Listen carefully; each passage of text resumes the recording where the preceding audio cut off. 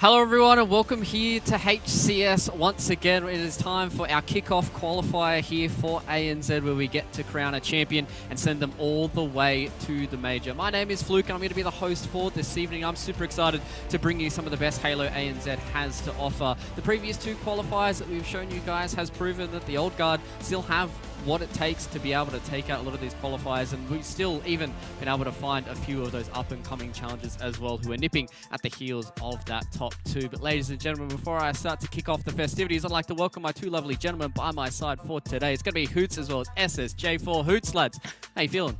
Yeah, I'm good, Luke. I'm excited to be here. The last 2 weeks have been great to get a sense of what's happening in the Halo scene here in Australia, but this is the real one. This is where after tomorrow we'll be able to say exactly who the 3 teams are that are heading to Raleigh, all expenses paid. The stakes couldn't be higher, and I can't wait to see what happens. Exactly. It's a good time for us to be able to start to crown our top 3 in the region. But SSJ4, how you doing as well, mate? Mate, I'm feeling good. Look, I worked all day, but I'm just as pumped as the players, and I'm ready for a full night of Halo. Life could not be any better. Yeah, I know. It's a pretty sweet night for us to start to vibe out to some ANZ Halo. But, lads, let's start to talk about the roadmap. 343 did drop this on us a little bit earlier on a few weeks ago, and it just shows how much Halo we have ahead of us. And Hoots, this is such an amazing roadmap for these players and for us as well to look forward to everything that's in the calendar. Yeah, 343 dropped it like a bomb on us, and if you look at it, we've only really eked out a little slice of this roadmap here. There's still so much to go, and there's that big one there. Raleigh is sitting there in December, only a couple of weeks away, but cast your eyes a bit further to the right near the top there, and you've got HCS Regional in Melbourne, a major in Melbourne, LAN. It's been a long time since we've had LANs because of COVID. I can't wait. Yeah, it's super exciting for us to have the boys there on LAN and see if they can frag up a storm as well. But SSJ4, Melbourne is going to be such an exciting event for us to build up towards, and we've got so many events spattered throughout the year of 2022 as well for us to enjoy as well. Yeah, and what's really interesting, our sight lines all the way to September is that the teams and the makeups now, it's going to be a very different game by then. It's going to be almost a year old at that point.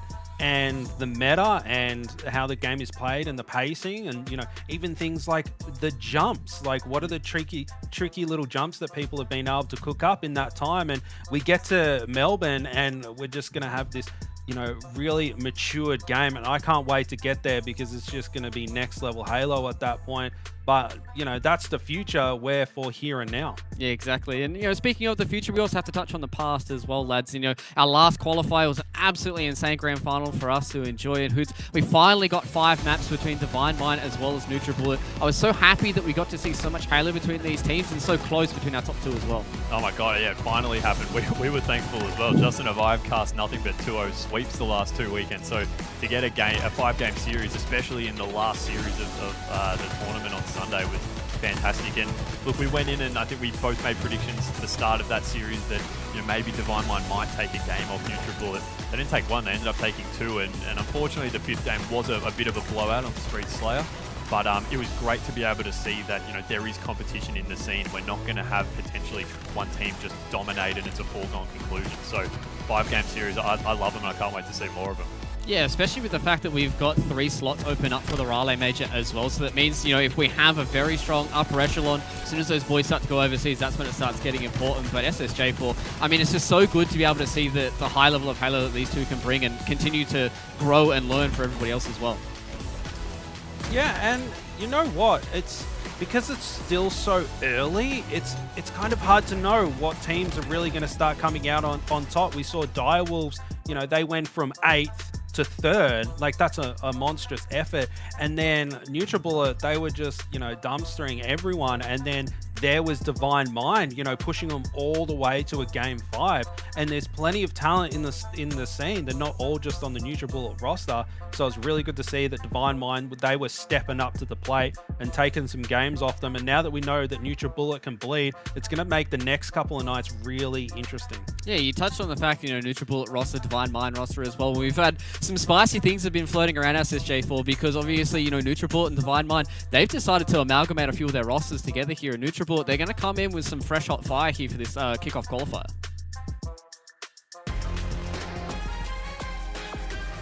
Yeah, absolutely. And so what we see here is that we've had Pips move over to NutriBullet. And Luke, when we were watching this tournament on Sunday, I was saying on the cast that Pips seems to be the big one on the Divine Mind squad who was making all the plays. So to have him shift over and join NutriBullet makes them a very strong team. But the other question from NutriBullet is what's happened to Seduce? We thought on the tournament on the weekend, he obviously didn't play in that one either, but we thought Flex Range was just a temporary fill-in.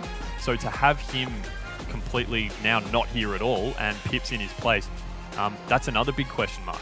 Yeah, exactly. And it's exciting to see how they're going to be able to bring in Pips into this roster as well, because as you did say, he is such a big part of Divine Minds, and now coming into NutriBullet, it's about how he's going to fit into this squad and how he's going to help them try and get to a championship. But SSJ4, now let's start getting ourselves through Divine Mind, because obviously losing Pips, they're going to have to fill that slot somehow.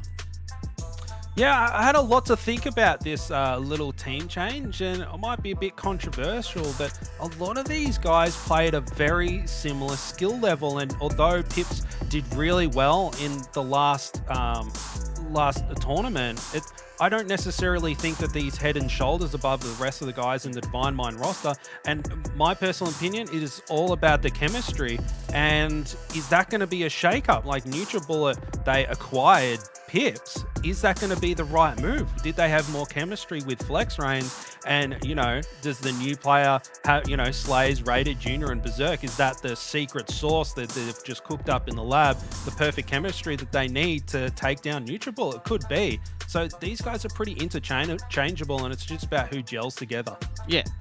And I think that's super exciting for us to talk about, is about, the story across this kickoff qualifier, is the fact that these two teams, they're in the running for, potentially to be the guys who go all the way to Raleigh, and it's all about how they can get this qualifier and tighten some of those screws and get into a really good spot. But Hoots, this is what our format is going to be like here. The winning team from this qualifier will go directly to pool play at Raleigh. Yeah, absolutely. And then we also see that point below. It's to the next two teams on the highest points at the end of tomorrow night also go to Raleigh. They don't just go to Raleigh, they go to Raleigh with flights and a comm all covered. So they're heading there for free overseas, something that a lot of us Australians haven't been able to do for the last 2 years. But one interesting point as well, Luke, is at the bottom there, the teams cannot change their roster before Raleigh. So the teams that are playing in this tournament today and tomorrow, that's the exact lineup they have to go with to Raleigh in a few weeks' time. And so we've seen, even as an example with Divine Mind Jr., who we thought wasn't probably going to commit to Raleigh, he's on that Divine Mind roster. So they do finish in the top two or three position, which we think they will. Junior has to go to Raleigh if Divine Mind want to compete. It's something we didn't think we'd see, and we're going to have a chat with him if possible to see what his mindset is. Yeah, I'm excited to hear from the Divine Mind boys about where they are standing here after that roster shuffle as well. But we've been hearing this word Raleigh quite a lot here. It is the major, and we're going to be talking about it quite a lot across these next 2 days. Let's go figure out what it's all about.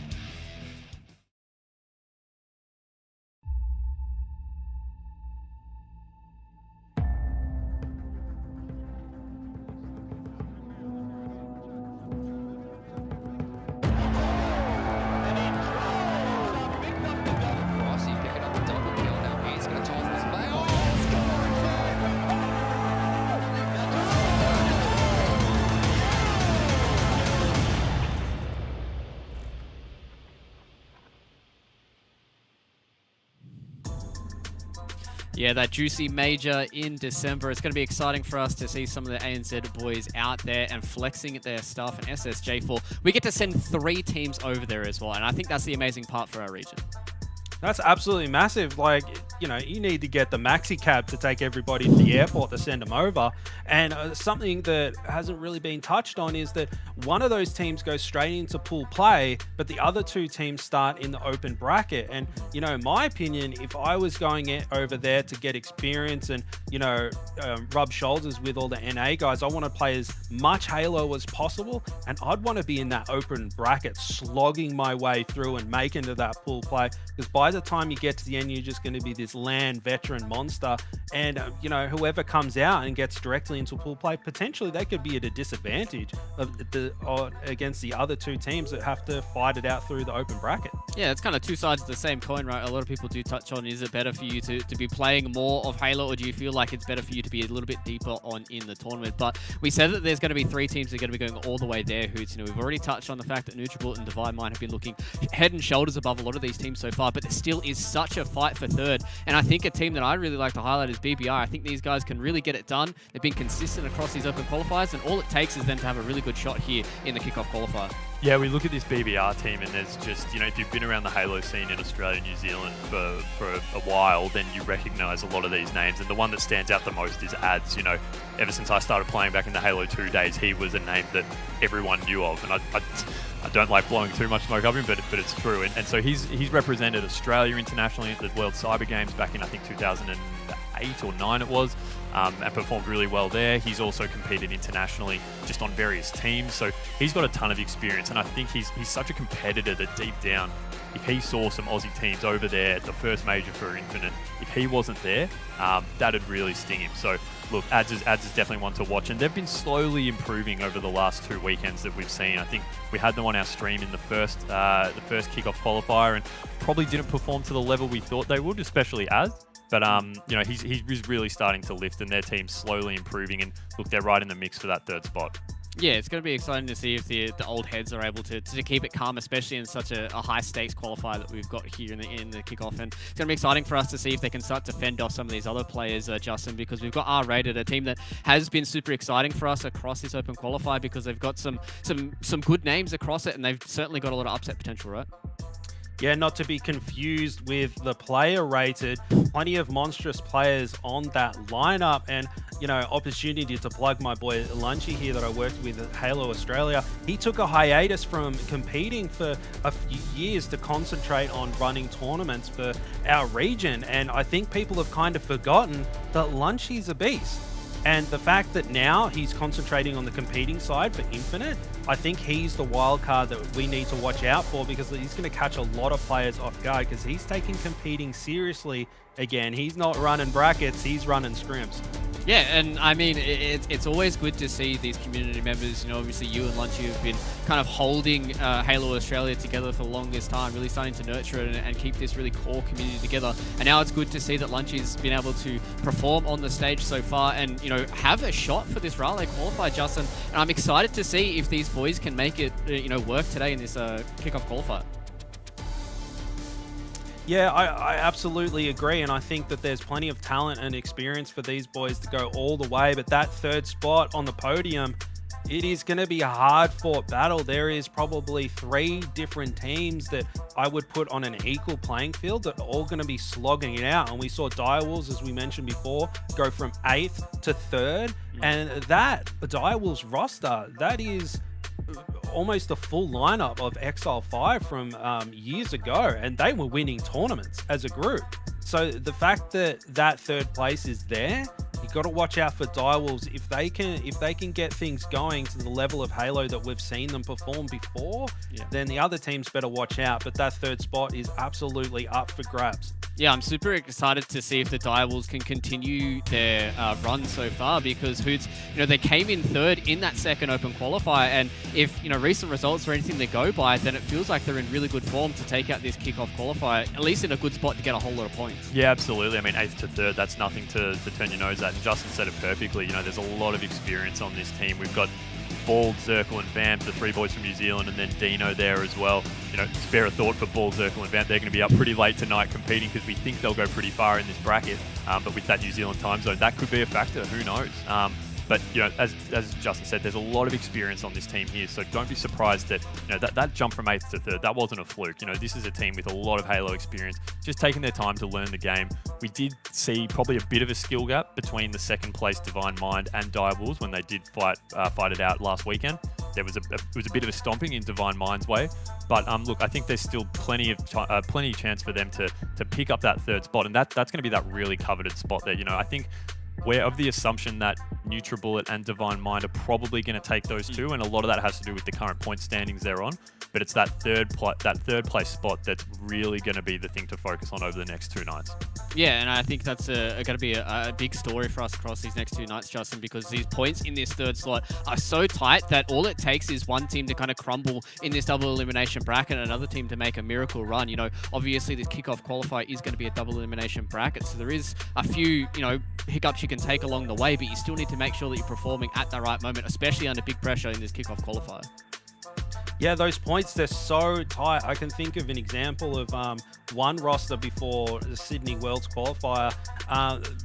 The Osprey lineup, one of the players went to Europe and he missed 1 cup, and that was the difference between seeding 5th and seeding 4th. And that just completely changes your bracket.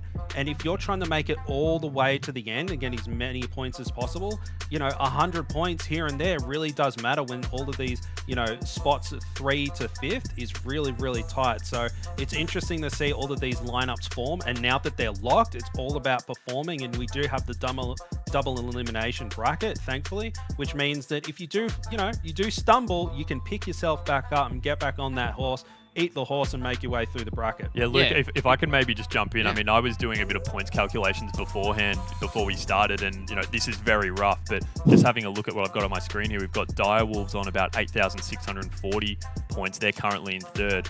Only 140 points behind them is R-rated on 8,400. So that is a gap that is, you know, 1 place difference will make the difference between that. If they can, you know, just one-up each other, if R-rated can finish slightly above, then they can clinch that 3rd place. That being said, BBR is also in contention, only a few hundred points behind them. So it is so close for that 3rd spot. Yeah, exactly, and especially because each player gets these points as well, so there's quite a lot of points that are on offer for a lot of these teams, right, Justin? We've even got a team like Nebula who's starting to float around in that 6th spot. They're going to have a pretty big kickoff qualifier here to make sure they can get themselves into that 3rd slot. Might be a little bit of a tree too far, but, you know, BBR, R-rated, and Direwolves, all it takes is one of those guys, you know, maybe fall down to, you know, a little bit earlier on here in the bracket, and then they're going to have to make that, you know, that elimination run all the way down the bottom and see if they can get all the way to the top, because, you know, as Hoots did say, all it takes is 1 placing, and then it's, you know, either team's going to be going to Raleigh. yeah, you never know who you're going to meet up in the bracket, and sometimes you get a little bit unlucky and you meet one of those top teams and they knock you down into the elimination bracket straight away, and then you've got this long, hard fight to stay in the running. So, you know, we might even see teams getting a little bit upset about their brackets and, you know, that kind of thing, because it's getting really close. But I mean, if that's the hand that they're dealt, they've got to prove that they've got it. This third slot, that's, you know, nothing to sniff at. They need to prove that they deserve that spot no matter where they land on the bracket, and that's what I'm interested to see. You know, we're on a Wednesday night here. There's players, maybe they've been at work all day, maybe they're a bit tired, and we're really going to see which players and which teams have the right stuff to make it all the way. Yeah, exactly. You got to perform when it really counts, and especially if you're going to the major as well, you're going to have to stack up against some pretty hard opponents. So if you can't get through these guys here, then, you know, maybe Raleigh might be a little bit too far for some of these guys, but it still is going to be a very tough fight. Tough love. You know, you got to beat the best to be the best, is like I always say. But, you know, what everyone else wants to be is the best, right? And to be the best, you have to be a part of the Croc gang, lads. You know, obviously, everybody here in ANZ really wants to start repping it and making sure that we are showing love to everybody here in ANZ, and you guys can get the bundle in the game as well. Make sure you do get it in. You can even support the other regions as well. You know, EU, Latin America, as well as the North American bundles that are floating around is there. Our one looks absolutely gnarly with the Croc on the front, and Hoots, man, like, all these bundles look absolutely sick. Yeah, I mean, look, I'm going to be a bit hometown biased here, obviously, but I think just look at those nameplates. We're the only one with our actual country on it. We've got Australia and New Zealand there, so, you know, representing as much as anyone else. I've bought it, obviously. I've got the Croc gang on the sniper rifle. To be honest, I can only really hold the sniper rifle for about 5 seconds before it gets taken off me, but for those 5 seconds when I can see it, I absolutely love it. Yeah, that's why I'm hashtag keyboard and mouse gang as well. So we can, you know, just be like, hey guys, you know, I'm the keyboard guy, so maybe I should get the sniper, you know, those sick flicks. I just want to make a montage. You know, Justin, at the end of the day, that's all I'm about. I'm about that Twitter clout. I got to make sure I get those montages out and make sure I look sick while repping the Croc gang. Mate, if you want Twitter clout, nothing gets more impressions than the old controller versus keyboard debate. It's absolutely unreal. You probably already set them off in the comments, so they're probably at each other like rabid dogs. I'm sure that they are. So I'll have a good laugh about that later when I rewatch the broadcast. But that ANZ skin, as my old mate Steve Irwinwood would say, Crocs rule, and that skin bites. Yeah, that is an absolutely gnarly skin. And, you know, I thought I'd come over here, my first broadcast in HCS. I'd start to throw out the controller versus keyboard mouse conversation. You know, I'm sure Twitch chat has already been, you know, the chat's already been talking about it for the last 10, 15 minutes. Exactly. That's all they've been talking about. And I think that might be an interesting story for us to tell, especially across a lot of these open qualifiers, Hoots, is the fact that, you know, maybe as we start getting a little bit deeper, as we start heading towards that Melbourne LAN, you know, next year, maybe we see some more keyboard and mouse players start to rise up through the ranks. Yeah, absolutely. You know, I've seen on Twitter even a fair few people who are competing. You do start to see that they're looking for keyboard and mouse players. Some people advertise themselves as keyboard and mouse players. So, yeah, it's something that's different, and we haven't really seen, I think we've still seen the favoritism towards controller, but will that change over the next couple of weeks or months? Sorry, that's going to be really interesting. Yeah, I think that's going to be a nice development across Halo Infinite, is about whether or not we're going to be seeing players not necessarily make the switch, but more about, you know, some of these keyboard and mouse players switching over from other esports, really coming into Halo and showing what they got. But lads, it is time for us to start getting into our first series of today. We've got United Gaming taking on Apes. This is going to be a sick one for us to jump into, because obviously it's nice for us to cover these teams that we haven't covered before on the broadcast, Justin, because we get to see some of these players flex their muscles. Yeah, I love seeing the early brackets. I mean, we go on about all these top guys, but sometimes the best games, the scrappy ones, the exciting ones, are lower in the bracket with these less experienced teams. And we have Tatters, Millies, NZ Stacker, and Tempest on this squad. So I can't wait to see what they do. Not too familiar with these names, so new faces to the scene, which is absolutely fantastic. We're getting so many teams in these tournaments, and I'm stoked for that, and seeing fresh faces that I haven't seen before. And, you know, I've casted basically every Halo tournament in ANZ the last 3 years, so if I don't know who they are, it is fantastic to have them on board. Yeah, exactly. This United Gaming squad, may have some big flexes here, and maybe we can highlight them here on the stage. But let's go and have a look at Apes Hoots as well. These are the guys that are going to be facing them on the other side of the server today. Does anybody stand out to you? No, again, new names for all of us. We've got Isaiah, Akuva, Carnivore, and a Pip. I'm going to try and pronounce that. I think that's one of the grunts from it might campaign. be. Yeah. But Justin's right. Like, of all the Halo tournaments I've cast back in the day, it was the best matches were always the ones that were the newer teams, the lowly ranked teams where they haven't had a huge amount of time together potentially, or they just haven't had as much exposure. But it's great with the tournament like this, and now the means we have to be able to live stream to thousands of people at home, that we can just give everyday players exposure that we don't normally get to do. So that's one of the beauties of this tournament. And yeah, I'm really looking forward to casting some teams that we're not too familiar with. Yeah, especially if we find some diamonds in the rough, right, Justin? I think that's the beautiful part about these open qualifiers is sometimes you just get a team or a few players that pop off on stream here, and then who knows, somewhere down the track, some of these bigger teams might pick them up, and then we found a superstar. Yeah, and I know, when I used to compete, I wasn't a high-end player. I was at the bottom of that seeding, and even if I got on stream for something, doesn't matter if I was getting slapped around by immunity, I just had the best time, and I'd go back and I'd be like, hey, look at this sick double kill, and that might be the only good thing that I did during that series. But for these lower-end teams getting onto the stream, having some people cast behind them, maybe they weave that into a montage they've been, making and collecting clips for. So it's a big thing for them, and I love seeing how scrappy all of these guys are, and it's unpredictable too. You look at NutriBullet, and you can kind of understand that these guys are the favorites. They're the monsters.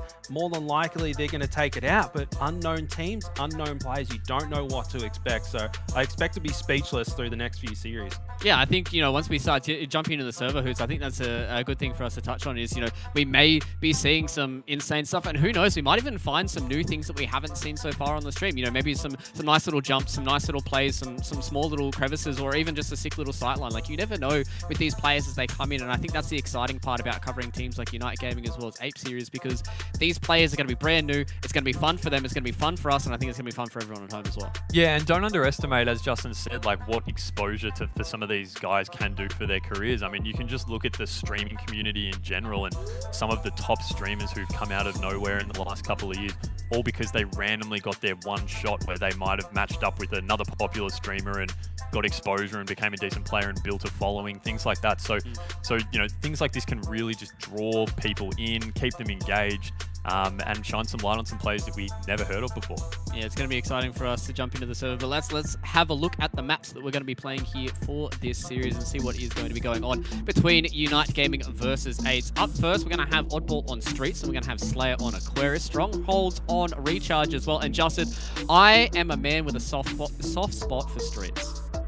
Yeah, me too. I just think it's gorgeous. Like, I wish that was a street in Melbourne so I could go have a few beers for the boys. It's just awesome, and the ambience when you're in that map walking around, it's lovely. But I also think that it plays really well too. I like the different sight lines that you can get, and the corners are really tight, but you find yourself in the right spot. You can look over and respond to call-outs for your teammates and put, you're not getting kills across map, but you're putting damage across map, and that's what separates a lot of the top teams from the lower level teams, is they're putting down damage on the map no matter what. They're just like, there's a player, and they're just moving around like a turret. So, soft spots for Streets as well for me, Fluke. Yeah, and I think it's also interesting for us to touch on the fact that a Slayer map is going to be the middle one here, Hoots, because, especially with these unknown teams, I feel like Slayer is a kind of great equalizer, right? Like, if you just have that one guy who is absolutely popping off, you can push yourself all the way to a third map, and I think that's going to be, a nice little equalizer for whoever who doesn't come away with that first map.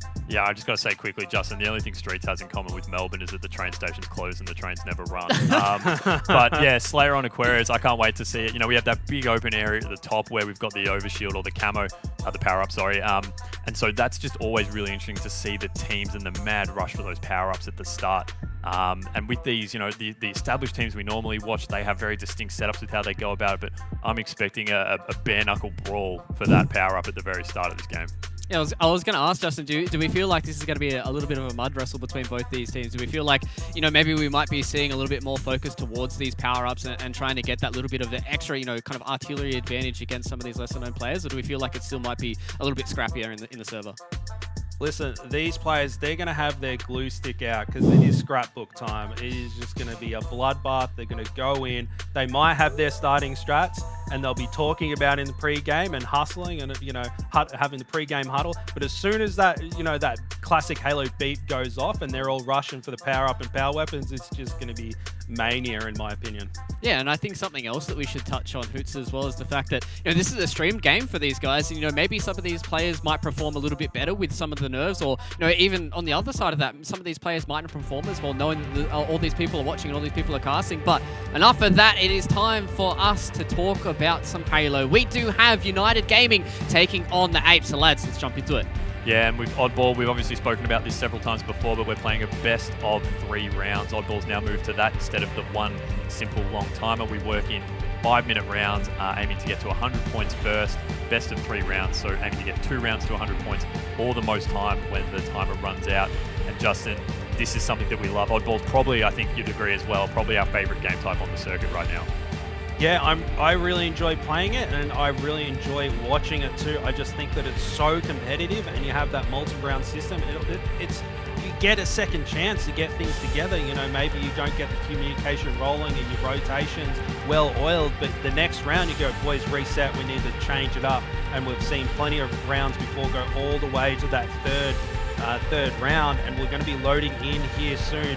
Unite Gaming versus the Apes, not to be confused with the NFTs you might see online. And now we're on board with Appy. I'm just going to go with Appa. How about that, Hoots? I think that will work.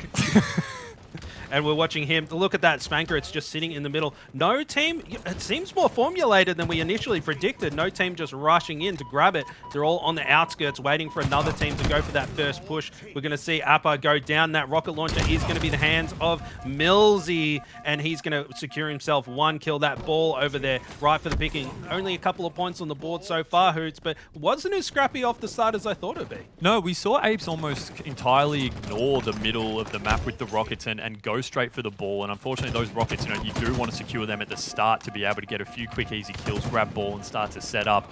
But that being said, we do have a neutral ball right now.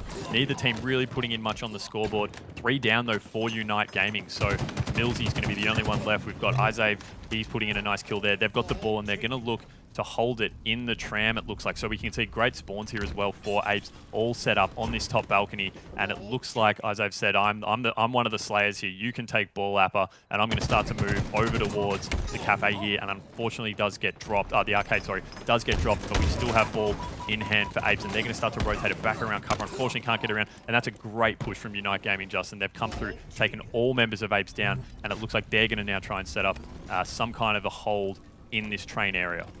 Yeah, Tatter's already got a clip for the old montage there, and he's putting in some ball time as well, so he's proven that he can get some kills and he can get some objective done as well. And they are opting to rotate this ball. They're going in to challenge these 2 players in the arcade. They're, you know, hunting them down at the moment. Player comes in for the flank and shuts down 2 players. And look at this, he's just sandwiched between a whole bunch of players, and it's getting very scrappy now as we predicted. And that ball, it's rolling downhill. Whose hands is it going to land into? Yeah, well, a lot of focus on the ball here, but rockets are just about to pop, so I'm not sure if Apes are actually in a position to grab them. I do see they have a player. No, so rockets are still up, so they've been entirely ignored again by Apes. It looks like they're just purely going for ball focus, and look, right now it's kind of working. They're up by 9 points, but I don't know if this tram setup is working for them super well. They've tried to set up here twice now, and both times have had Unite Gaming come in and roll them pretty quickly. So Unite Gaming looks like they're happy to come in and hold. It doesn't look like either team, although maybe Unite is. So this is what we did see last time they were able to take control. They started to push over towards the arcade, and you can see here we've got Tempest. He's just waiting for a bit of support to come through with his teammates, and he's happy to move and shoot and hold ball. But I don't know. I just wonder, Justin, if they were maybe better off at least trying to hold a setup when they can come in and just overrun Apes so easily, slaying. Yeah, sometimes when you're on the lower end of the bracket, it's, you know, it's easier to hold a setup, my opinion, than the rotating the ball around. It gets a little bit complicated, so they need to do what they feel comfortable with, and if they feel comfortable holding, that's what they should do. But you know, rotating that ball is the optimal way of doing things. And now we're on board with NZ Stacker. He's putting in some nice shots there, a little bit of a windmill. He goes down. Here comes the Bulldog. Triple kill there if he wants it. He goes down for the trade. I think we'll pay that one, Hoots. we paid the triple kill to Pips the other night, so we'll pay that one too. And close to paying another one there. It won't be on the scoreboard, Hoots. But, you know, quite a few multi-kills already. These guys can slay. Yeah, absolutely. I mean, look at Isaiah. He's got 13 kills now. He was on 12 just when I started talking. He's jumped up another one, 14 now. So he's just going crazy. If we can maybe at some stage get onto Isaiah and see what he's doing right. But look, they're opting for the playboy here. So smart move. You know, a pretty new team who we don't know too much of, but still has the heads-up play to when he knows he's getting overrun to drop that ball into the middle, make it hard for Unite to come in and actually take control. And look, we said it was going to be a scrap. It was for the most part. Apes have actually started to pull away a bit. And I think a lot of that is on the back of Isaiah Slay. I hope I'm pronouncing that name correctly, by the way. But he's done a lot of work there. And on the flip side, you know, it's Tatters doing most of the work for Unite Gaming. Slaves-wise, we are looking quite even. But just have a look at that Apes scoreboard there, Justin. It's Isaiah on 15. Next closest is on 6. And then he's got 2 guys below him on 3. He's just slaying like a maniac and is equal leading on assists as well.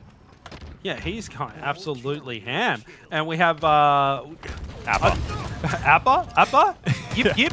I like Yip Yip. I think Yip Yip sounds fantastic, so I'm going to go with that one, Hoots, if that's okay by you. He's putting in some nice shots now. NZ Stacker's going to challenge him. He does sit him down. Yip Yip's life short-lived, and now we're on board with Zay, who's racked up 17 kills already. He's on track for a 20 bomb, and we're still in this first round of Oddball. And Hoots, as we know, these rounds of Oddball can go really quickly, so he's just putting so much damage down onto the map. That grenade does flush him out there, so that's going to take him down into the respawn for you. Tatters with that phase skin. Oh, that is very alluring. That one turns around to put some shots in. A little slide behind cover there. He's going to wait for his shields before challenging again.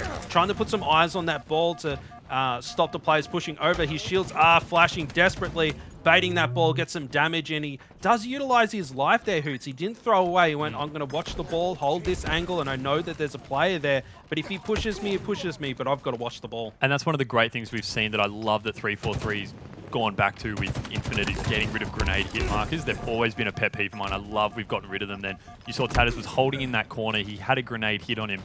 But because there's no hit indicator for the other team, they don't know whether or not he's still there. So they actually leave him. He stays alive and is able to do a lot for his team. Interestingly, we did see the ball reset about a minute ago. So clearly the focus moved to slaying for quite a bit and maybe has gone off ball. I mean, it is quite a high score. Yeah, very. It is high score early on for an oddball game. But, you know, we do only have about a minute 20 left now.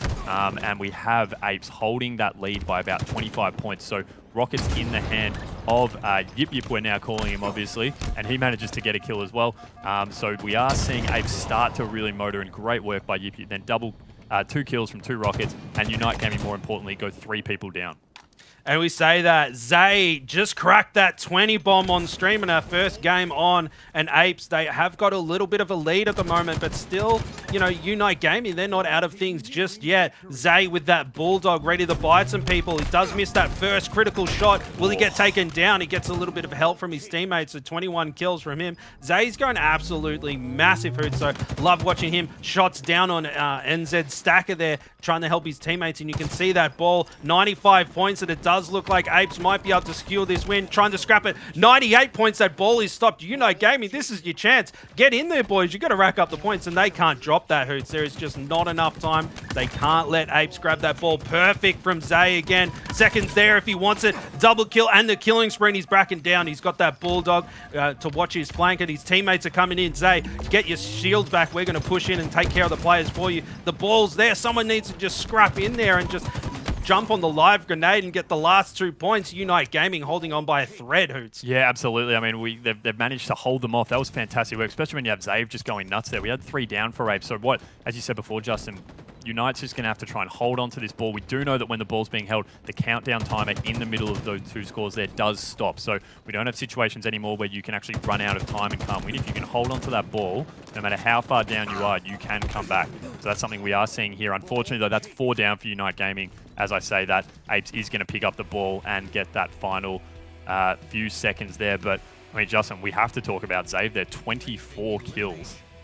24 kills in a single round of oddball. That is unbelievable. He is here to play, Hoots.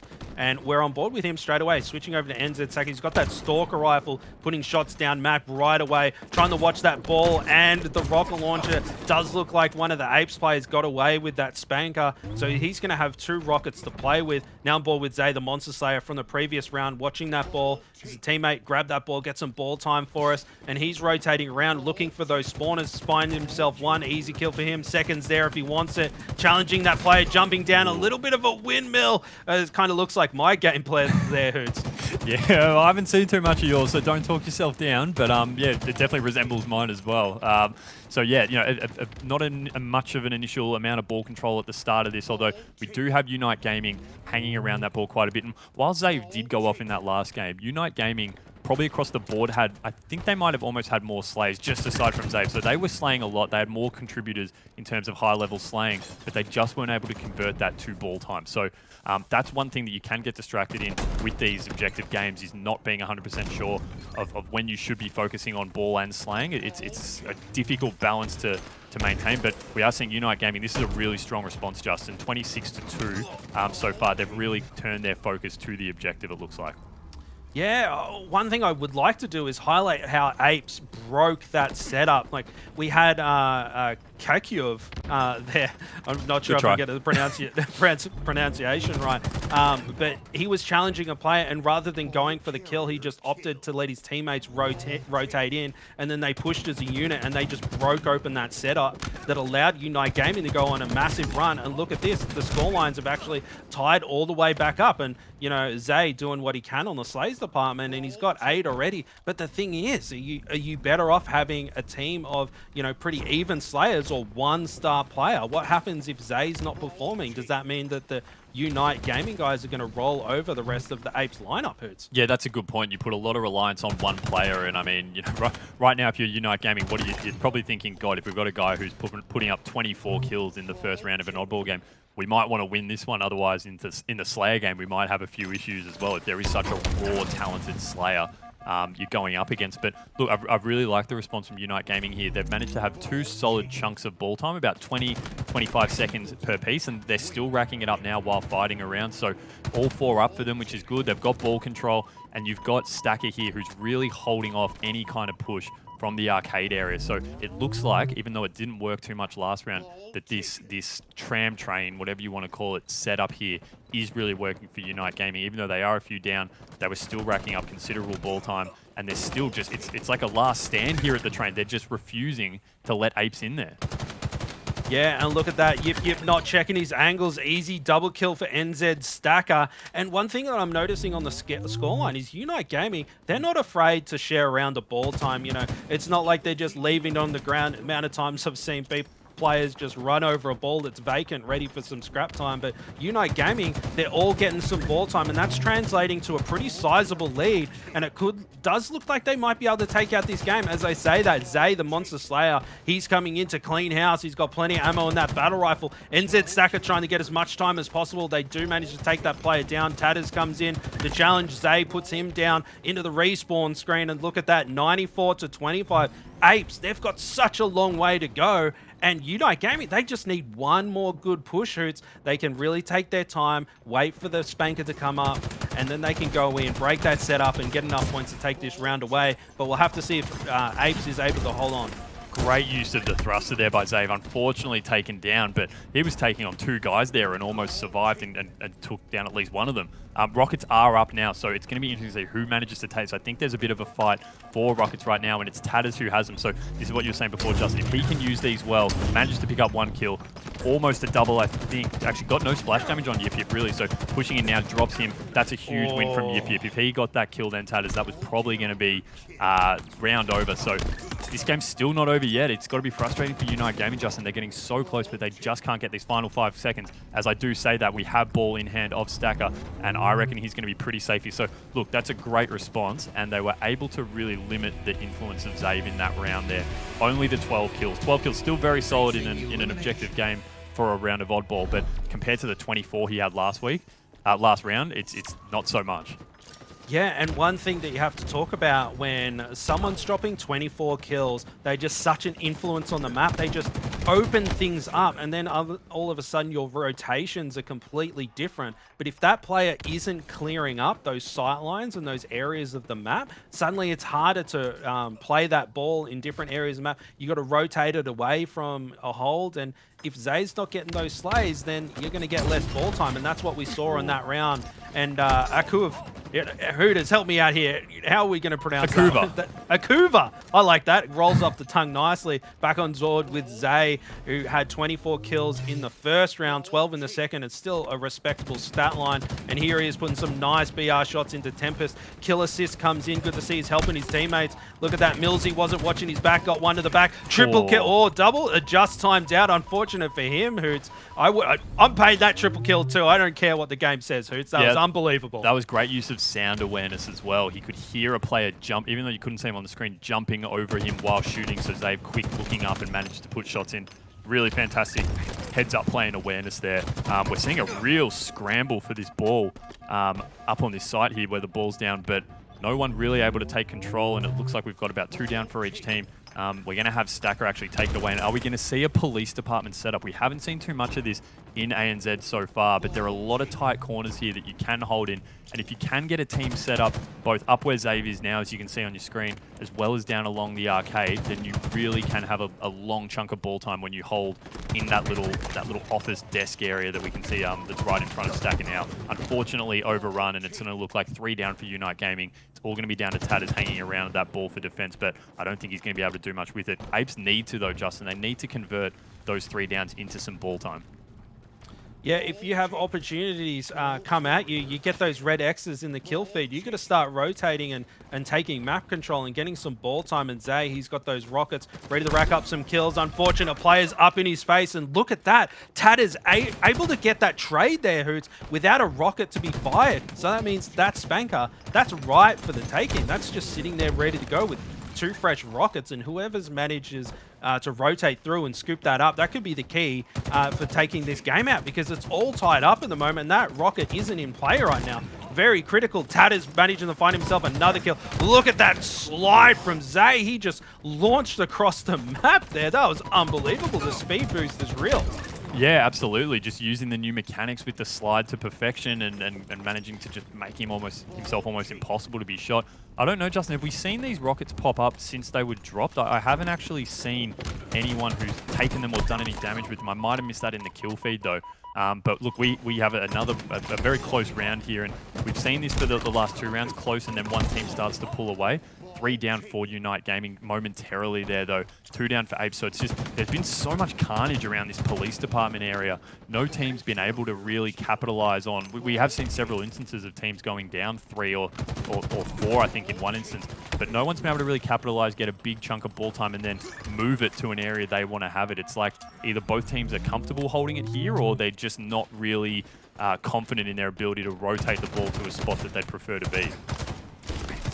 And Hoots, something I just want to touch on here, mate. I am happier than Babe in the city. The scoreline's basically tied up. We have 2 unknown teams just scrapping it out right now in a tiebreaker oddball game. And look at this, Zay finding himself 1, Tatters across the map. And this is just a pleasure to watch. I love watching these teams duke it out when they're completely even. Zay rotating around the map. Tatters desperately rotating that ball, getting as much time as he can. And it is working out for him. They were tied up, and look at that. Now it's about 20 points difference. And Akuva with that rocket, he's got 2 spankers to play with. He finds himself 1. Is he going to go? The trigger discipline is like, you know, do I use this rocket? Do I not use this rocket? And that might come back to bite them, because now that spanker is, you know, right for the picking, Hoots, and it's got two rockets ready to go. And whoever manages to scoop that up, just like before, you know, a few rotations more and this game's going to be over, so they can't ignore that spanker just chilling on the ground there. Yeah, we had a full sweep by Apes then on Unite Gaming, and now we're seeing again Akuva. He's got the rockets. He's cleared out 2 people, 3 down for Unite Gaming. And Unite Gaming were happy to move it, it looked like, eventually down to this tram area They had some success with it last round. They managed to get it down there, weren't able to hold it too long before being overrun by Apes, but now Apes, they're the ones set up in the tram getting ball time. And look at that, they've now got the lead. So Unite Gaming starting to push down this alleyway here in, unfortunately taken down. Great work with Kuba with the beat down there. That's a double. The triple kill. Actually. Over's there. Come on, do it. You're on stream. Overkill on stream. That's what we want to see. These new teams putting on a show for us. Hey, Akuba, he said, Zave, I'm sick of you having all the attention with the Slayers. I'll have some of that. Look at that. He's on 15 as well now. So, you know, Akuba really stepping up. That's fantastic to see on stream, a new player. Justin, that's exactly what we wanted.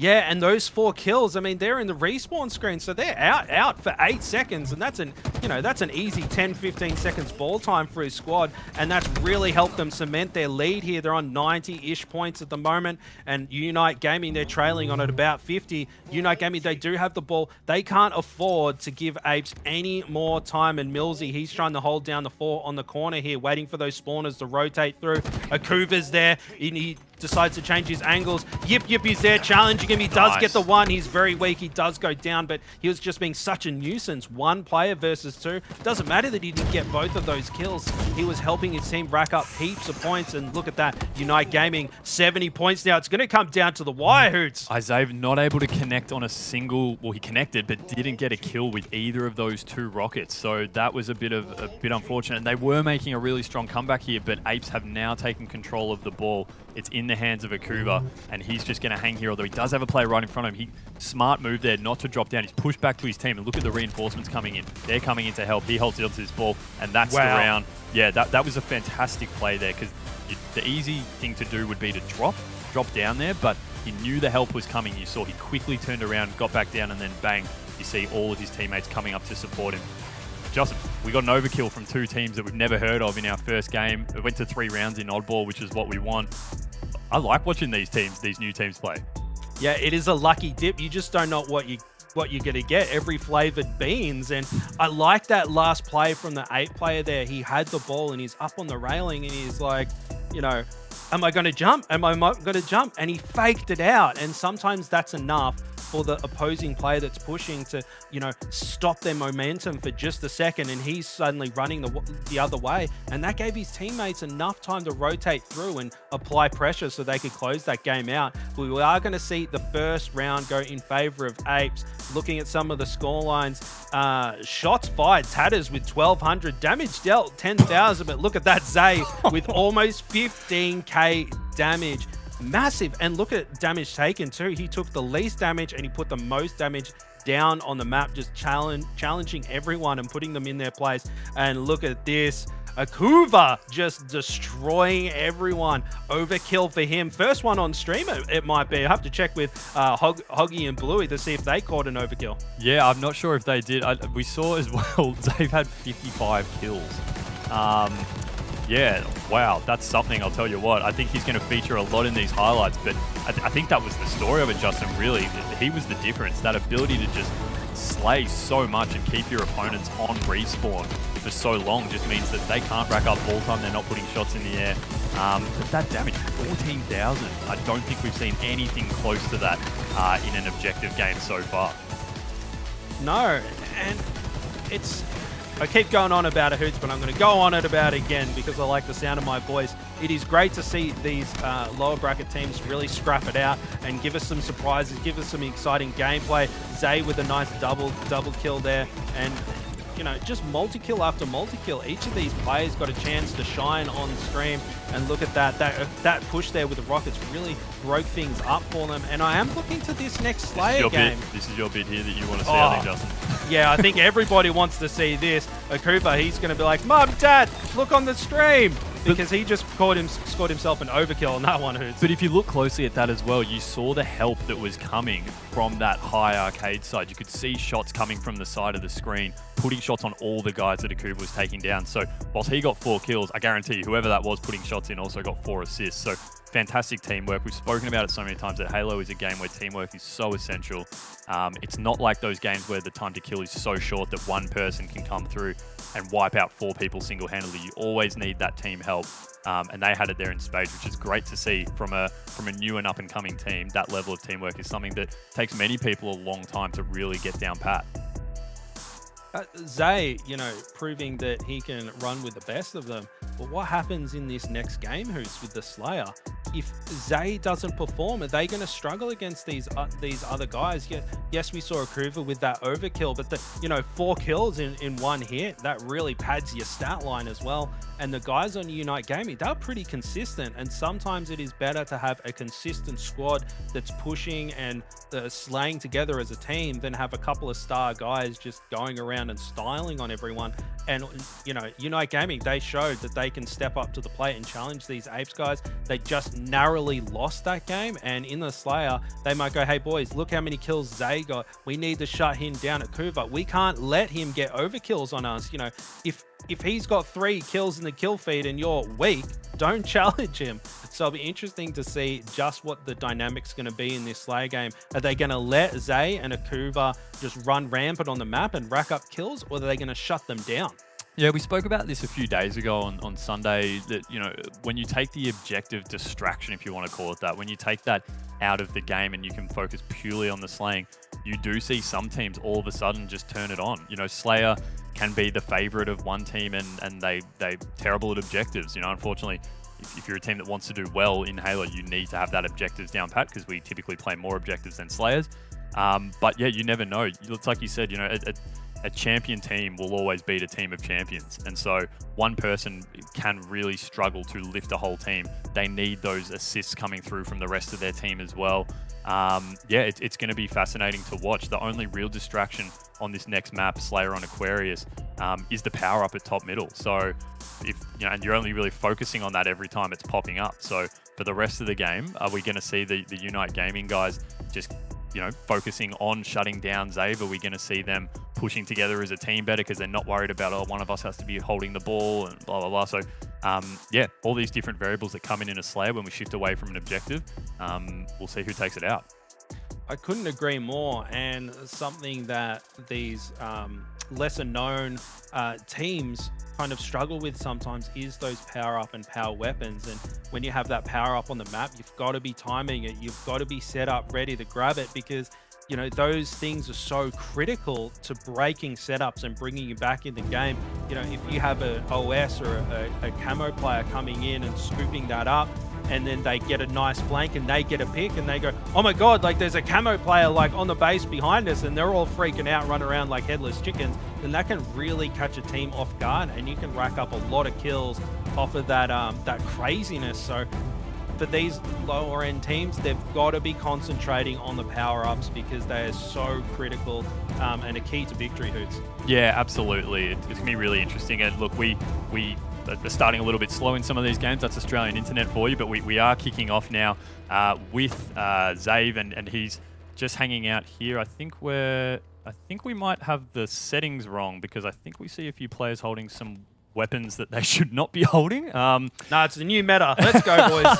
Yeah, we haven't mentioned HCS has now turned to Fiesta in every round. So, I saw that and I was thinking, I don't remember spawning with a sniper rifle as we saw one of the players holding on that map. So, we'll get that fixed up. Sorry about that. As we did say before, though, sometimes these games do take a little bit of time to get into on Australian internet. For those of you who aren't from Australia, we probably have some of the worst internet in the world, and so our connections can take a little bit longer than normal. But I don't know, Justin, about you, I would have maybe liked to see them play that one out, see how they go, get the BR out of Zave's hands, and see how he goes with some of the other weapons.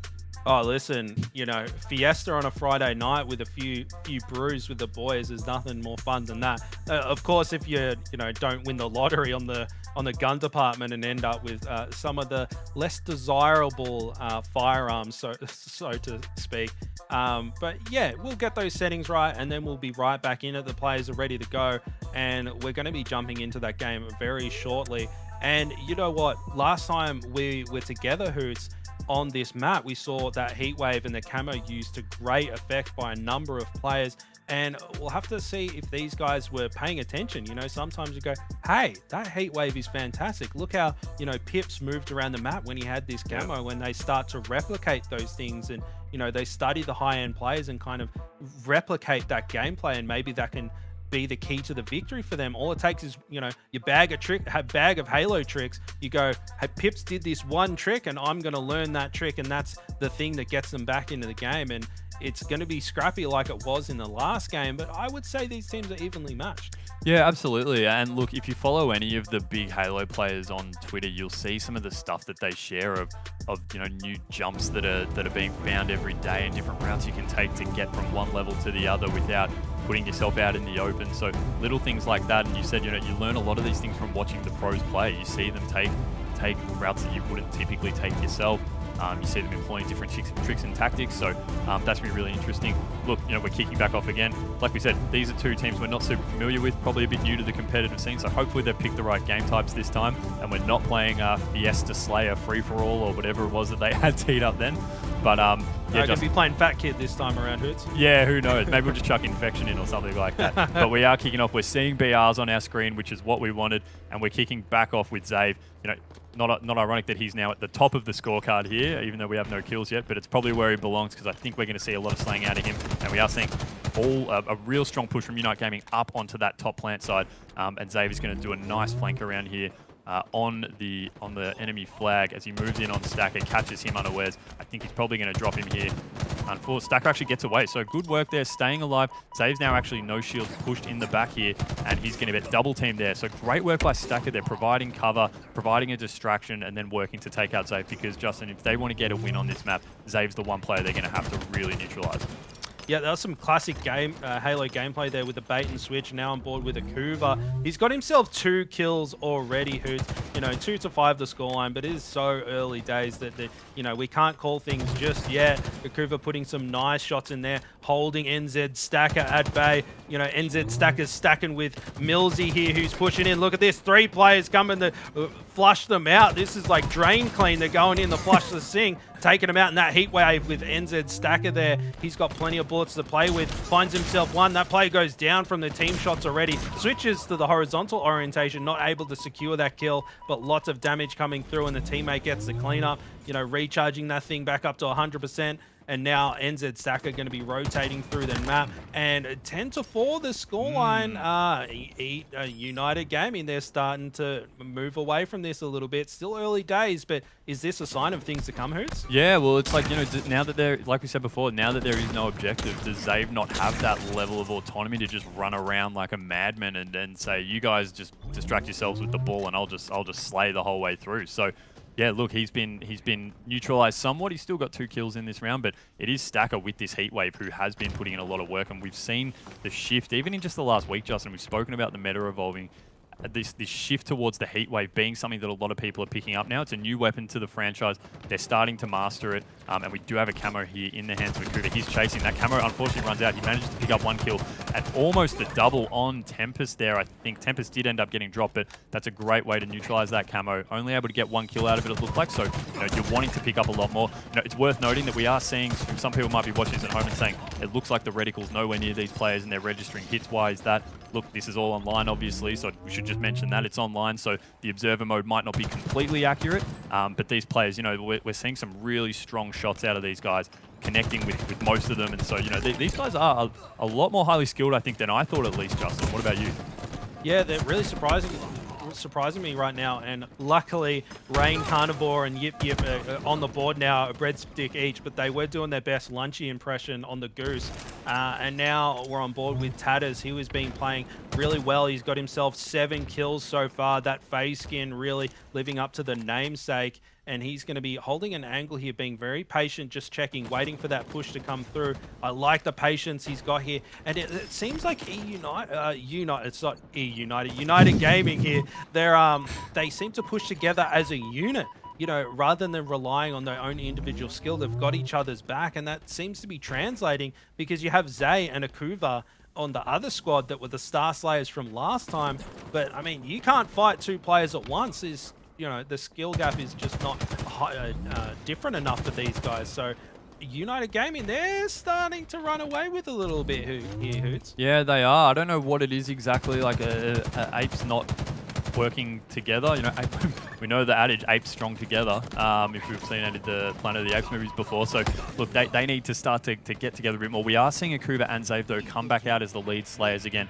Zabe has picked up a little bit since we last spoke. That camo is up though, so it's going to be interesting to see who does make a push for this. No one really looks like they are in a position right now in that top area to make a move on it. Although I think I do see Tempest is starting to make a jump up to the top, and it's actually going to be maybe Millsy and Tempest working together to pick up this camo. So one of them we should be seeing picking it up soon. Meanwhile, we are on board with Zabe. He's creeping around here, and I think we will probably have a camo in the hands of Unite Gaming that he might have to deal with, and we do. It is Tempest. So Tempest is going to be lurking around here, and he needs to put this camo to use. We are seeing this 7-kill gap hasn't really blown out yet.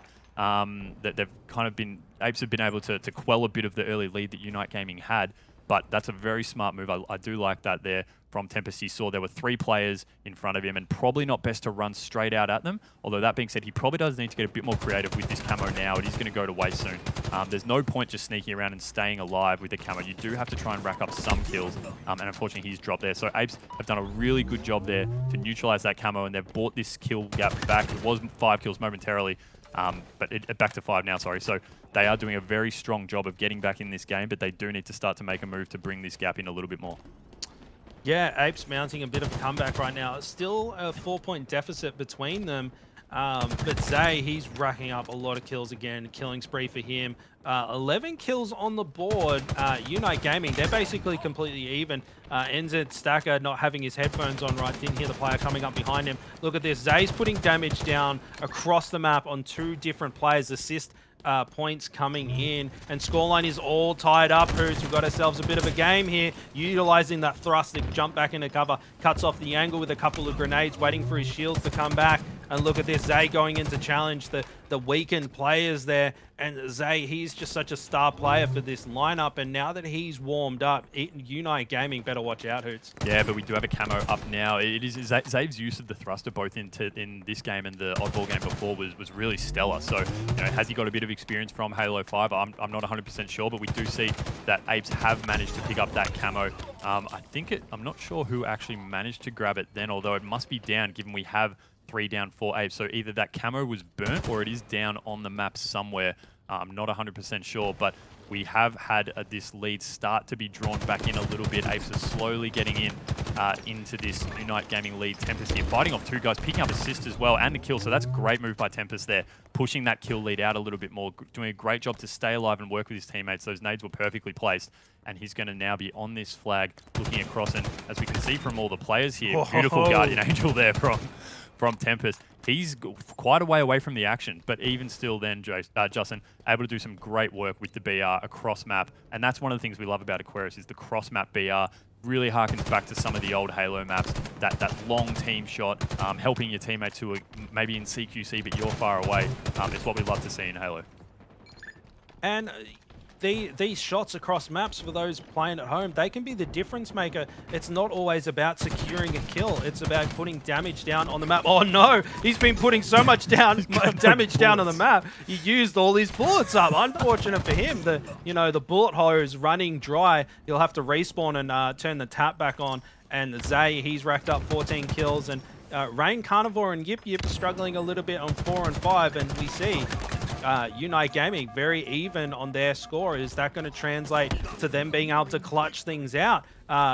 Unite Gaming, they've got a 4-kill lead right now, but that's only 1 rotations of slaves on board with Yip Yip. He's checking his angles as best he can. He's teaming up with Rain Carnivore, so safety in numbers. Apes strong together, as you said, who finds himself tatters, puts in some shots there, and it does look like Yip Yip. He's playing very cautiously with his life. He's probably noticed he's neg 6 right now and being very cautious. He doesn't want to be the person that loses this game for him, and I like that he's being cautious and being very economic with his life, and he secured himself a camo for all his efforts. Yeah, this is great for him actually to have this camo. As we said, he's not he hasn't been the strongest slayer in the last few games, so if he can use his camo to work with his team to get in a bit, probably wants to back off there. So yeah, probably not the smartest use of that camo. I don't mind him having a shot or 2 there, but he probably took 1 or 2 too many and stood to eat that grenade, and that's just a waste of the camo for his team. It is like we spoke about earlier, Justin, in that, in the oddball game, I guess maybe if you're not a strong slayer, you can fall back on the role of holding the ball, and that's your job. But when it comes down to slayer purely, if you can't contribute to the slaying, then it does make it harder for your team. And we are seeing a more even contribution of kills across the board for Unite Gaming. And we saw the same thing in the Oddball as well, that their slaves were a lot more even than Apes, who were pretty stacked around 1 or 2 players. Yeah, and you know what, Hoops, we're gonna have to bring up the hype a little bit, because we've got 40-42 at the moment. This Slayer game is gonna come down to the wire, and it's gonna get super scrappy at the end. I can't wait. But still, let's focus on the action right now. 41-42. Zay putting in damage across the map there. His shields are flashing, changing angles, but still looking so he can put shots down for his teammates. Easy clean up there. He finds himself Tempest, and it does look like Unite Gaming is holding on by just a thread. 45-43. Apes, they've got to do something soon. Yip put some shots in the NZ Saka and then just rotates away. He's being so careful. He's waiting for his friends. He's like, you know, waiting for his big brother to help him out. But if that's what's going to win them the game, then that's what's going to win them the game.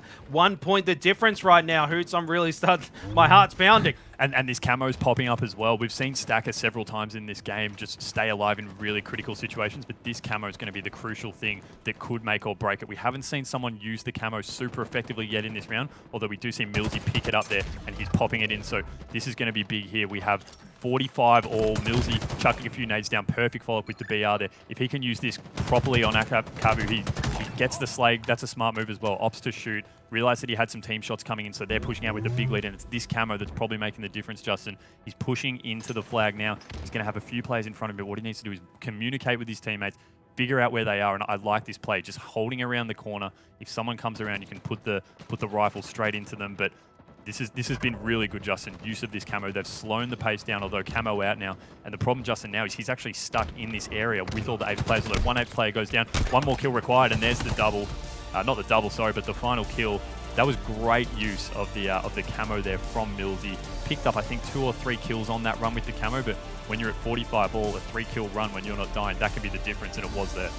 Yeah, you just can't allow those power-ups to go. And you can see that Millsy, he managed to just grab that cleanly. He wasn't really challenged, and he was able to scoop that up, and that was the difference maker. He could put so much pressure on the enemy team, and Apes, they were just stuck in their base, and he could just wait for them to come out. His teammates had loads of time to rotate around, and you know, sometimes it isn't good to just huddle around in the corners and, you know, wait for the happy grenades to be thrown in to clear you out. And you know, Millsy, he had so much information. He knew where all the players were, and he could, boys, you know, come over here. This is where they're hiding. And he lifted up the blanket and just revealed these guys, and they all pushed in and cleaned them out. And now looking at the stat lines, Tempest with 4,800 damage, Akuva performing for his squad, as well as Zay with 5,400 damage. Not quite as much as the previous Oddball games, but we see that the boys in blue, pretty even damage across the board and damage taken, so they spent a lot of time working together. And Yip, despite his efforts of keeping his head down, did collect quite a bit of damage. Maybe jumping over to one of the star players here, Millsy, with 12 kills and 11 deaths, 12 assists. That's the stat line that we need to talk about. It's a double-digit assists. Yeah, absolutely. That's huge, and it makes such a difference in a game like that. We saw Zay, he did put up 20 kills, so you know, a really high score amount there. But like we said, you know, when you're the only person doing that, you want to make sure that your other players are contributing as well. Even with 20 kills, you know, if your other teammates are all going negative, that can be the difference and mean that you're not going to get the win, and we saw it there. Look, I thought that was a great turnaround, and even better, Justin, we should probably talk about the fact that we're going into a game 3, so we're going into a deciding game. We're spoilt now. Back-to-back series with Cast have gone to a decider, which is exactly what we want, and the next one being Stronghold on Recharge. But just looking at the highlights here, and it really was the team shot across the board coming in from Unite Gaming that was a real difference maker, as well as a smart use of that camo. We did see, I think it was Yip in the second last camo, probably just didn't use it as effectively as he could have. He ate a few grenades, didn't back down when he should have. Whereas then we move over to, I believe it was Millsy with that last camo, I think it was, using that perfectly. And we can see here was just the perfect time of choosing when to BR, choosing when to melee, and just creating enough of a ruckus that your teammates can come in and clean those kills up and get the win. Yeah, exactly. Hit the nail on the head there, Hoots. And we are going into game 3. We're spoiled by this first lineup. No more clean sweeps. These guys are really going at it. And jumping into this Stronghold game, Hoots, something I want to talk about is the fact that perhaps this game is more team orientated than the last 2 games with oddball. Sometimes you can get super scrappy and you can just duck, dive and dodge around the map and build up as much ball time for your team as possible. But strongholds, you can't scrap time. You can't be desperating into the strongholds because you'll just get cleared out. As soon as you jump in, the other enemy team's going to be alerted. So you can't scrap time on stronghold. You need to get your kills, get your caps, then rotate around and apply pressure. And maybe this is going to be Unite Gaming's opportunity to close this series out despite the slaying power of the guys on Apes. Yeah, absolutely. Look, I mean, the one thing you would say is that Zave, he's just going to need to be objective conscious. If he is going to run around and slay like a madman like he has been, he's going to need to put some time into actually capturing strongholds as well, because he can slay as much as he wants, but as we know, slays mean absolutely nothing in this. It's purely if you're holding 2 strongholds or not that determines whether or not your score starts racking up. So Zave can do all the slaying he wants, but if while he's doing it, Unite Gaming's holding two strongholds, then their score is going to keep ticking up no matter how many of them are dead on respawn. So Zave, we need to see some objective mindedness here, probably more than in that oddball game when he did just slay like a madman, but we are jumping on with Akuva here, who's been probably the backup lead slayer for Apes along with Zave, sprinkling some nades, getting a nice back smack there, and he should be able to lock down this B stronghold initially, and we will see Apes move out initially as the 2 people to cap the 2 strongholds first and start to rack that score up. Camo in the hand of Tatters here. He's staying alive. Good work here, hiding behind the box, but Zave is going to push in there. He does spot him, but manages to take him tasty down. Strafe. So, yeah, tasty strafe. Good work. He actually didn't even have the leg up on him then. Tatters did have the leg up with that camo, but Zave managed to put a few shots in there and drop him using that really good strafe. And we see Zave can do a lot of damage from this A catwalk here, looking across to B, and now he moves in with the sword. And sword in A is a very dangerous proposition. It's very hard to push up to A when someone's holding the sword, Justin. It is. Unfortunately, it does go down. But I still think he played that correctly. His teammate was putting shots down. He got a nice grenade connection and went down to try and clean those players up.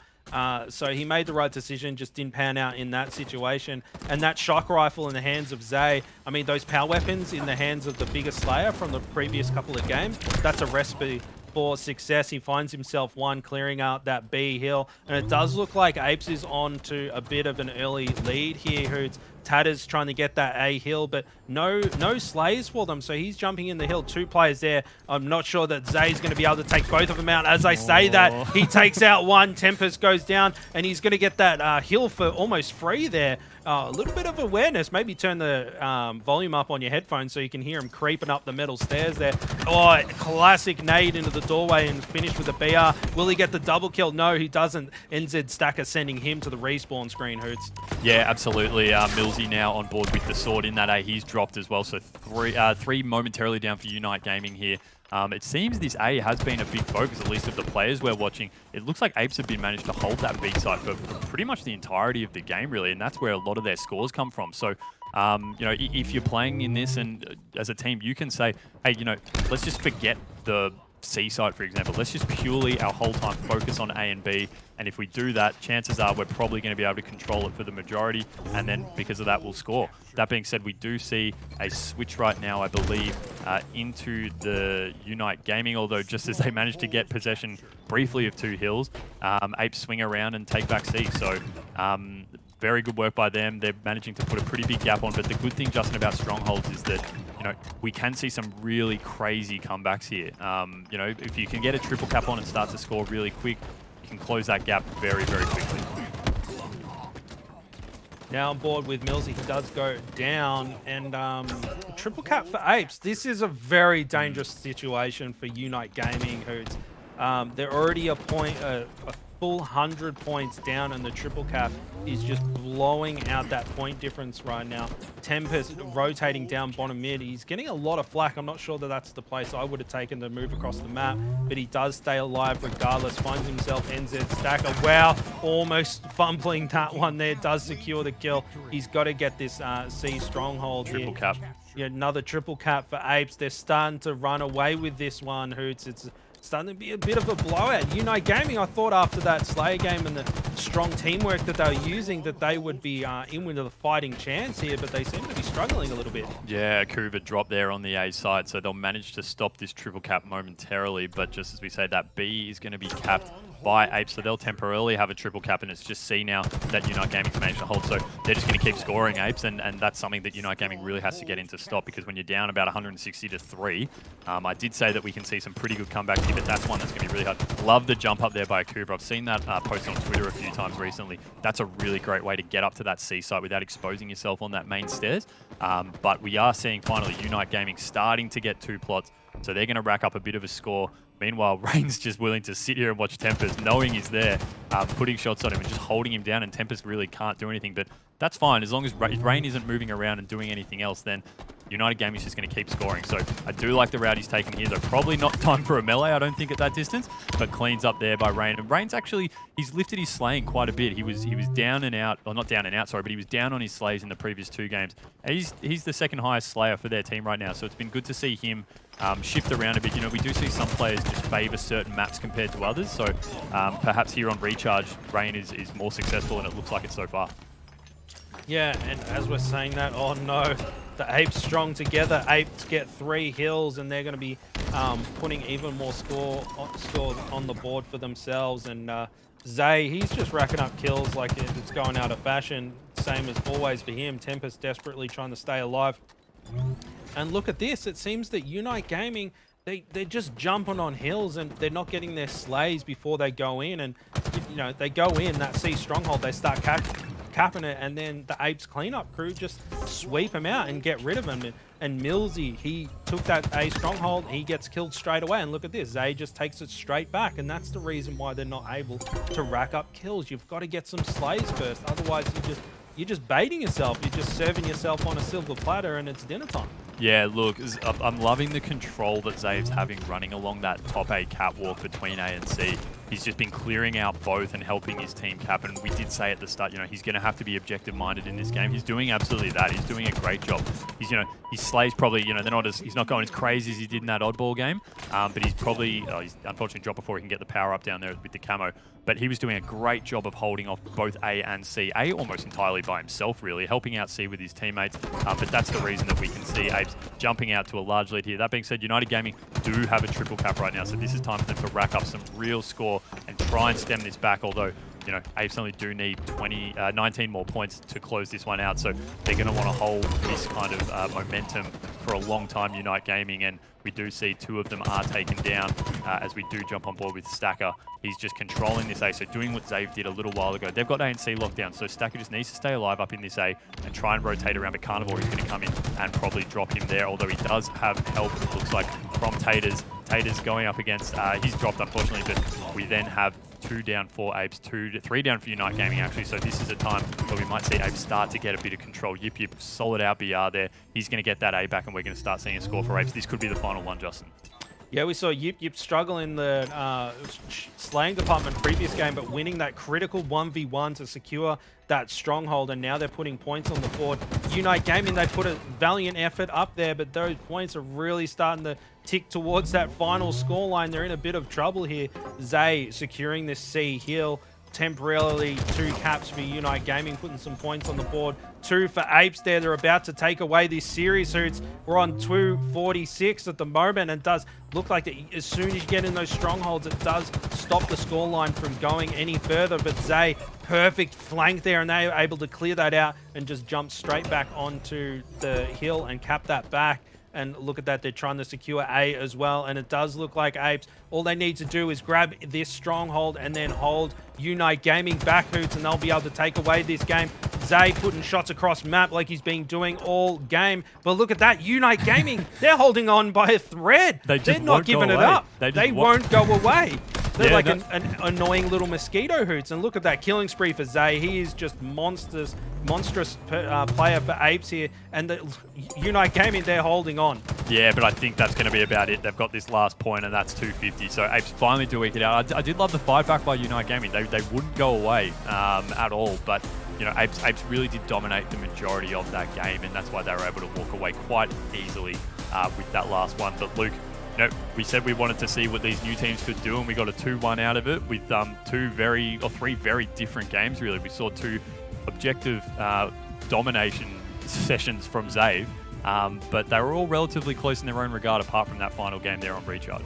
Yeah, I was super glad that we were able to get ourselves 3 maps here between both these teams, Unite Gaming as well as Apes. They put on a show for us here. Obviously, one of our first overkills on the stream as well, so super exciting to have that floating around for us. But I think someone for us to highlight, Justin, is the fact that Izave is absolutely insane. Like, he put up so many kills across all 3 of these maps that he just looks like one of those players, like we were touching on before we got into this, right? Like, he could certainly be a player that maybe everybody else starts to look at a little bit in the future. I think so too, and for these newer players, getting into those custom 8s and being recognized by players is how you make a name for yourself and you end up on those top squads. I mean, we can talk about Barcode, someone that we've spoken about so many times, and he's at the top of the scene. And when he started appearing in custom 8s, that's where his name came from. It was Alex, and then a default string of like 6 numbers, and that's where the Barcode namesake comes from. And he was just a kid that turned up and everyone thought he was a Smurf. So maybe this is Zay's chance to make a name for himself, and maybe one of these top squads that have taken notice, going, hey, this guy's not too bad. Maybe we'll get him in for a trial, or maybe a fill for some scrims or something like that. And all of a sudden his competitive career is kicking. Yeah, exactly, and I think that's the beauty of these online tournaments is you get to see these types of players, they get to flourish, they get to flex their muscles as well, and Hoots, I mean, just across this, it really did feel like that it wasn't just Zave on Apes that was doing a lot of work for them. Obviously, you guys touched on the fact that Carnivore really started to pick up his slaying in this final map here, and that's where it just really kind of felt like their domination came from, right? It felt like they just had Zave as well as Carnivore who were just holding multiple parts of the map, and unfortunately for United Gaming, they just didn't really have a hold on that game. Yeah, between Carnivore and Akuva, I think they both played a really good second fiddle role to Zave. They were able to both step in when needed and help fill that role. We said before that you can't just have one person dominate and the rest fall to have a successful team. And so, both Akuva and Carnivore really did step up when required. When the other one might be down, they were up there helping out Zave with the slays and helping them get that final win on that Strongholds game, which 250 to 83, it was a bit of a domination in the end, to be honest. And it is quite a stark contrast to the oddball game that we had that went to the 3rd round and was quite even across the board.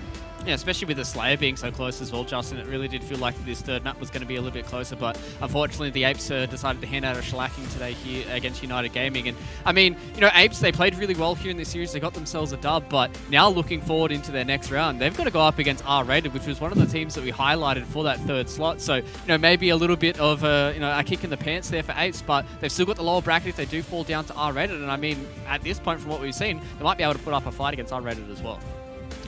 Hopefully. I'd like to see these guys come back, and they're showing some signs of life. Both teams, they both proved that they're able to put things together and take maps off other teams and work together as a unit. And Apes coming out on top this time around. If they're going up against R-Rated, they're going to have the work cut out for them. But just because Everest is sitting there in front of them doesn't mean they can't climb it. If other people have done it, they can do it too, and they just need to keep their heads on straight and capitalize on the opportunities that come their way. Exactly. I'm super excited to see what the Apes can do in their next round and in the future as well. But ladies and gentlemen, it's time for us to go to a break as we move forward into our bracket. Now, our next series on the stream is going to be Deathruptor fans taking on Direwolves, so make sure you join us for more HCS.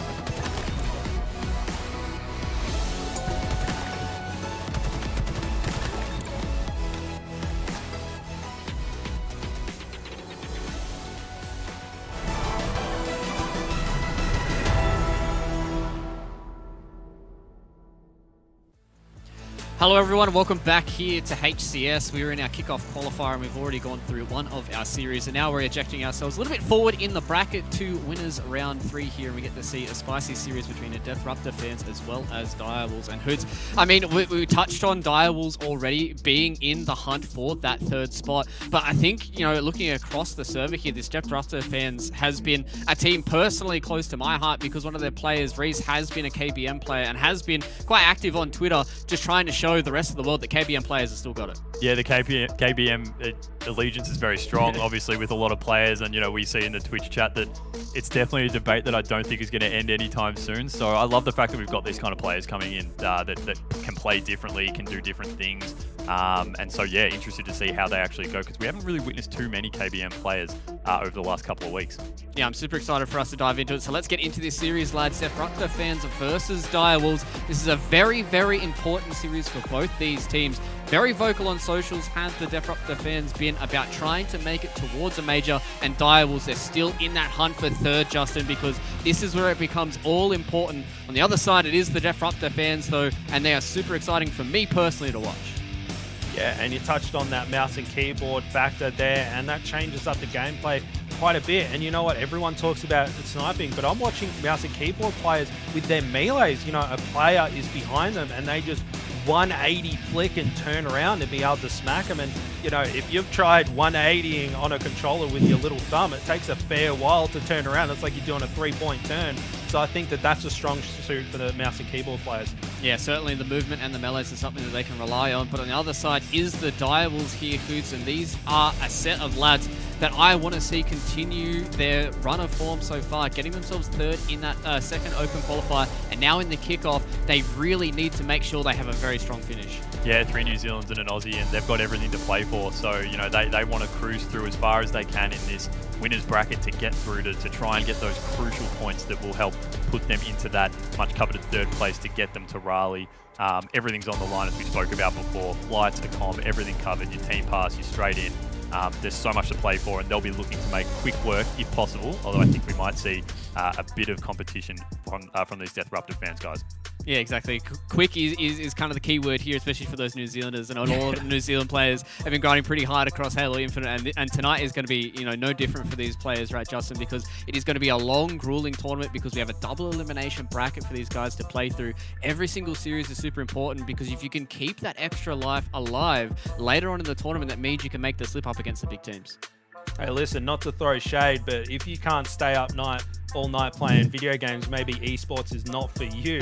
Because, I mean, I can still do it. I got a baby at home. I got a full-time job, and, you know, I'm never going to bed on time. I'm always grinding something. So these boys, they better be prepared, because if you make it all the way to LAN, guess what? You're going to be playing 12, 14 hours in a single day. Those LANs take such a long time, and it's 2 or 3 days of game time. So you need to be able to keep that energy up. My recommendation, drink some water. Yeah, exactly. It really does seem that these guys need to start to kick into the game hours. But lads, let's start to look at the maps and see what we're going to be playing here in our best of 3. And Hoots, we're going to start out here with another oddball. We're going to go on to Recharge for this one, though. We're going to head into the Slayer on Live Fire, and then we're going to finish it off with Street Stronghold. Yeah, absolutely. Oddball Recharge, probably my favorite game type. I think there's just so many different areas to try and hold that ball. Do you hold it in blue? Do you hold it up in gold? Do you just run around and try and move it around as much as you can? There's a lot of options, and then we add the equipment in. We've got grapple shots, we've got repulsors, so you can smash people off the edge or pancake them into a wall. There's so many options, and yeah, it's a great game type. Yeah, do you feel like either of these maps, or you know, the kind of way that we're going through these maps, Justin, is starting to favour either one of these teams? Not particularly. I would favour Direwolves overall. I think that they're the stronger lineup, and they certainly have more experience. And then that Vamped, you know, he's a young gun. You need to watch out for him. He could be the next Barcode. But I'm just keen to jump into it, Fluke.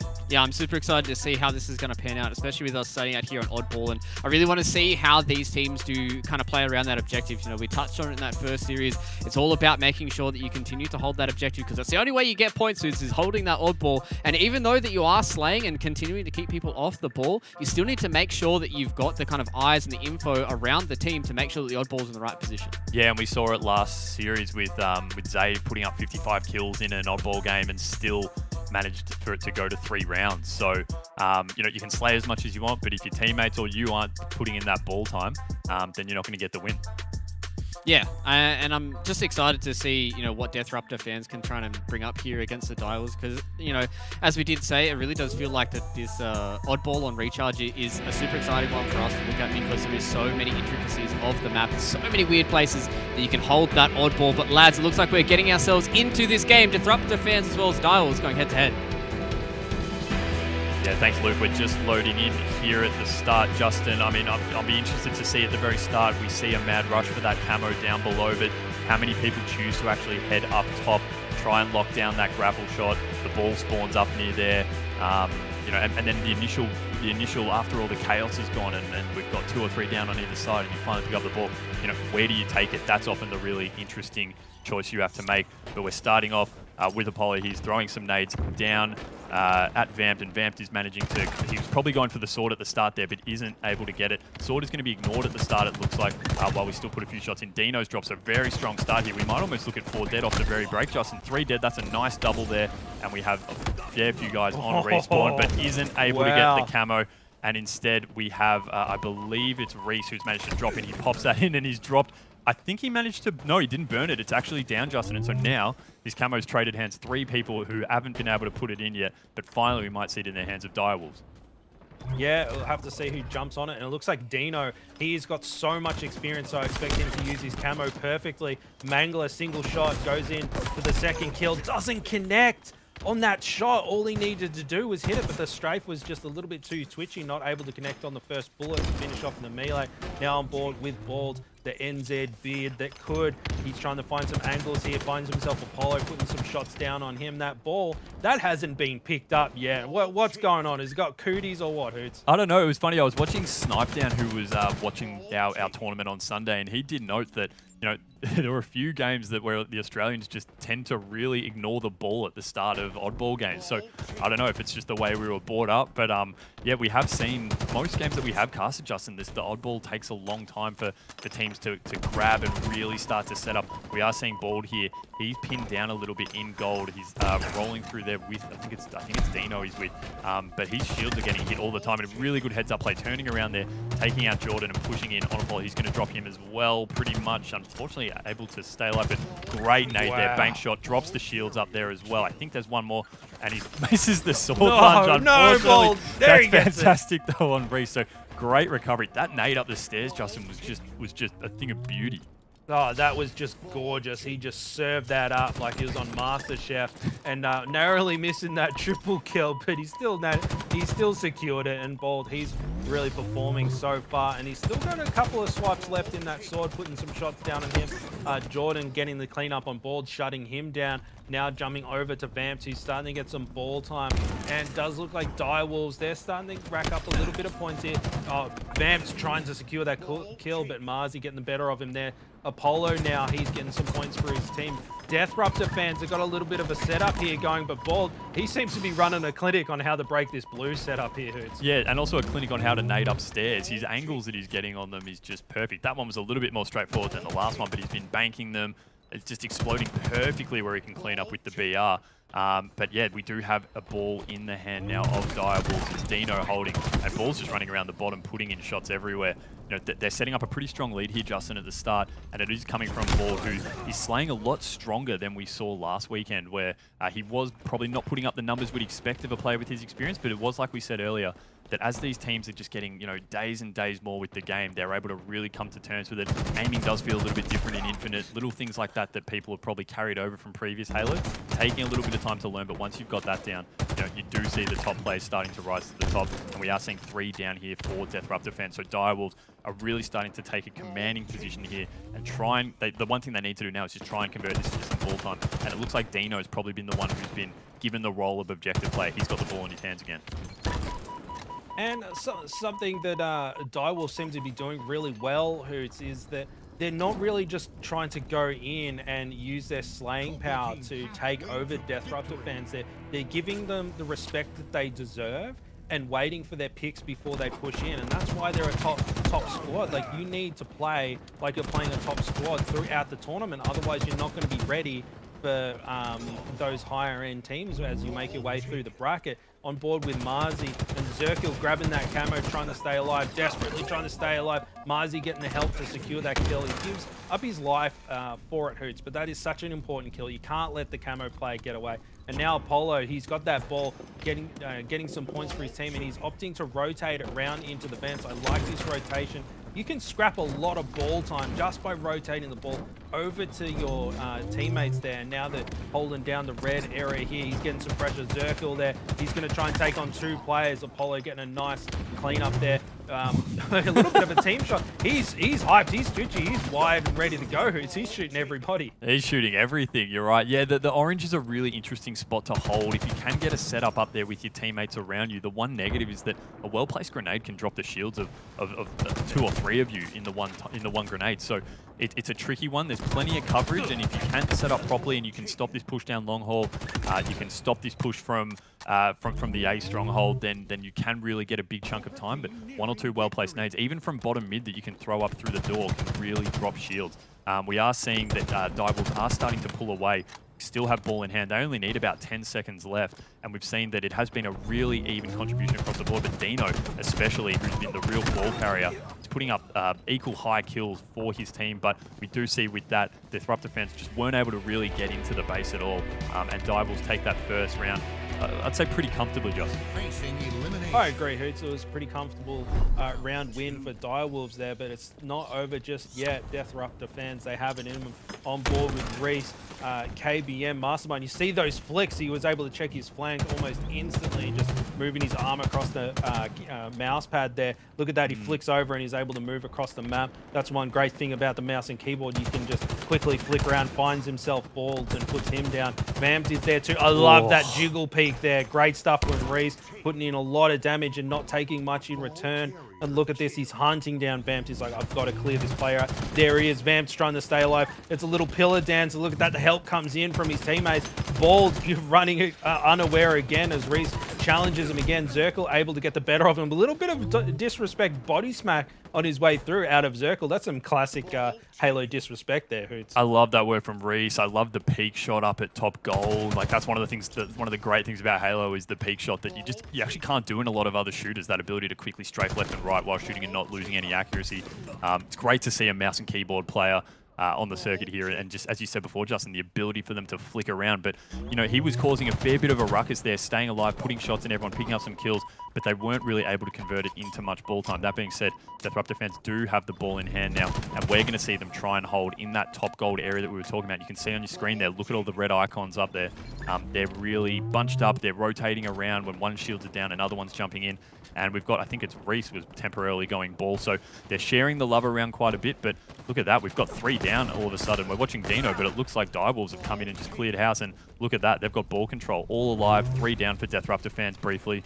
And they're just going to control this gold area now. And it looks like Dino at least just peeking, but not committing to a move potentially to top A. I think he's going to be pretty happy holding it here. It worked out for them, Justin, quite well last game. Yeah, and we're all tied up on the scoreline, and Dino opting to throw that ball out into the open. Nice little cleanup working with his teammates there. Marzi's there, little jump strafe there. Nice. Easy killing spree and double for Dino, putting, you know, really utilizing all his guns there to secure those kills. Finds himself another. He's got that mangler. Multiple players going in for the push, and he just gets shut down. If there was only one player there, Hoots, he would have got himself another kill, in my opinion. Now Bald with that camo, trying to stay alive. He's desperate. He does go down, but at least it's not in the hands of the enemy team. Now Jordan putting some shots onto Vamped, backing him down, but Vamped said, no, I'm going to challenge you, and he pushes him back. Jordan, he might end up meeting Vamped in the vents there, and we can see the player outlines on the map, Hoots, and the kill assist is going to go through. Vamped goes down, and Jordan, now he's going to get some ball time for his team. We're all tied up. I mean, the first round went over to Direwolves, but Disruptor fans, they're not ready to go home just yet, Hoots. They're here to play. No, not at all. They've had to scrap for their time, but the most important thing is they're keeping Direwolves off the ball. We can see here Vamp, you know, he's making a push towards the ball, but he's really the only one from his team there. Most of his team were on respawn, spawning back in that long haul, I believe, and are starting to push over. But we might have the Harpoon. Unfortunately, doesn't clean up with it and gets the trade. That's so unfortunate. unfortunate. Oh, no. When you land that Harpoon, you just think, oh, I've got them on toast here. But unfortunately, couldn't get it. And we're seeing this push up to A, although there's quite a few Disruptor fans with low shields up here. Great work, though, of coming in. I think that was Jordan or Reese that came in to protect the ball there. And we are seeing Direwolves taking a few hits here, not being able to actually set up and make a push on this A side. So Disruptor fans, something switched into gear, Justin. I don't really know what it is yet. They're outslaying somewhat, but only just. But they're able to move the ball where they want it to. Just the one thing for them is to just try and get a good crack of time. We're seeing double kills here out of Reese. That's a triple as well, so triple for the mouse and keyboard player. And we're now going to get a hold on A. And we saw last weekend that this A was actually a really handy spot to hold from an oddball perspective. You're able to drop levels really quickly, use those pillars to your advantage. And if your team's hanging around that area at all, as long as you just snake around those pillars, then you can save yourself a lot of time while your teammates come in and clean up the kills. Now on board with Bald with that Mangler. He's got the camo as well. He's going to be a sneaky little beaver.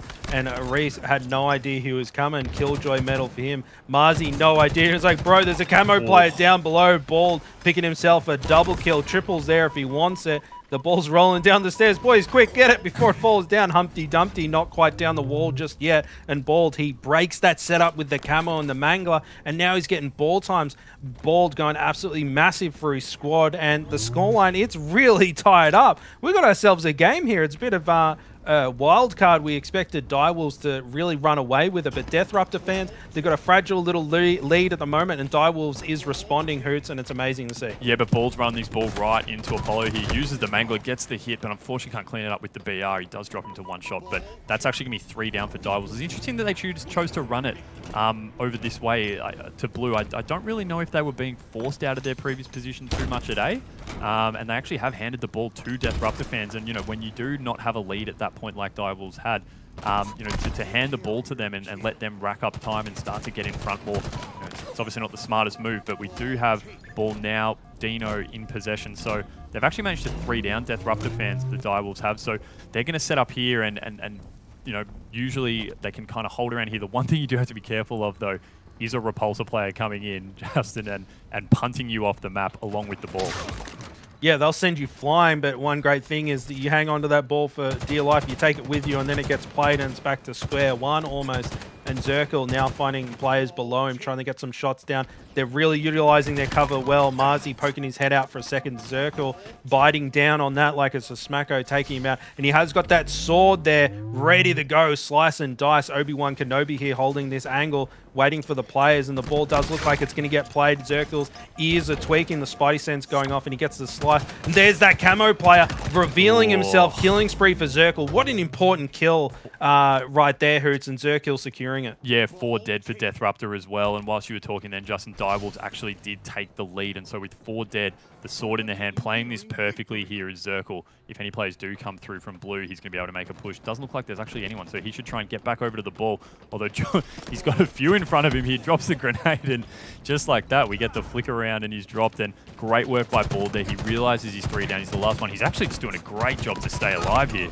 But plays the ball down below, drops shields of 2 of the Deathruptor fans, players who couldn't take him down, and they're going to have to really make themselves exposed to move across for this ball. At this point, Direwolves have a bit of a lead. It's that conundrum we start to get to when we get to maybe 30 or 20 seconds left of, do I pick up the ball, or do we just want to hold the other team off it and let the time run down? It's that really interesting conundrum that Infinite presents that we haven't had in previous games. And Deathruptor fans, I mean, they're down a little bit, and they're kind of new to the Halo competitive scene, but they're being very disciplined not to rush onto that ball. They're waiting for their slays before they bother getting any time. And look at that, they get a couple of kills. All of a sudden, Apollo's got that in his hands, and he's going to play at bottom mid. I'm not sure what the strat is there. Is he baiting it out, trying to get some kills? I mean, the scoreline's pretty dire for them. Doesn't he want to get some points on the board, dudes? I'm not sure what's happening. Yeah, I think he was 3 teammates down, so he realized he had to do it. But the problem is there's only 8 seconds left, and Deathruptor fans 3 down. I don't think they're going to be able to get a hand on this, Justin. Apollo's going to have to go huge, pick it up, and unfortunately he's not going to have, it doesn't look like he's going to get there. So that will be the round, and Direwolves will take the first game 2-0 in I wouldn't say comfortable fashion. That first round was very pretty one-sided, although then we had a very close finish in that final one, and it was just a case of running out of time for Deathruptor fans. Like you said before, you know, that decision to play the ball, I think it was the right one. They were 3 players down, so he kind of had to do something just to keep it out of the hands of Direwolves so they couldn't get the win. Unfortunately, though, when you're 3 players down, you're likely to get dropped as well, and then it does make it a lot easier for the Direwolves teammates to go in and pick up that final that final ball for those final few seconds. But looking at the kills here, Dino, fantastic work there. 30 kills, 18 deaths, a positive 12, along with the most assists for his team as well. And I think he actually had a ton of ball time. So doing objective and slaying, you know, Bald was really impressive in that game as well, though, Justin. Yeah, Bald was critical to breaking a lot of those setups, utilizing the power-ups to their full effect. And, you know, I'm not surprised that Bald and Dino were doing so well for their team. They know how to utilize those things. They grab the camo, and it's like your play style needs to dramatically change when you grab those power-ups, and experienced players like Bald and Dino. And there's that grenade there that we just had an amazing time with, and unfortunate not to get that triple Should kill. have been a triple. Yeah, it should. Are we going to pay that one, Yeah, Hoots? I mean, pay it. yeah, we're paying it, mate. I mean, the thing is, we're giving out free triple kills left and right, but it hasn't, you know, I think he was robbed a little bit there. Bull True for Marzi, that's pretty impressive. But Balds and Dino utilizing those camos, as I was saying, to their fullest effect, and that translated to the win. I mean, that second round of Oddball, the scoreline was really close. There was kind of only one rotation of ball time between it, and if Deathruptor fans managed to get their hands on the power-ups and break setups like Bald and Dino were in that last round, then we might have seen a third round. And there's that unfortunate melee, not able to connect there and getting the trade. That was super unfortunate. Yeah, I think he just hit the melee a little bit too early. It cancelled out the grapple, and unfortunately he didn't get that lunge that we typically get with the melee for the assassination. So, you know, sometimes when you land that harpoon, you can start to get a bit too excited and drop the melee too early, which I think is what happened there. But look, we saw some really clutch doubles, particularly out of Bald throughout that game. I think it was both on offense as well as defense when he was right around the ball, holding players off it or dropping it himself and clearing out players. His nades on those stairs were fantastic, banking them in, and he really held. From what I saw, most of his damage came around that A stronghold, and it really went a long way to helping secure the win. One thing I absolutely love from Bald is not the nades, they were fantastic, but when he was getting pushed by 3 players up those stairs and he was just jiggle peeking in and out, you know, he knew that he was going to die, but he's like, if I can get out as many BR shots as possible, I'm going to soften these guys up. And he distracted those guys and they weren't able to push the other team straight away, because if he just jumps out and shells those 3 players, he's going to get dropped straight away. But he got, like, you know, 5 or 6 bursts out of his battle rifle and lands those shots and did so much damage. Now those players are weak and they can't push. So yes, he didn't get in kills in that situation, not even any assists. But the fact that those players are now weak, they have to wait for their shields to recharge, and they're not pushing and rotating balls and getting points and stuff like that. The real nitty-gritty, dirty work of Halo, that's what wins games. Yeah, absolutely. Staying alive in those positions to make other teammates lose their power positions to come and finish you off is something that is so crucial. And, you know, there's plenty of options to do that on live fire as well, which is the next map we're jumping into for Slayer. Plenty of pillars you can hide behind, be a nuisance. Plenty of little drops. You've got the stairs around the snipe tower where you can run around, and there's pillars at the bottom of that.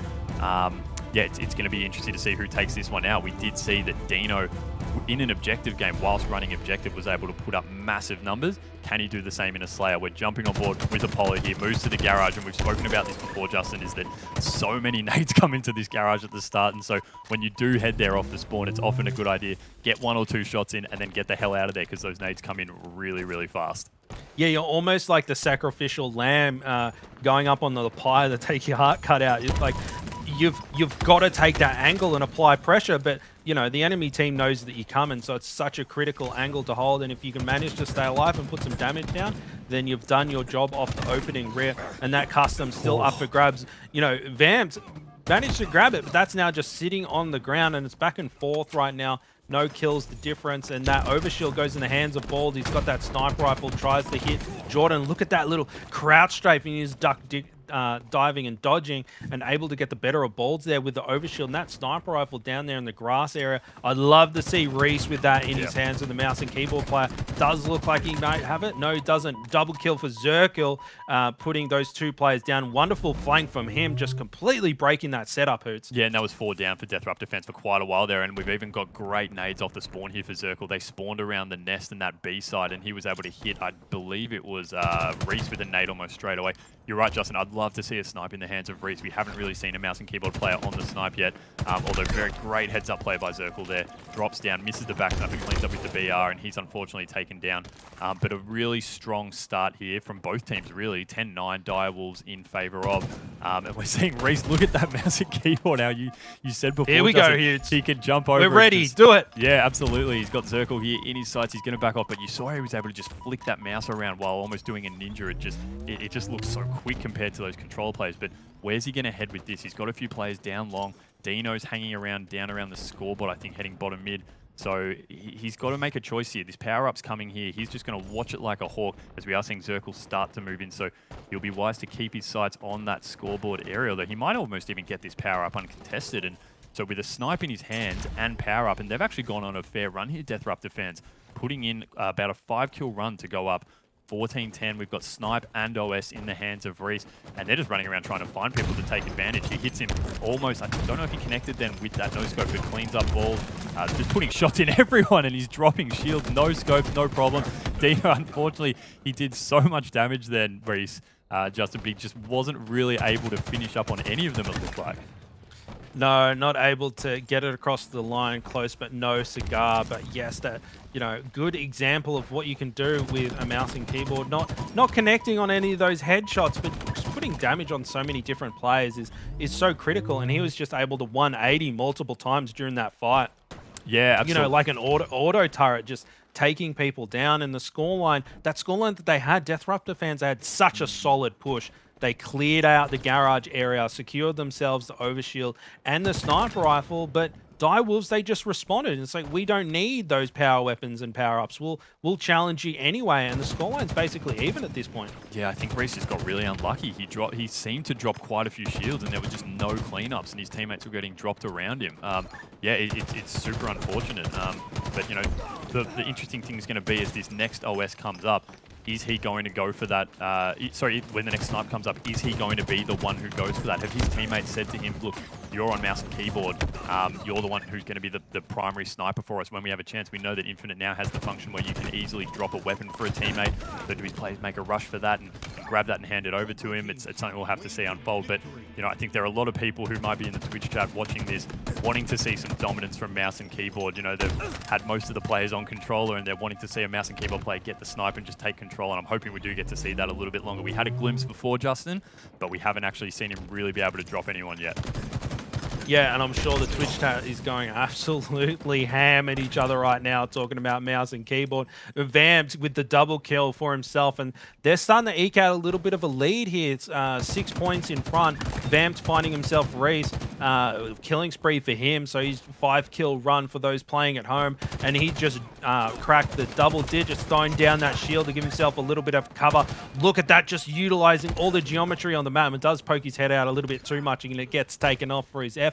But he was really, you know, utilizing the areas on the map to put down damage, and he's crouching and strafing and just head glitching himself. That Mangler now in the hands of Zirkle, and we're at this halfway point, Hoots, and it's a broken record. It's going around and around, and things start heating up at this point, and Zirkle's going in for blood. He's putting in some damage, not taking a lot of damage himself, but now he's being called out, and he's deciding to rotate through a different angle. Smart play from him, and he's going to take another angle, valuing his life. At this point in the game, you can't afford to drop, and it's all about the tail end of this Slayer game. And the boys on Direwolves, they're working as a pack, moving around. They're just waiting for that pick so they can collapse on the rest of the players. And here's Zirkle trying to help out Vamped, who just fell, unfortunately, not able to secure the kill. Jordan doing well to utilize his cover here, getting his shields back, and it does look like Deathruptor fans are keeping up with the Direwolves, boys. There's only one rotation of Slays between them right now, Hoots. Yeah, true. But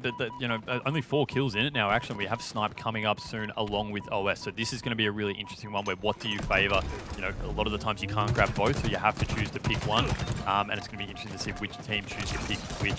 As we are seeing here, we're on board with Jordan. He's putting some nice kills here and actually bringing this lead back. Although, that being said, I do see Direwolves are in front by 6. So, you know, we're only 10 kills left. We have a snipe in the hands of Vamped, and we've got most, it looks like, of the Deathruptor fans spawning in the garage, although there's an OS there and a punch and a run through and just gets away with the snipe. Though a 7-kill gap now for Direwolves, so they are getting close to closing this one out with Snipe. I wonder if we're going to see some speed taken out of it here as Vamp starts to move in with this Snipe, dropping shields in the garage there. Unfortunately, ball taken down in front of him, 2 dead momentarily for Direwolves, and so that lead is pegged back slightly by Deathruptor fans, but they're going to have to do a lot more.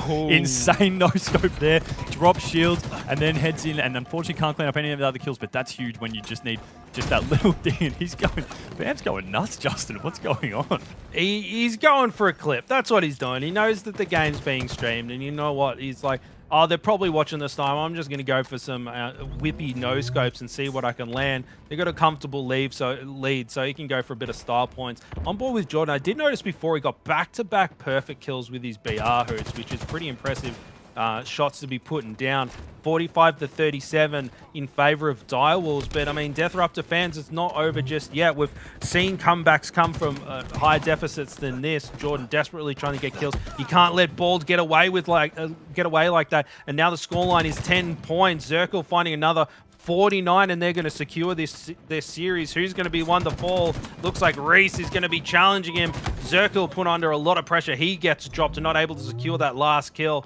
Direwolves, all they need to do is, you know, pack up together and hunt down one more player. They just, and look at this, Deathruptor fans, all 4 pushing and just manhandling the players on Direwolves, trying to take them down. Zirkle, bit of a windmill there, trying to secure that last kill. He didn't want to die there. He's like, boys, I've got to land it, and secure that win. Yeah, I mean, Zirkle was the last up then, actually. Reese just seemed to get a little bit overzealous out in the open there, while the rest of his team was trying to set up for that OS, because it was popping in 1 or 2 seconds, but Reese probably extended a little bit too far there. He had no shield. He really wanted to get that final kill because they would have been 4 dead then. Unfortunately, it just didn't work out. And Zirkle, great job to position himself where he was only in a fight with Reese, manages to drop him for that final kill, and that's game over. 2-0 to Direwolves. Yeah, the Direwolves, they really looked and you know what? Here. It was 2-0, but the fact that Deathruptor fans were keeping up with arguably one of the top squads in ANZ as new faces onto the scene is pretty impressive. And my prediction is that we'll see them again later on tonight because they still have the losers bracket and they can make their way through, Hoots. Yeah, absolutely. We're just looking at the scores quickly here. Vamp putting up massive numbers there, 4,977 damage, far and away the most on his team. And then for Deathruptor fans, we had Jordan, 4,218, so putting up a fair bit as well there. But yeah, look, it was a game that ebbed and flowed quite a bit. We didn't really have anyone jumping out of the gate until, you know, that 25-30 margin. But then it just looked like Direwolves were able to put a bit of a jump on, and whilst Deathruptor fans came back and were able to get back in slightly at certain points, it just wasn't enough, and they were able to maintain that lead. Yeah, and it really did feel like that as soon as the Direwolves were able to get themselves this lead, it was all too comfortable for them, right? You know, obviously, we highlighted Reese quite a lot on Deathruptor fans, but unfortunately just wasn't able to kind of pop off here on the Slayer, and this is where you really want kind of one of your players to really get those Slayers going in. He did a really good job on the opening map of Recharge, but, you know, just coming here onto Live Fire, just wasn't able to get it done for the boys. But, I mean, Justin, Direwolves, they get this done nice and clean, a 2-0. They get themselves a little bit further on into the bracket as well, and this is where, you know, you kind of start getting the more faith in the Direwolves, right? Obviously the faith was really, really high for these guys coming into this, but this is the good first step, right? Like going up against one of these teams that's starting to nip on their heels, they get rid of them, and now they can set their sights on the upper echelon of this bracket. And it's important to have people challenge you early on, right? You know, I've encountered it myself, is that if you get a really easy lineup and, you know, you're just 50-10ing people in Slayers and that kind of thing, and you're not challenged whatsoever, you are not prepared for those high skilled teams when you come up. So Deathruptor fans, you know, I said it before, sacrificial lambs, maybe that's what they were doing to warm up the Direwolves guys, and now they're going to go on a little bit of a run. But as I said, I think we'll see Deathruptor fans later on tonight, because I think they proved that they can hang, and there's no reasons they can't make themselves a bit of a run down in the lower bracket. Yeah, for sure. And I really think that they are a type of team that's not going to let something like this get to them, and they'll come back stronger in that lower bracket. But, you know, now that we've got the Direwolves moving forward in this bracket, it is a good way to think about it. This is kind of a teeth sharpener for them, right, Hoots? Because they get themselves against a team that is towards the higher end of the teams we've got in this Kickoff qualifier, and now they get themselves in a good groove. They've had their streamed match, they're feeling good, their Slayers are really starting to pop off on the team, and they're feeling good going up into the rest of the Kickoff qualifier, because at some point they're going to have to go against Nutribullet or Divine Mind. Yeah, it's a great point, Luke. It's they've like you said, they've played a team who is up there, and so I think one of the things you can do is if you're playing teams that are a bit further down the bracket, you're smashing them as you're working your way through. You can get a bit of a false sense of security, and then when you finally come up against a good team, you're thinking, oh, geez, you know, this is a tricky one. Like, these guys are actually able to fight back and push and work together as a team really well. So you're right, to have that early on one where you have to face a team who is a bit more established, that'll put them in really good stead for the rest of the tournament over the next 2 days. Yeah, especially if they're able to kind of figure out a few ideas that they felt like weren't completely crisp, right, Justin? Because, you know, now going into the rest of the bracket, they can look back at this and go, all right, we felt like that we weren't, you know, doing too much with the old ball control, or, you know, maybe we need to start hunting better and try and get these 2v2s going and stuff like that. And they can really start to iron that out as they go forward, because I know a lot of teams really want to try and level up as they go through a lot of these brackets, right? You want to start facing harder and harder opponents so you don't get towards that very important series and you go, oh shoot, you know, really haven't done all too much today. I've kind of just been stomping noobs. Yeah, a little bit. I touched on it before, is that you need to be ready for the higher echelon of players. And one thing about games like that, although it was a 2-0, there was plenty of opportunities there to swing things back in Deathruptor fans' favor. And sometimes it's all about going back into the theater mode and jumping in a Discord call and just start talking about where things went wrong. And some advice, when you're looking at your own gameplay, don't concentrate too much on the micro. You want to be looking at the macro things that are happening on the map. You know, where, you know, are we setting up for the camo spawns? Are we utilizing the power weapons? You know, are we waiting for kills before going for ball time and strongholds? Are we collapsing? And, you know, those kinds of things will make you better players. And, you know, theater's such a wonderful tool. I certainly wouldn't watch the broadcast back, because, you know, we're just trying to entertain and put on a good show, and, you know, maybe not the people with the best insight for people going for that top spot. So, not at all. No.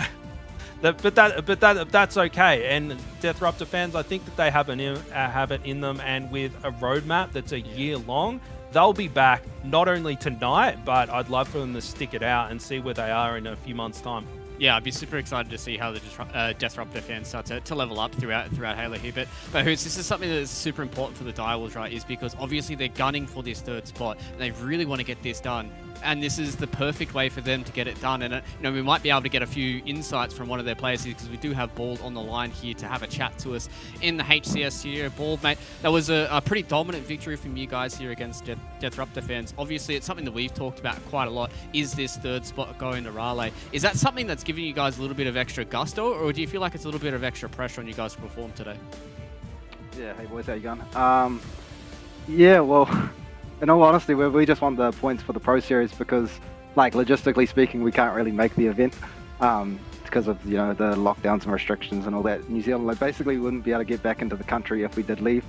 So, yeah, we can't really go, but, you know, we're playing and we want to prove ourselves that we're still, like, can be a top team, and, you know, for the Pro Series and the upcoming events further on, you know, we'll be up there, hopefully. Bald, I'll be interested to hear about, in terms of when you guys are playing objective maps. We saw Dino in particular. He put in just insane, not only slays and assists, but also was leading in objective times. You know, is that typically his role? He's such a strong slayer. Do you tend to make sure he plays ball as well, and he's just that good that he can do both? Or when it comes to objective in a game like ball, are you happy just to hand it around to anyone who's in the right position to hold? Yeah, basically that's what I want it to be, you know, like, everyone should be able to do every job on, like, a good team. But yeah, Dino was popping off today. He was hitting the shots, he was grabbing the ball, you know, he was doing it all. It's, you know, it's good to see from one of the older guys, you know. He's been around almost as long as I have, you know, and it's great to see. Now, Balls, I just want to go back in time, just as you're saying how long you've been around, harkening back to the Exile 5 days where you guys were, you're on top.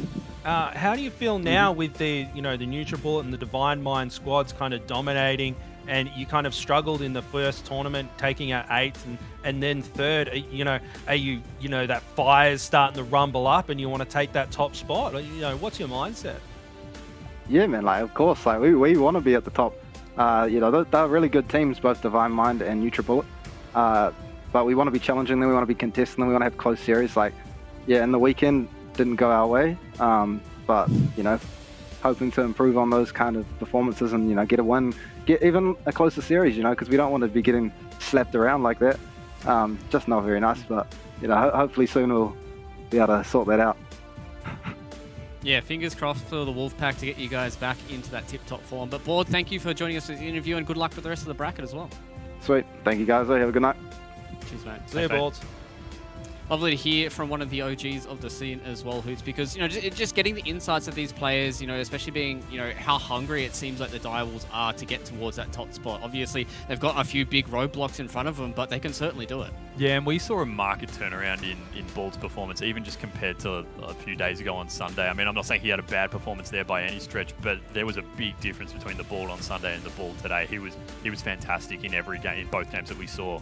So that's just what we've been talking about, is the change that we're going to see through a lot of these players over the next couple of weeks. And by the time we get to Raleigh, we're going to have teams that are just absolute monsters compared to the shadows that they were a couple of weeks prior when they were playing in the first few rounds of this tournament. Yeah, exactly. We've got a long time before we get there, and there's a long time for these teams to level up as well. And it's time for us to level up as we go to a break, ladies and gentlemen. We're going to head into the winners round of 4. So make sure to join us here for more of the Kickoff Qualifier for Raleigh.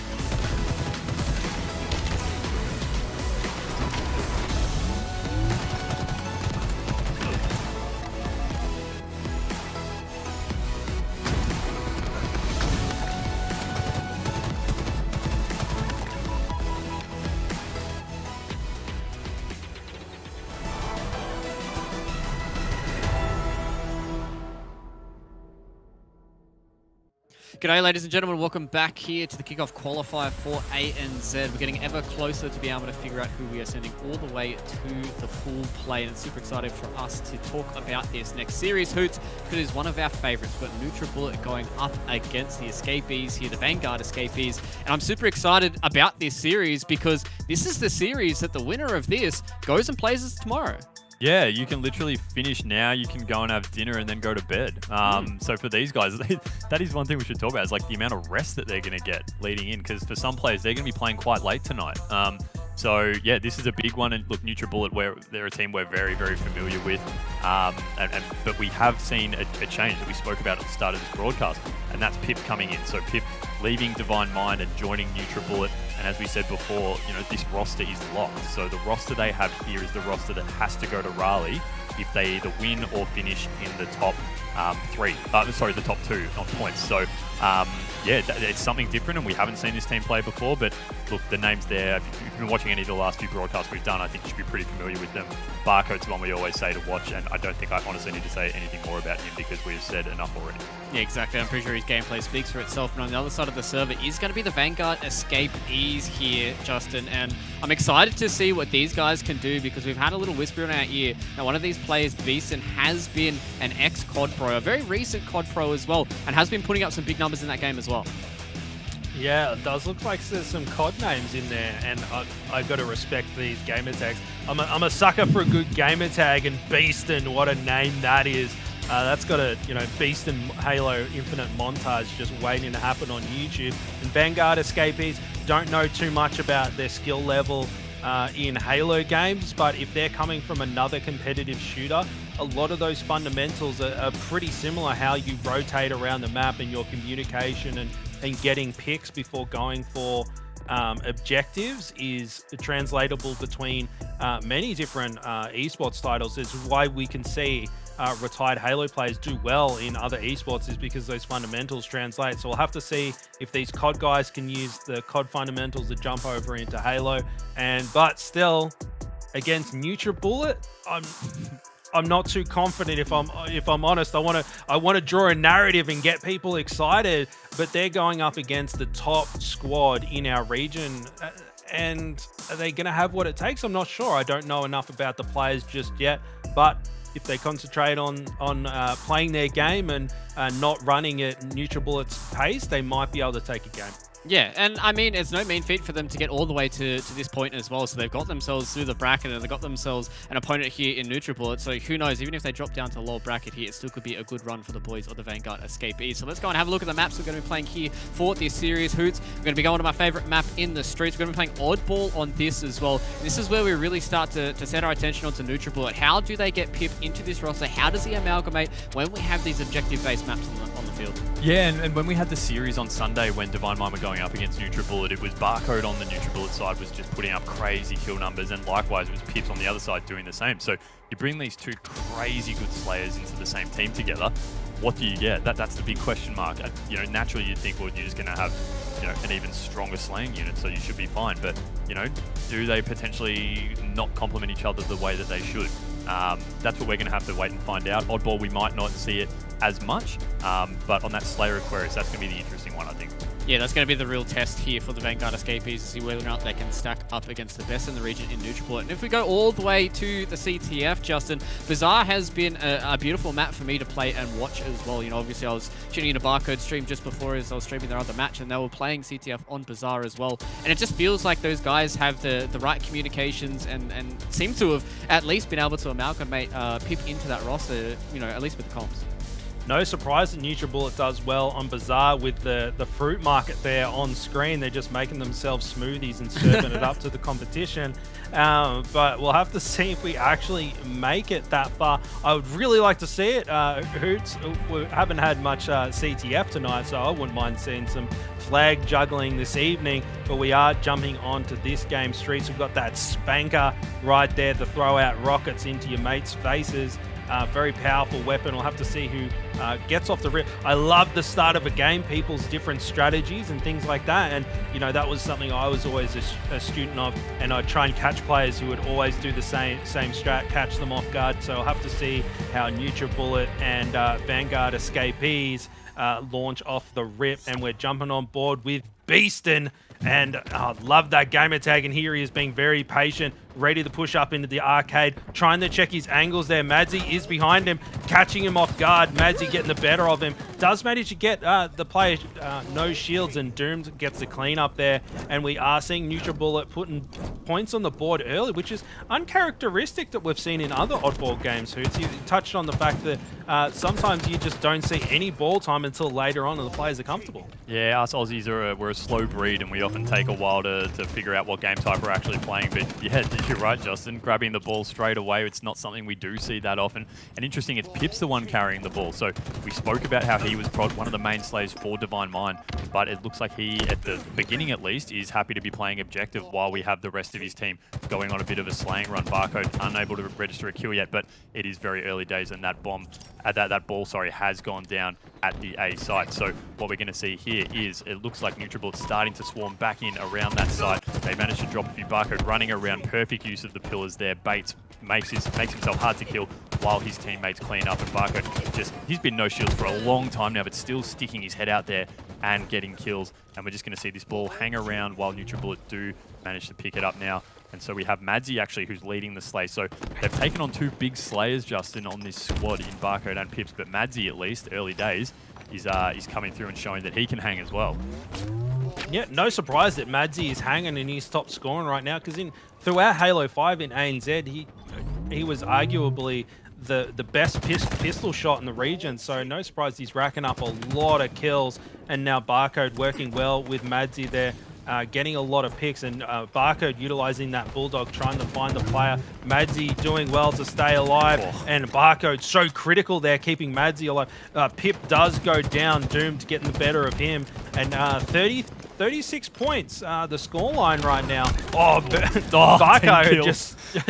Barcode just served up a back whack there, and Madzi like, sorry mate, that was my kill. Have the rocket I was going to use on him. Yeah, I know. He's just trying to do his best, and then he cops a rocket to the dome from Madzi, which is unfortunate.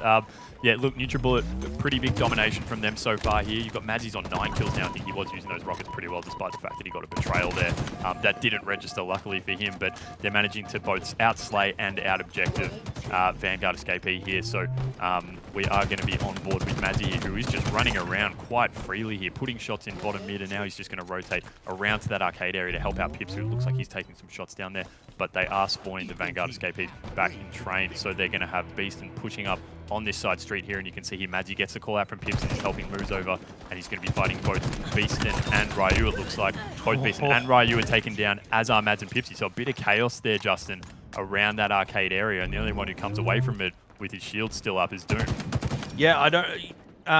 for those playing at home, you did see that killing frenzy medal come up on the screen, so 10 kills in a row without dying for Madzi. 12 kills on the board, just Mr. Plowing over everyone, cleaning the streets here.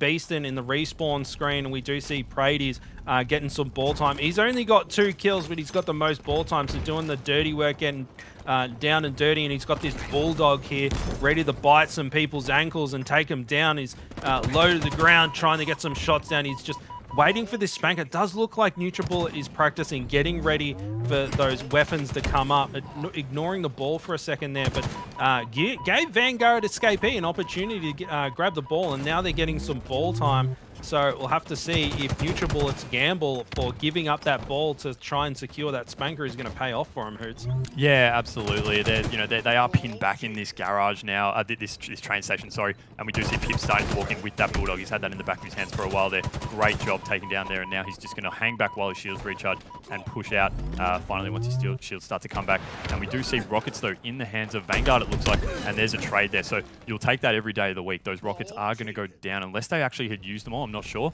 but we do see Vanguard Escapee able to actually get a bit of ball time back here again. So we've got Doom holding the ball there, 4 up, spawning in the tram yard, and they're just trying to eke back this a little bit. And Justin, part of this is maintaining some respect, I guess. So keeping the scoreboard, they were close to getting goosed before from an oddball point of view, but they've been able to get a bit of score back, make it a bit more respectable. They're still down considerably, and NutriBullet, right now, if you're a betting man, you'd say that they're going to be the ones who are likely to come away with the win on this round. But they are getting some time and making this not a complete whitewash. Yeah, and you saw that NutriBullet, they were able to... No, Vanguard Escapee, they're able to put some points onto the board, and Nutriball, they couldn't just like one person push and break that setup. They had to coordinate as a team to break that out and take the ball off them. Yes, they're about to take out this round at a pretty defined scoreline, but Vanguard Escapee proved that they can actually get some points on the board and challenge them. And as I say that, they're getting some more ball time, Hoots.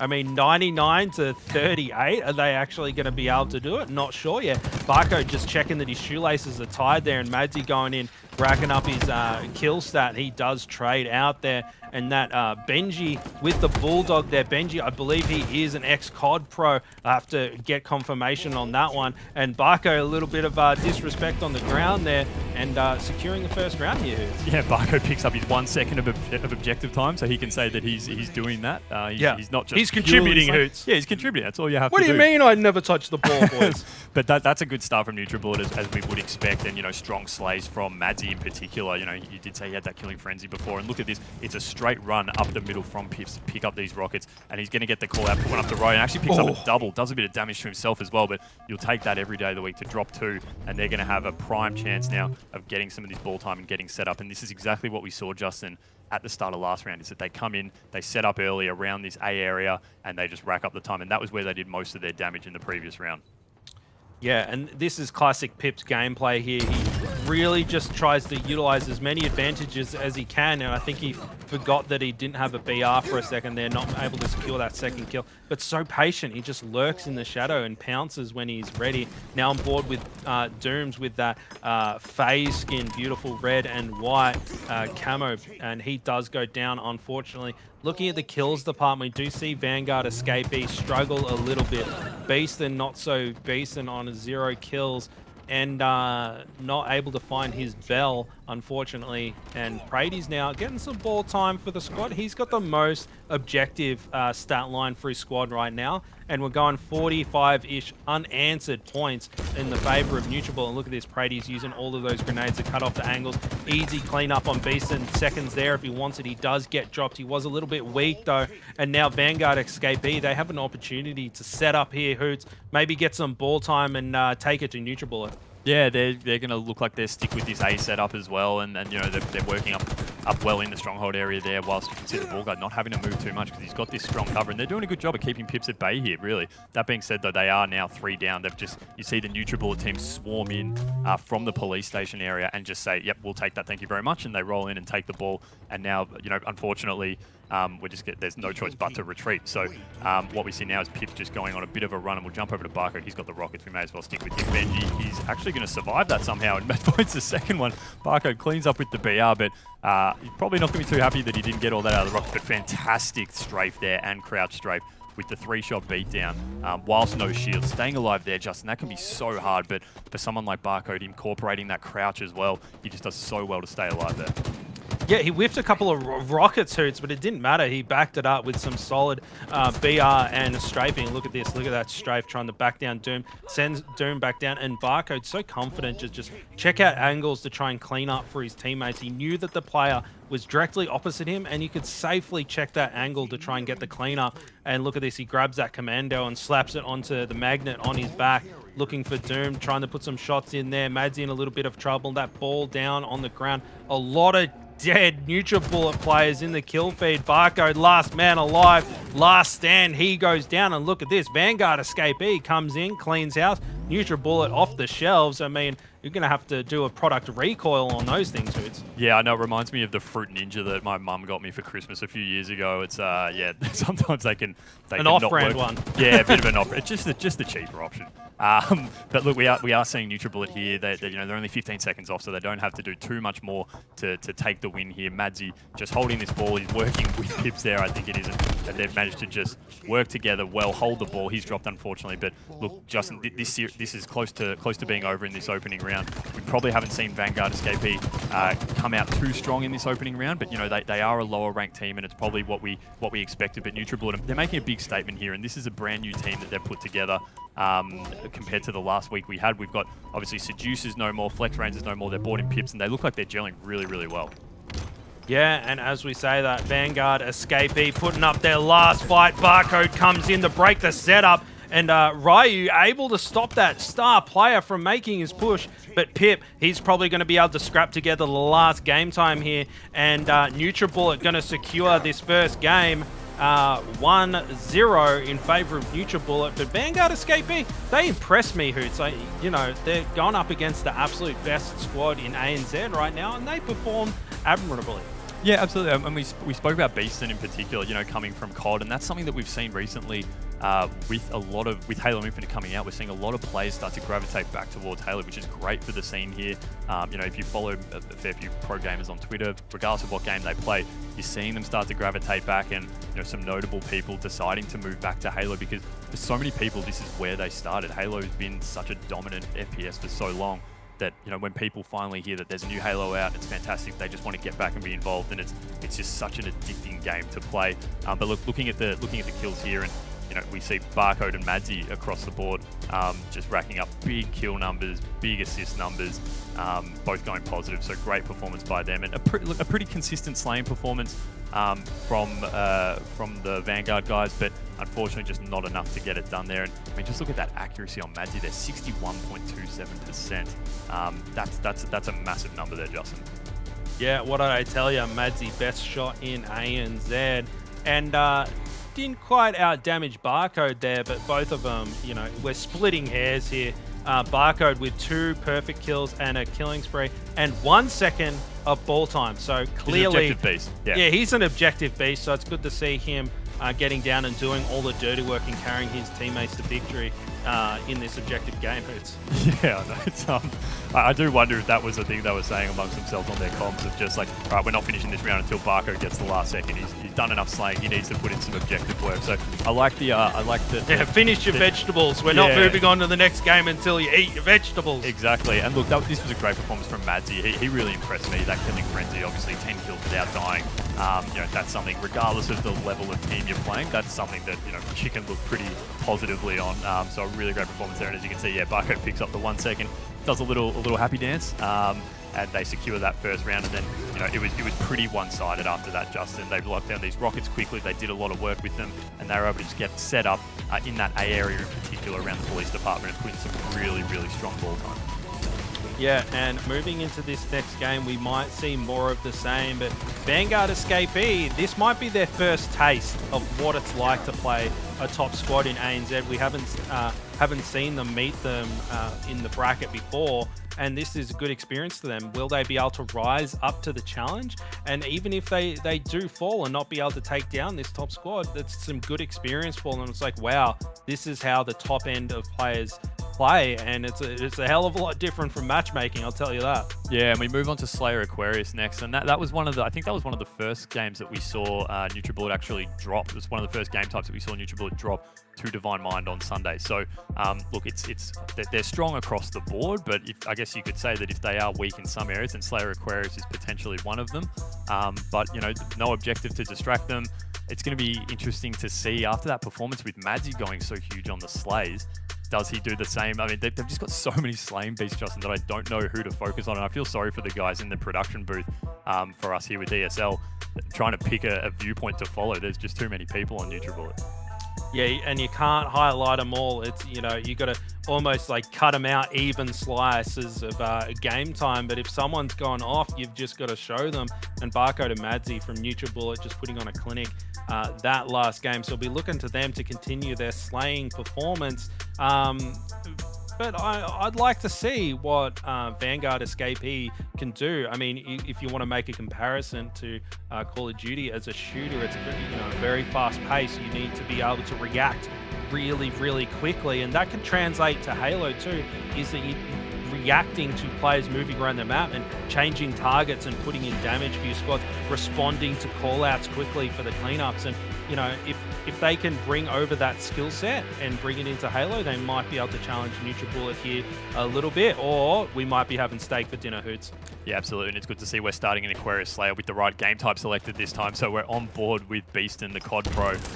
He's starting to move through top mid here, and unfortunately dropped very quickly. And we get actually two guys, the two Vanguard escapees, who went up top for that power up. Unfortunately dropped, so we're going to have camo, I think, some in the hands of NutriBullet most likely. And we see Barcode here with that heat wave, and that's this is the gun that Pips was using against Barcode only a few days ago, Justin. So we see these team changes so quickly that, you know, people who were once enemies are now teammates, and they're working together. It's something that they're going to have to get used to, obviously, because now we've got this roster lock. This is the team that's going to have to go to Raleigh. Yeah, it's funny you mentioned the team change, and it's kind of like you get sick of getting heat waves by Pip, so what do? You just bring him over to your roster. Then you don't have to worry about it anymore, do you?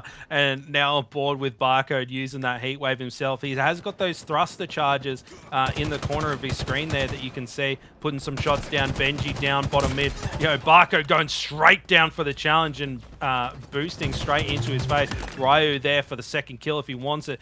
Beeson up, hiding in the base, and here comes Barcode, ready to clear him out, collecting some shots and using that thruster, very Halo 5 style, and just like going to the side, and the player not able to adjust his aim to combat 11-4 the scoreline. It's still early days, but I can feel a little bit of momentum on NutriBullet's side here, Hoots. Yeah, they're starting to gel. You got Pips leading the way with 5 kills. Barcode, though, he's got this heat wave, and I'm sure Pips is sitting there saying, mate, chuck it over to me. I want to have a go. You know what I can do with it.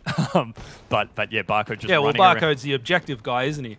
Oh, yeah, the objective beast, exactly. So, look, Barcode's running around pretty freely, and he's just been running around this side with the heat wave for most of the map, and unfortunately, he's not able to find anyone. But, you know, Vanguard escapees, they've clawed it back a little bit, 7 kills down, so they're starting to register a couple here. We've got Ryu leading the way with 5 kills, and they're now 7 kills down. But Barcode just holding this top area. And look, the fact that Justin, he's up here and not getting hit at all shows how much of a distraction and how much his teammates are running the rest of the map. Typically, if you are sitting in that top area there, you're just going to be, you know, meat for the slaughter. But instead, we have Barcode able to run up there. Pips has gone up there clearly. Now we're on board with him, and he's got the camo in his back pocket. So, you know, I think we're going to be able to see Pips use this quite effectively here as you know, probably a team Vanguard escapees who aren't as set up as some of the other teams we've been watching so far. So to be able to move around, and we'll see here walking up on Doom here, a few shots, chooses, but see how he backs away here, and that's just a little bit different compared to what we were watching with Yip Yip a couple of rounds ago, where knowing when you have that camo, when to back down and when to fight it is really crucial to make sure you can eke out those final maybe 10 or 20 seconds of a camo. Couldn't agree more, Hoots, and the scoreline's pretty even so far. I mean, we haven't hit that halfway point, but Vanguard escapee showing, giving us a respectable showing so far. On board with Beast, and he's got some flashing shields, banking grenades like he's been playing Halo his entire life, and Barco just snapping in there and taking him out. On board with Benji, he falls as well. A lot of X's on Vanguard escapee. They just dropped all 4 players. Now back on with Pips, new addition to the NutriBullet roster, checking some angles. He's just checking out the scenery, then rotating through. He has got in the corner of his screen a couple of thrusts there, so you might see some classic Halo 5 jump and thrust to the other direction in his strafe, and he's moving through. Nice flank from Pips, able to catch 2 players off guard. Benji desperately trying to cut off the angle, but look at that. He just goes in and challenges. He knew that he was one shot, knew where to aim, and just took him out. Wonderful play from Pips there, Hoots. Yeah, unfortunately, just it can seem easy because we're watching observer view, but when they just turn their back on someone, we can see that they can't and just gets back-whacked.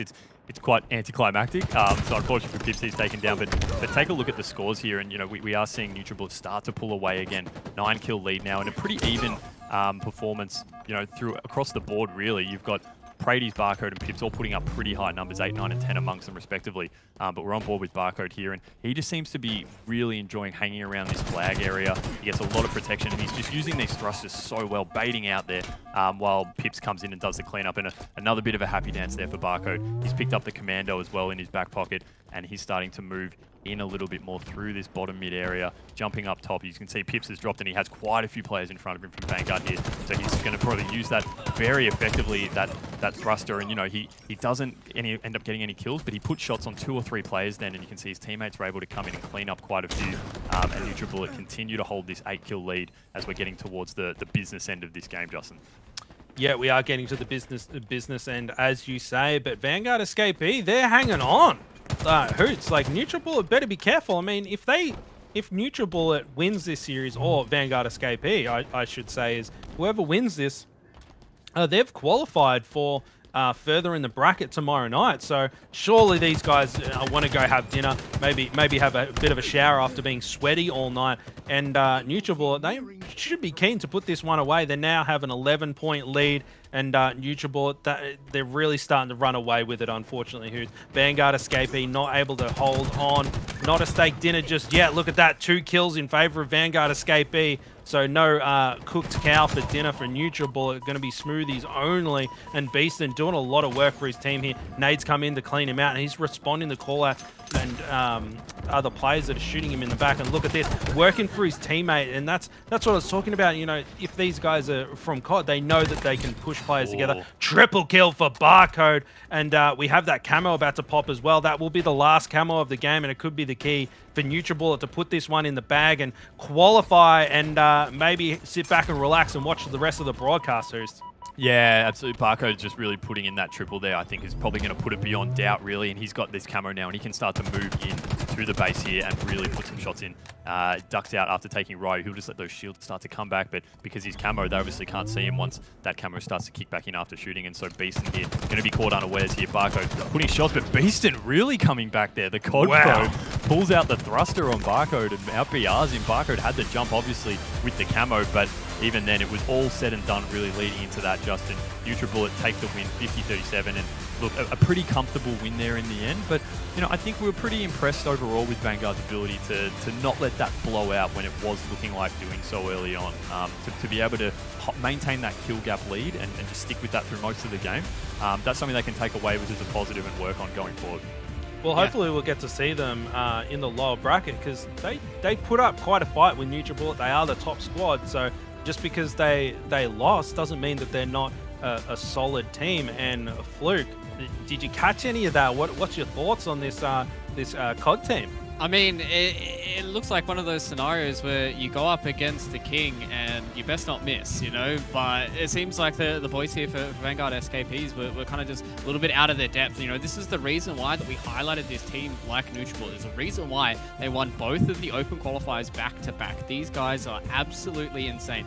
All across the board, they're doing some heavy lifting. Obviously, Barcode, the objective god, just making sure that he's got all those objectives on lockdown, getting the slays as well, just being an absolute menace across the server. And you know, as you guys did say, Vanguard Escapees are going to drop to that lower bracket. They still will be able to fight for their lives here in the kickoff qualifier, but with that, we're going to be seeing NutriBullet tomorrow. We're almost expecting that they were going to be there tomorrow, but just looking across the stats, you highlight Barcode a lot, and he just puts in so much work, Hoots, and it just seems that it's really hard for a lot of these teams to start to step up to NutriBullet. Yeah, I also noticed on the scoreboard there at the end, Madsy putting up almost 70% accuracy. So, you know, these are insane numbers that you don't often see at even play this high.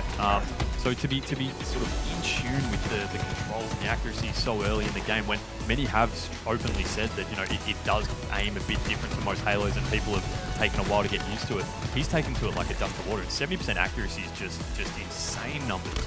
Yeah, and it just seems like every single time that we were jumping on board with a NutriBullet player, they were showing us something insane in the way of mechanics. You know, Barcode had some really, really good movement, and that's something that always surprises me with these top-tier controller players. You know, I don't want to throw any flame out there to the roller boys, but, you know, sometimes they do kind of get out-moved by, you know, some keyboard and mouse players, but it seems like Barcode just has none of those hindrances to himself and moves so fluently throughout the map. And I guess that's the reason why, Justin, that he is such a dominant force through ANZ, and I'm super excited to see what they're going to put up tomorrow. And it looks like so far they haven't had any of these hurdles or any of these hitches going into the next day of the competition. Hey, listen, I'm going to grab a giant barrel of oil and just pour it onto the flame of the controller versus mouse and keyboard. I use both, so, you know, I'm a little bit torn. A fence sitter, you could say, but when we're talking about movement, I mean, you have that thumbstick, you have 360-degree control, you have input threshold as well. You can move slowly, you can move fast, and you know, when these Halo maps are being designed around that core controller gameplay, I'm not sure that the WASD is really matching that left thumbstick at this stage. And, you know, maybe we'll see that in the future. I mean, those snaps that we were talking about before, you can quickly 180 on someone, and that kind of movement is a massive advantage. but in terms of moving around the map, because that's key. A little tip for people at home that are struggling a little bit with their accuracy is aim is all in how you move and less about how you're moving that reticle. If you're trying to track someone strafing and you're moving your mouse arm or your right thumbstick too much, you're not going to hit them. Match their strafe with the movement, and that's where the thumbstick really comes into its own. WASD can do it as well, but honestly, my opinion, I'm throwing it in, thumbstick is better than WASD, and I've got thousands of hours on mouse and keyboard too, so people don't call me a controller guy because I play both. Yeah, looks like SSJ4 is throwing down the gauntlet here. I mean, a little bit. I respect that you can throw out an opinion there. You can throw it in front of thousands of people and you can stand by it. Listen, go on Twitter and look at my Warzone clips, mate. I rip people's heads off with snipers all the time. So, I can hang with the best of them, controller and mouse and keyboard too. So, my humble opinion. But it is the internet. I'm sure the chat's going off and calling me all sorts of really lovely things. Yeah, I'm sure they're loving this this very high-end discussion that we've got going on here. But Hoots, this was a really good showing coming in from NutriBullet. Obviously, we touched on the fact that Pip's coming into this roster. We're hoping to see that NutriBullet can really kind of bring him in. And it seems almost seamless for these guys. It really did feel like that he was fitting into a lot of those roles. He was getting a lot of slays that he needed to. He was controlling the objectives as well. And it just feels like that Pips has been in this roster forever. Yeah, I really liked it. I mean, keep in mind, they changed this team lineup only 3 or 4 days ago, and before that they'd changed it once again compared to the first round they played with Seduce. So they've gone through a lot of changes, and regardless of how good of a team you are, to be constantly changing the lineup and everything while some of the other teams in the league right now are staying the same can put you at a fair bit of a disadvantage. So it was really impressive to see how Pips just gelled straight in, and they didn't look like they missed a beat. Yeah, exactly, and it's super exciting to see what they're going to bring for the rest of this kickoff qualifier. But I know all the NutriBullet fans in chat are going to be wanting to see more of those guys, but we won't see them until tomorrow, ladies and gentlemen. It is time for us to go to yet another winners round 4 match here. We do have R-rated versus BBR. Top 3 teams are fighting it out for that final 3rd slot, so make sure you join us after this.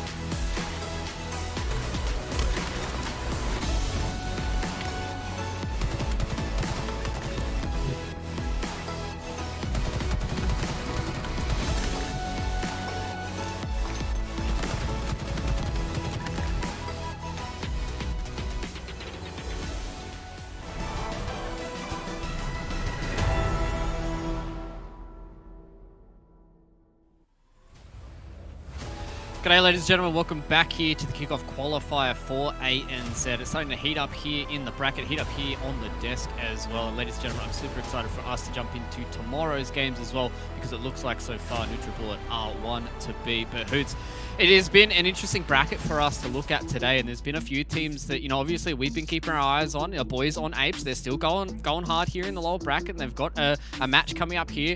If they do win this match, they're going to have to go up against Deathruptor fans, and that might be a little bit of a test here for the boys on Apes. Yeah, but I mean, they came out of nowhere and we saw how strong they were. If they're still alive, you know, that's great, and it's showing that they can compete with everyone else. Deathruptor fans, yeah, look, they're a strong team, but we saw just what Apes could do, and that's why, you know, you're going with a massive question mark. But Deathruptor fans, they might look at Apes and have no idea who they are. They don't know who the key players are to try and shut down. They have no idea what kind of strategies they employ. So, you know, when you have that level of anonymity going into a tournament, that can actually be a real advantage. We've seen it even when Australian teams have gone overseas. I think of, you know, back when Immunity first went over to MLG, no one knew who they were, and I believe they finished, I think, top 16 or just outside top 16. But, you know, that's in a 256 team tournament. So, you know, when you go in with little expectations, you know, some interesting things can happen. Yeah, especially if you have some star power in the back pocket, right? Like there's no VODs for these people to go over. There's nothing really for them to come into a series with and have a little bit of ammunition against you. So, and that might play into the hands here of Apes. A few more interesting results that have been going through here, Justin. Our mouse and keyboard brethren, they've unfortunately dropped down to the lower bracket here. They've got a match coming up against Gears of Halo. So those guys are looking to try and make a pretty strong run to the lower bracket. And I really hope that we get to see them on the second day. Hey, listen, you brought up mouse and keyboard again. We had that little debate. We went into the break. I ducked for cover after dropping bombs saying that thumbstick's the best. And I'm sure the Twitch stats after me. You just reminded me that I got a target on my back now, Fluke. So thank you very much for that. Yeah, exactly. And lads, we might be able to have a look at our winners bracket from today. So let's go and jump into that and see how these results have been going throughout today. NutriBullet obviously getting themselves a 2-0 against the Vanguard Escape Ease. R-rated and BBR are going to be the next quarterfinal we're setting our sights on. And Hoots, Divine Mind and Australian Rush going head-to-head, but also the Direwolves, they're ever so close to getting that second day. Yeah, there's a few names here that are, you know, really vying for those top two spots that we spoke about in terms of getting their points that they need to get those tickets booked to Raleigh. And I think that R-rated BBR game's the one we have to talk about the most, Luke. That's the one where these two teams, you know, we spoke about it earlier. I think I'm just trying to pull up my points difference here, but, you know, they're only about 400, 500 points separating those two teams for that third place. So there is so much on the line in this upcoming series here, because, to be honest, you could find that the person that wins this, they've, you know, gone a long way into guaranteeing themselves those tickets for Raleigh. Exactly, and they do have a fight ahead of them. R-rated versus BBR is going to be the next one we're going to set our sights on, lads. And Justin, as Hoots to just allude to, this could be a very, very important for either of these two teams, because as soon as they get themselves out of this series, they've qualified for the next day, and the loser has to go all the way through the lower bracket, fight off these elimination series, and just try and hold on to their own points. I'm calling it right now. This is going to be the match of the evening. BBR versus R-rated. Pretty evenly matched teams. Lots of experience on both squads. Highlighting BBR, maybe Hoots, you would be the person to highlight these guys. Yeah, I spoke about them earlier with Ads, obviously, you know, one of the longest serving Halo 2 players. But let's not forget Dante either. He's been there just as long. You know, back in the day, he was running online free-for-alls with, you know, the top MLG guys. One of the few Aussies to actually do that back in the day. And so, you know, he's got a storied history, and you know, I've spoken to the BBR guys, and a lot of them say that, you know, he is the king of Australian Halo. You know, Halo 2 God, as you can see on the screen there. But yeah, back in the Halo 2 days, where Australia had a really strong Halo 2 community, he was one of the ones who stood above the rest. Yeah, I'm super excited to see if Dante can start to put up those old school numbers here in the server, because as we did allude to, this is oh so important for these BBR lads, because they really want to make sure they get this qualification. You know, we've touched on it already with NutriBullet. You get this series done and dusted, you get to go have dinner, you get to go have a shower, you get to go relax, and you get to watch the rest of the broadcast, Justin. And I'm sure R-rated, they're in the same boat. Yeah, R-rated, and they would be hungry. And someone, you know, I talked about it before, Lunchy would be hungry for going away from, you know, joining the competitive side again. So he's hungry to win some things and prove himself again. But I want to highlight Square I feel like Square is one of those players that's very underrated in Halo 5, and every time he went onto his POV, he was very fast, very reacting to things, and he would clutch up all the time. He seemed rock solid, and he could pull off amazing plays on the tip of the hat where the chips are down. So he's an amazing player, and he started competing all the way back in Halo 3, so he's got lots of experience, and he's looking to make a name for himself. As I said, underrated in Halo 5, and now, you know, potentially he could be someone we're talking about almost as often as we talk about Barcode, for instance. Yeah, and I think that's an interesting little tidbit, making a name for himself in Halo Infinite and just helping you see him qualify. I think that is the perfect qualities that you want in a player. You want the hunger, and you want to make sure that they're playing for the team as well. It's all well and good to have those clips floating around Twitter, getting all the clout, getting the likes, all the retweets, all that kind of jazz. But if you're not playing for the team, that's when it can start to crumble, Hoots. And, you know, I've seen across a magnitude of esports that I've covered where teams can have these superstars, but if you're not playing together, these are all team esports, that if you're not playing together, things can start to crumble. Yeah, 100%. And we actually saw that with BBR a couple of weeks ago when they first were on our stream. A team of really great players, and they just couldn't get that team shot working. And you know, you saw Ads, a player you going into thinking, oh, he'll be clearly the leading slayer for BBR, and he just wasn't able to really get any score on the board. And you know, we don't want to mention it, but similar, we had Lunchy on Sunday, Justin, who just couldn't really. You're gonna get do it that together. to him? Yeah, you guys have already done it. Couldn't really get it together. So you know, sometimes people just have off days, and it's about just getting that teamwork back together and being able to gel and start slaying together, team shotting, knowing when to run the flag, knowing when to hold the ball. All those things just coming together, and sometimes it just doesn't happen for you. Yeah, exactly. And I think that's something that, you know, if we see a lot of these rosters stay together, Justin, that is certainly something that these players can start to develop. But I feel like that's why, you know, in the infancy in a lot of these open qualifiers, we were really kind of relying on a lot of these big Slayer players and these big kind of names to come out and win the tournaments for them. But now as we start to get a little bit deeper into the game, you know, it's been out for over 2 weeks now. People are starting to get that team chemistry on the line. People are starting to figure out the maps. People are starting to figure out the meta. And that's where it really becomes important for these teams to stick together and learn to play as a team. It's funny you mentioned chemistry, because a little bit of backstory for those watching at home on R-Rated. You have Lunchy, and then you have Wrath City, and those two have butted heads more than once, so to speak. So those guys, you know, they're teaming up, they're putting their differences aside, and you know, that chemistry, you know, they might be butting heads like bucks outside the game, but in the game they seem to be holding hands and working together. So fantastic stuff to see. That chemistry just might work for in-game. You know, all that energy translates for them doing really well, and here they are about to jump up against BBR.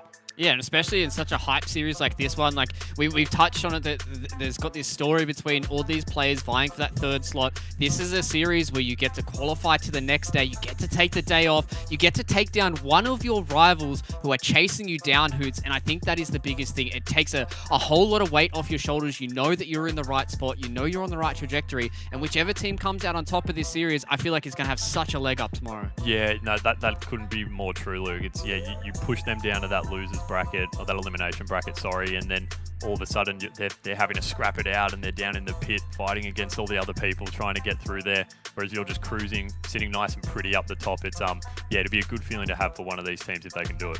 Yeah, especially because there's a few rounds to go if they do drop out of this series as well, Justin. Like, there's a lot of Halo that these guys are going to have to play for the rest of the night. And, you know, if you drop down here, maybe the mental starts to crack. You know, maybe these players start to, you know, as we said, have a little bit of that infighting. Maybe they start to butt heads a little bit more outside of the game. And then you've still got a few best of threes to get through. And at that point, if you start getting towards the end of the night, it's getting very late, especially if there's some New Zealanders in the server, and it starts to get a bit heated because you really need to make sure that you qualify for the next day just so you have a chance to go to the major. Fluke, you bring up a fantastic point. We talked about it before, where, you know, NutriBullet qualifying means that they're done. They can be watching the broadcast. Shout out to them if they are. And that really can't be talked about enough, is that they'll be done, they can get a really good night's sleep, and they'll be ready for the qualifier tomorrow, to everything on the line. And then the last thing you want to do is let the opportunity to qualify for tomorrow slip through your fingers and then have to slog it out into the middle of the night. I mean, that would be a nightmare scenario. And we are going to be jumping on into this game now, BBR versus R-Rated. I'm going to start to bring up the volume because, as I said, I think this is going to be the match of the night, and I can't wait to to jump in it. We've got plenty of experience on both of these squads, monster players on both, and we're going to jump on board with Square, who, in my opinion, one of the most underrated players from Halo 5, putting some shots down in Evil. Wonderful prediction aids. He's going to back him off. Ads comes in for the cleaner. Look at this cover that Square's using. He does get naded out, but if that grenade didn't come in, he would have survived that engagement, Hoots. Yeah, I love the aggression from Ads there as well, popping out there, you know, just challenging whilst no shields as well. We do have rockets in the hands of Braddles. He's going to use them really effectively. He's picking up 2 kills with them. That's a double as well, and an LPR. That's massive there. So they now get ball possession here on this A site, and they're just going to hold it here for a little bit, it seems, whilst the players start to come back. So Braddles, those rockets, they're so crucial, Justin, at the very start of a game to establish some form of map control and help you get ball and get that set up there. And you're going to see here, Braddles, he's got a few teammates around him, and they're dropping the R-rated players as well. So he's just going to play that out in front of the police station. Smart move there. If you want to go and get it, you can. And then it just looks like, though, at the same time, R-rated just being outslayed, really. So I'm loving seeing the development that we've been watching from these players over the last couple of weeks, who might have been struggling at the start with a new game, but really starting to find their feet. And I think Ads is one of them as well. Have a look at that. 2 kills, 3 assists, 0 deaths. So he's really putting in a lot of work at the start to help get his team set up and grab some ball time. And I mean, look, 35 seconds uncontested. That's a really, really strong start. Hey, listen, playing Halo is like riding a bike, and at the start of the game, maybe Ads' Halo bike had a flat tire, and, you know, he put a new tube in and he pumped it up and he gave it a bit of spit and polish, and now he's back. You know, a few more weeks and Ads will be at the top, mark my words. Ninjistic, he manages to grab himself one, finds Dante, backs off a little bit after putting in some shots. Ballsy challenge there. He does eat a burst to the face, now on board with Lunchy, and a little bit of a scoreline difference right now, but Lunchy might be able to get some points on the board for R-rated, puts in some burst shots. I love players that have the discipline to put down a couple of bursts while juggling the ball, throws down that drop shield, and it doesn't look like it did much, but the thing is that a couple of grenades went in there and was able to hold them at bay and allow him to keep all of his shields. And look at this, Braddles, one of those players you can really depend on him. He's incredibly consistent and who's doing the right things on the map at the right time. And you could see his brain ticking away, you know, the little mouse wheels going, what should I do to help my team best? And he got a rocket down and he did die, but Braddles, I'd like to see him further on the series once he's a little bit more comfortable in this game, Hoots. Yeah, he's managed to get both of the last 2 rockets on spawn, which has done a lot in terms of helping BBR get this really strong start, Justin. I don't think we expected them to come out of the gates this strongly. Dante's been super aggressive here. He's dropped eventually, you see, with that Bulldog. 3 down for BBR, but look, they transitioned from A to this train side with the ball. They were downed. I think 3 of them were taken down by R-rated at that point. But then they were able to sweep back in on the next round of respawns, really, and take back control. And that's why they've got this large lead, although we are seeing R-rated now start to come in a little bit. Unfortunately, therefore, Ninjestics, he's just met with several BBR players down at the base here. And then we've got Lunchy with the double, dropping shields with the nades, but it's not going to be enough, unfortunately. It's 2 down for either side, as we do have a bit of a stalemate here whilst we're having a fair bit of damage done down in this open courtyard here at the palm trees. So no team really in a position to get ball, although I think Dante might be moving. Oh, it's Evil, actually. He's moving close by, all players up now. But yeah, we have seen BBR take this really strong lead at the start, and R-rated starting to eat their way back in. But it is really, it looks like it's Evil on BBR who's the one putting in all the work. I'm just watching his kill counter just rack up there, Justin. He's already on 11. 11 kills already for Evil, showing up for his squad. We see Square, eating a grenade there, and from Braddles just dropping that down at his feet. And we have Dante, the Halo 2 god himself, waiting for that spanker to pop up. He wants to get some highlight clips for himself. He does rotate through, gets the call out that R-rated players are on the stairs, and here he is, easy backsmack and weakening that other player. Double kill for him. Dante proving that he can hang with the best of them in this game, hunting down one more player. They've got to clear them out. They can't allow players to be sneaking around in the base and getting ball time, and there we go. First round in favor of BBR, Hoots. Yeah, that was a really strong performance across the board. I don't think you could really find an area where where you could fault them there. They've controlled those rockets, and that was really one of the crucial things there. Is Braddles getting a hand of them every single time, and unfortunately, he's not going to look like he made an attempt at them there, but wasn't able to get them. Was downed, unfortunately, before being able to grab those rockets. But he'll be taken down, and right now we're seeing a bit of a stalemate on this ball. as no team really looking to make a move yet. Although Dante, I think, just we've seen so much aggression from him, particularly with that that Bulldog. Sorry, he's just really been pushing out. You see they're picking up the double and doing a fantastic job of just causing a real nuisance. And even when it looks like R-Rated are just trying to play a bit defensively and set up before making a push, Dante's the one who's just pushing over there and really starting to drop shields, drop players, and just mean that R-Rated, when they're wanting to make a push, they really just can't get over there at that stage. No, it's still very early days. And the ball in the hands of R-Rated, so they are racking up a few points there. They didn't put up much of a fight in that first round, but the great thing about the round system, as we keep saying, is you get a little bit of a reset, and it's almost like a new game. And now on board with Lunchy, he's got 2 kills, 2 assists. Ninjistics with that ball, scrapping time again, dropping that BR to check angles. And look at this, they are so well set up, Hoots. They got Lunchy and Wrath City over at the arcade, hanging out, having a few snacks, maybe having a go on that arcade machine in the corner. And then you have Square watching that flank. They're just scrapping so much time because they're just holding down the fort. They're really holding him back here, and Lunchy with that amazing stick too, Hoots, and he's trying to find other players, hunts down Braddles, who was one shot, and look at this run that they're going on. It's almost 40 unanswered points. Yeah, I'm loving the routes that Lunchy's taking through here. He's just hung around this area the whole time, but he's being really sneaky, hugging walls, peeking in and out, putting shots in. He's gone a long way to putting some time on the board here for R-Rated, and we can see 60-7. So this is actually a bigger lead than BBR were able to put in the last round.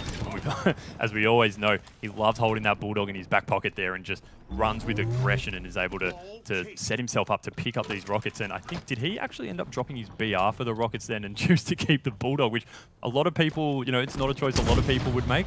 But Lunchy, he's a big fan of that Bulldog, as we have seen. And he's unfortunately unable to connect with that first rocket, and he pushed in. That's a really strong bait and switch from BBR there, Justin. Yeah, a little bit of a fumble on Lunchy's half there. He needed to just shoot that rocket launcher out and worry less about securing the kill. He just couldn't allow them to have it. And you know what? We'll talk a second about which weapon that you would decide to take with you. Something about the rocket launcher. You only get those 2 shots, and sometimes you have to use 2 to take down a player, so you can quickly rotate back to that BR if you need to. That was the gamble that Lunchy took. It didn't end up panning out for him, but this is a decision that these players have to make when they're moving around the map and picking up weapons, and it can dramatically change their play style and how they push players. But Dante here with 4 kills, 2 assists, and doing, he's up there on the top of the leaderboard for his squad. And if we talking about kills, by the way, R-Rated, they're pretty even, except at Ninjistics. He's struggling a little bit with just 1 and 0 assists. So I'm not sure if he's shooting shadows in the corners or trying to get kills on the board. But I'm sure Ninjistics, such a monstrous player like him, I would probably argue he's the strongest slayer on the R-Rated squad. So if you're BBR, once Ninjistics gets going, I'd watch out. Yeah, it looks like Ninjistics has though decided to play the objective in this match so far, it seems, with 81 seconds of ball time.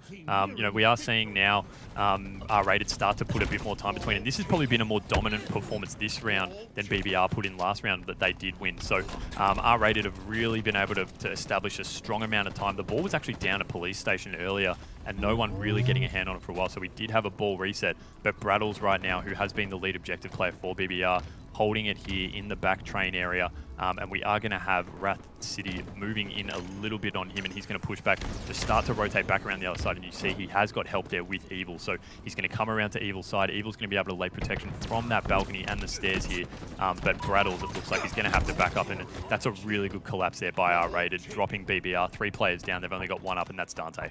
Fantastic push from R-Rated, as you said, Hoots, and we have Dante moving in to try and break that setup. Square with 1 rocket there to play with. The trigger discipline there not to use it, tries to back off ads there, and look at this, R-Rated, they potentially can take out this next game, and Square opting to scrap together some time. He's about to take away this round, and it's going to be 1-1 if he does. 99-100, and look at this, R-Rated BBR. Did I say it or did I say? Your series of the night, Hoots, and we're 1-1 in this oddball. Yeah, that's a great turnaround. And if you're BBR, what are you thinking now? That's a big turnaround where you thought you were dominating in that first round, and then all of a sudden it's taken away from you, and you get stomped pretty comprehensively in that second round. So all the momentum now with R-rated. They're going to push in on board here. Dante's dropped, who has been the more aggressive player from BBR from what we've seen so far, and it looks like Ninjestics is going to keep playing that objective role and holds it around the Bulldog here, whilst dropping it. Good call there to fight Ads. Ads, unfortunately, Ads actually very well takes him down, so that is going to be one down for R-rated. BBR here just need to get some kind of continuity in their game. They haven't really been able. I think R-rated has turned it into a fair bit of a scrap in the last round, and so BBR have to make sure that they can form some kind of a setup here, because they just weren't able to do that last game. Yeah, and Ads doing well to cut off the angle. I mean, he didn't know that Wrath City was there, but he was cutting off that angle, so he had time to get his shield. He did end up getting cleaned up, but doing well to cut off those angles nonetheless. Now on board with Lunchy. He's got that Bulldog, and he's just checking all of these angles. And R-rated, they're doing the setup that they had before, just holding it down as a unit. Killing spree for Lunchy, popping off on the stream. Man from Halo Australia showing that he can hang with the best of them too, competing. And one thing I just want to highlight, Lunchy is 5-0 right now on that killing spree, no death suits. Yeah, it's a map where he didn't have as much success last weekend, but he's definitely turned it around here. And let's just remind everyone watching what these guys are playing for. Justin, these top two teams, we spoke about it before, that they're both in the hunt for that third place, which will secure them all expenses paid trip to Raleigh. So the winner of this will go a long way into helping themselves secure that, although that being said, it isn't over for whoever doesn't win, but there is so much on the line for this particular series, as these are the two teams who are most likely to compete for that third spot. But just look at that, 60 seconds from R-rated uncontested. They're finally going to be down considerably here with 3 players dropped, and BBR should start to try and at least build up some time, but unfortunately they're just not able to get their hands on the ball. As I say that, Dante's the one who is picking it up. He hasn't been able to actually slay that much, and that's something we should probably talk about, Justin, is Dante with 0 kills in this round. They've really been able to neutralize his impact. And we see him now, he's trying to play objective. Unfortunately, he was just trying to run it and get it out of space so that his teammates could set up, but it looks like R-rated have been able to quell that somewhat, and BBR still haven't been able to put any reasonable time on the board. And at some point, not yet, but at some point, time does become a factor as time starts to tick down, and they only have so much to work with. And we know once you pick the ball up that the clock stops, but there are still going to be lull periods where they're not holding the ball all the time, and the less time they have with the ball now, the less time they have to start to reduce this deficit. I just want to congratulate Dante on getting onto the board with that single breadstick there. Now back on board with Lunchy, finds himself Rattles, easy kill for him. And look at this, R-rated 64 points. In that first round, we saw BBR run away with it, and R-rated, they're super comfortable now. Excuse me. R-rated, a massive lead right now. They're so much more comfortable on the map than they were in that first round, and that's the difference maker. If there was no round system, would we have seen BBR just run away with it and dumpster on R-rated and win this game out? But looks like R-rated, they're here to play, they're comfortable. As I say that, Evil is starting to put some points on the board, but I mean, 60-point buffer, Hoots, that feels pretty comfortable to me. It's a good point you make about if we were replaying the old oddball, what would happen, and you're right, BBR had all the momentum, but it's been completely taken away by R-rated. That being said, BBR now on a bit of a run, so we had 3 down for R-rated, then again, BBR's just able to start eking more ball time, and Evil's really putting in a lot of work now, and look, this deficit has been almost half now, so they're back in the game somewhat. They just need to make sure they maintain this pressure, but they've got this setup working pretty well here in the back tram area. Just holding there, you can see Evil. He pretty much hasn't dropped the ball since, and look, they're moving in really quickly on this score, as we're starting to see. They do pick up Rockets though, R-rated, so we have Rockets in the hands of R-rated, shifting around here. It's Wrath, and he's on a bit of a run. He'll drop Ads here with the Rockets. Great work. Ads actually survived, so he has to use 2, and that's crucial. That's not a guaranteed second kill that they're able to get with those Rockets. So Ads just being able to avoid the splash damage there is massive. But that being said, Wrath picks up a really nice out-BR there, and he's going to be able to start to cause a bit of a ruckus here while Lunchy picks up the ball, and R-rated starts to extend that lead out again, although that was a really good run from BBR. Yeah, and look at this scoreline. It's starting to tick ever closer to that 100-point mark, and whoever wins this round takes out this first map, and R-rated, they're poised. They must be pretty hyped. 90 points on the board. Lunchy, just hold on for dear life. Don't let it go. Don't let it go. You're going to be hanging on to it like Jack when Rose was on that paddle after Titanic. He does go down. BBR hanging on by a thread. They're getting some ball time, Hoots. We'll have to see. We're going to see a little bit of a choke like I was choking before. I mean, BBR, they've got an and they've just got to play perfect Halo, but R-rated. They only need 3 points on the board, so BBR, they can't let their players drop, and they can't let any scrap time from R-rated, because they could just get all 4 bodies and just dive on that ball and just scrap out 3 seconds really quickly. So looking at BBR, they've got to play perfect Halo, Hoots. Yeah, it looks like R-rated haven't really committed to which side they want to push on. They were pushing down the arcade side, and then they backed off and sent two around past the Bulldog area. So, you know, they haven't committed yet, and they're actually doing this really well. BBR had 3 down just then. Ads has got the ball in hand, and hey, they're coming back, Justin. They're only about 15 seconds off this lead. So we could see a big swing here, and this is going to be absolutely massive as we have rockets coming up soon, and we've got the R-rated guy spawning back at the police station, and Ads is still just holding on the ball. Justin, they're about to take the lead. This is massive. Oh, no, I made a joke about it, but it does look like there's going to be more than one person choking on stream tonight, and look at that. BBR, they clutch it out. 97 seconds? Wow. R-rated, they just needed to grab that ball, Hoots, and unbelievably, BBR, they clutch it out and take away that game, Hoots. Oh, wow. What does that do for R-rated's state of mind to have victory 3 seconds away and then to absolutely gas it? I think BBR only, you know, they were down around 40 seconds and they just went 60 seconds of straight ball time. You know, that's an incredible turnaround, and the momentum that's going to give them going into the next round. You know, R-rated would be absolutely shattered by that, Justin. Yeah, I'd be interested to be in the comms right now. I could imagine there's a fair bit of arguing going on, because all they needed to do, they had so much time, and they could have just coordinated one good push, and they wouldn't have even needed to break the setup. They just needed to get their mitts around that oddball to scrap out the last bit of points. So they're going to be kicking themselves, and with the rest of this series playing out, they're going to be pretty upset if they needed that extra map in the bag. Looking at the stat line now, every player on BBR dropping over 20 kills, which is absolutely massive. And damage dealt on the scoreline. Lunchy topping the scoreboard with 7,200. Sorry, no, Dante, 8,400 damage, massive from him. And you know what? That scoreline was really, really close and R-rated. I don't think there's any other word for it. It was a little bit of a choke there, unfortunately.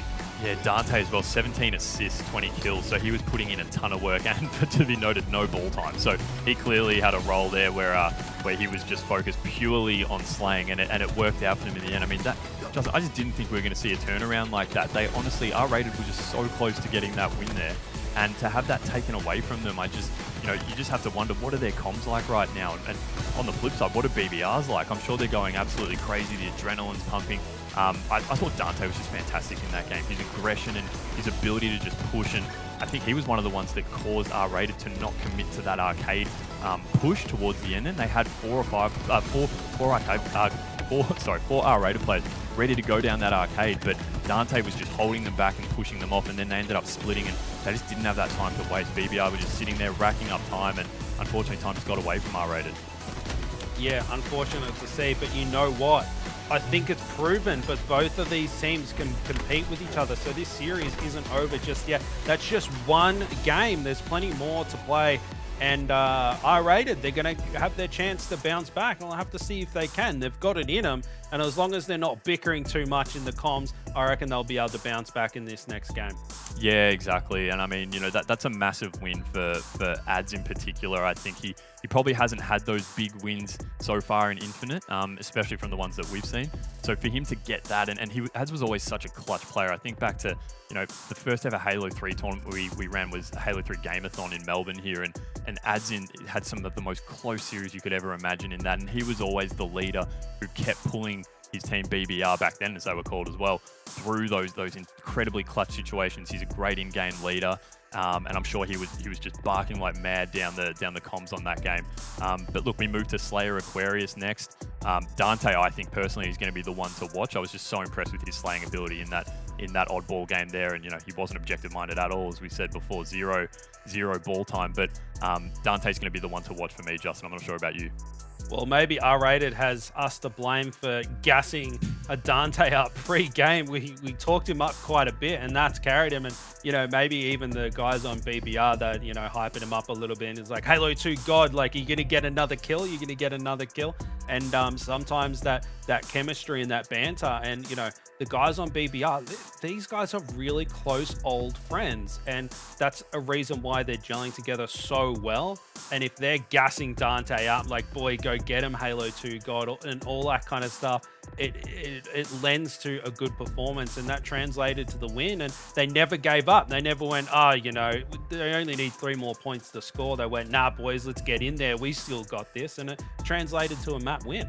Yeah, that's the thing about Halo. No matter what game type, you're never really out of it until it's over. And you made the great point during the call, Justin, that if that was an original oddball game type like we're used to, where you was just one long game, would BBR have walked away with that easily? And I reckon, you probably would have, but they were able to get it back a little bit R-rated, but unfortunately BBR's experience just came through at the end with the old heads prevailing.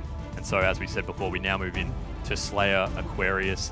We've got the camo in the top mid of the map, and that's going to be one of the main focuses off the rip here, off the spawn, as we see the teams try and fight for top mid control so they can make a play at that camo. But Justin, we're one down, BBR in an absolute nail biter. What do you reckon we're going to see in this one? I want it to happen, and I'm going to say that that's what's going to happen because I believe R-rated with a comeback, and then we're going to go to game 3, Hoots, and we're jumping on board with Square, and here he is with that lovely battle rifle too, lovely red, white, and black, not to be confused with St. Kilda football team. And here he is checking out top mid. He's checking all of these angles. He's not seeing a lot of action, but it's important. Even if there's not plays in those areas, you've got to check for him. And we do see that camo has been scooped up, Hoots. I wonder who managed to snag and get away with that one, because I see the thruster sitting in place of that camo, so it's off somewhere. Yeah, exactly, and a really strong start from R-rated. Like you said, Justin, your prediction might be coming true already. 4 kills off the break there. BBR not being able to register 1 in that initial fight, so everyone being dropped. And we are seeing a very strong initial start from R-rated. Square here has been controlling this top area here, laying down a fair bit of fire, but I think it's his other teammates who are putting in most of the work. Rat City, we can see already, is on 2 along with Lunchy. But we do have the BBR guys being a bit tentative. I'm actually surprised that for an Aquarius Slayer that the start here has been so slow, like really slow. We're not really seeing many pushes coming across here, and for Square to be able to sit top mid like this uncontested is quite strange for an Aquarius game, Justin. Do you think BBR potentially trying to take the pace out of this a little bit? I'm not sure what to make it of right now. Maybe R-rated, they're pissed. They lost that. They're arguing with each other about whose fault it was, and they narrowly lost that game, and they're fired up. They've kicked the Hornets nets, and BBR, maybe they laughed it off and went, those boys just choked that. We've got this series in the bag. But R-rated, they've come back, firing on all 4 cylinders, fire-breathing dragons.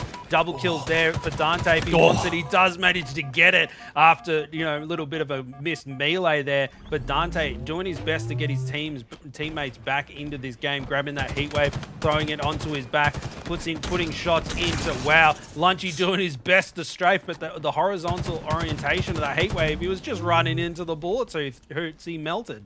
Man, Dante is doing the best he can to get BBR back into it, and we are seeing that they are. They're only down by 3 kills now, and it's all off the back of Dante and his real aggression. His aggressive work's been something to behold, and seeing him rip out that hit wave and take the fight then on Lunchy is something that just shows how he never does back down.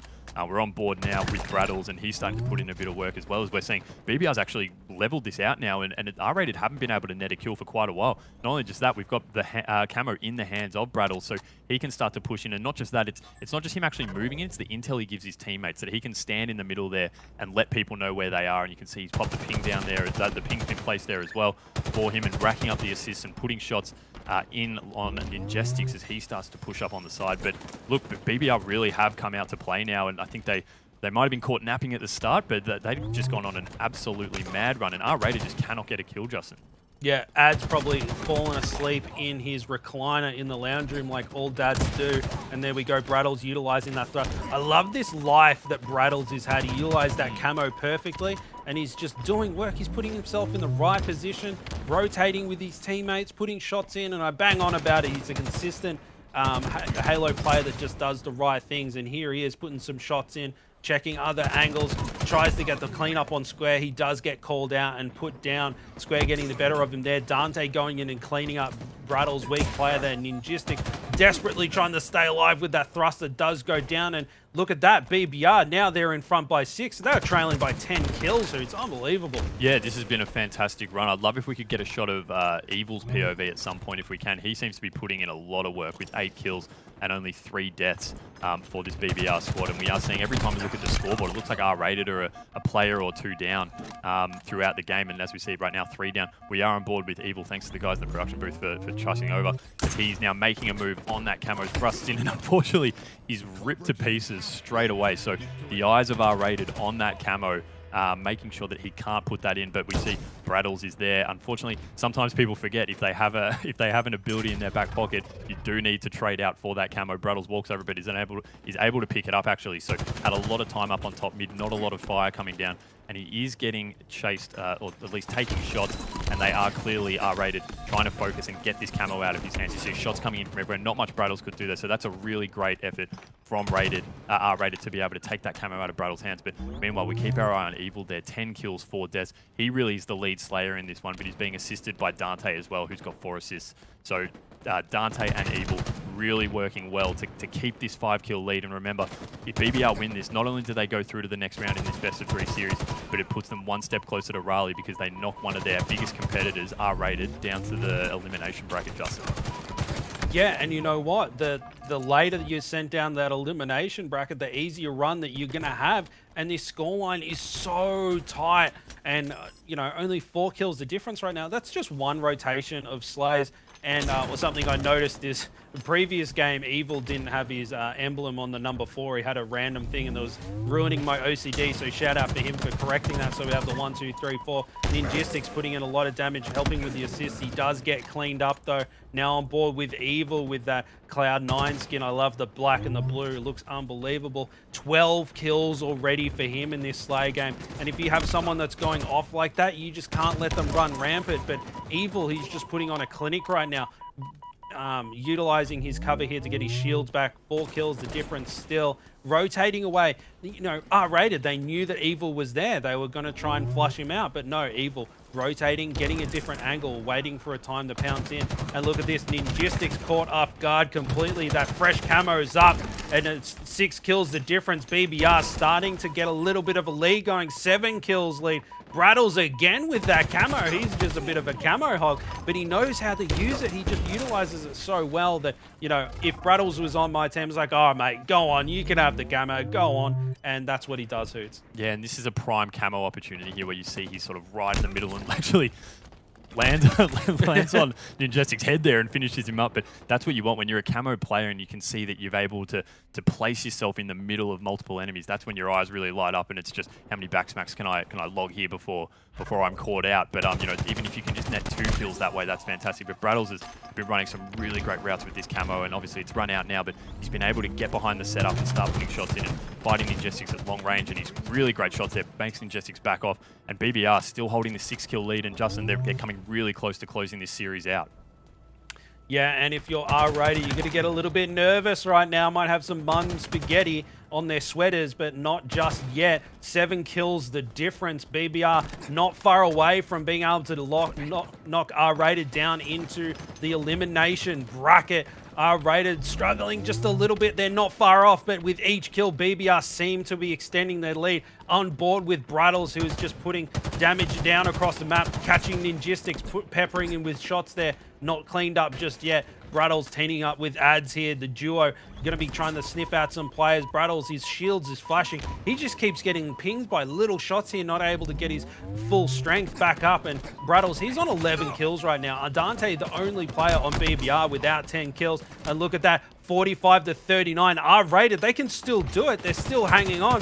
But BBR, they're getting very, very close. Only 5 kills to go. And they're going to be able to be done for the day and qualify for tomorrow night, Hoots. Yeah, there's a fantastic trade there. We're moving on with Ads. He's going to be looking to finish this up. Only 2 kills left for BBR for them to make a real statement in this tournament and move on to the next round. He's got shots on Rat City, but he's just going to wait. And the comms have been fantastic here. Just 1 kill left for BBR. Ad's putting shots on Ingestic's long range. I think he's almost naded himself there, so he better get out. But look, they're all swarming. Look at the collapse coming in here on R-rated. There's players everywhere, and as we can see there, final kill delivered for BBR. So they move on, Justin. That was a big statement. This is one they needed to win that, you know, could have gone either way. And that Slayer game, it was a very dominant performance from BBR in the end, primarily because we saw the amount of assists they had. The assists were off the chain there for BBR, and R-rated just couldn't really get that team shot going as much.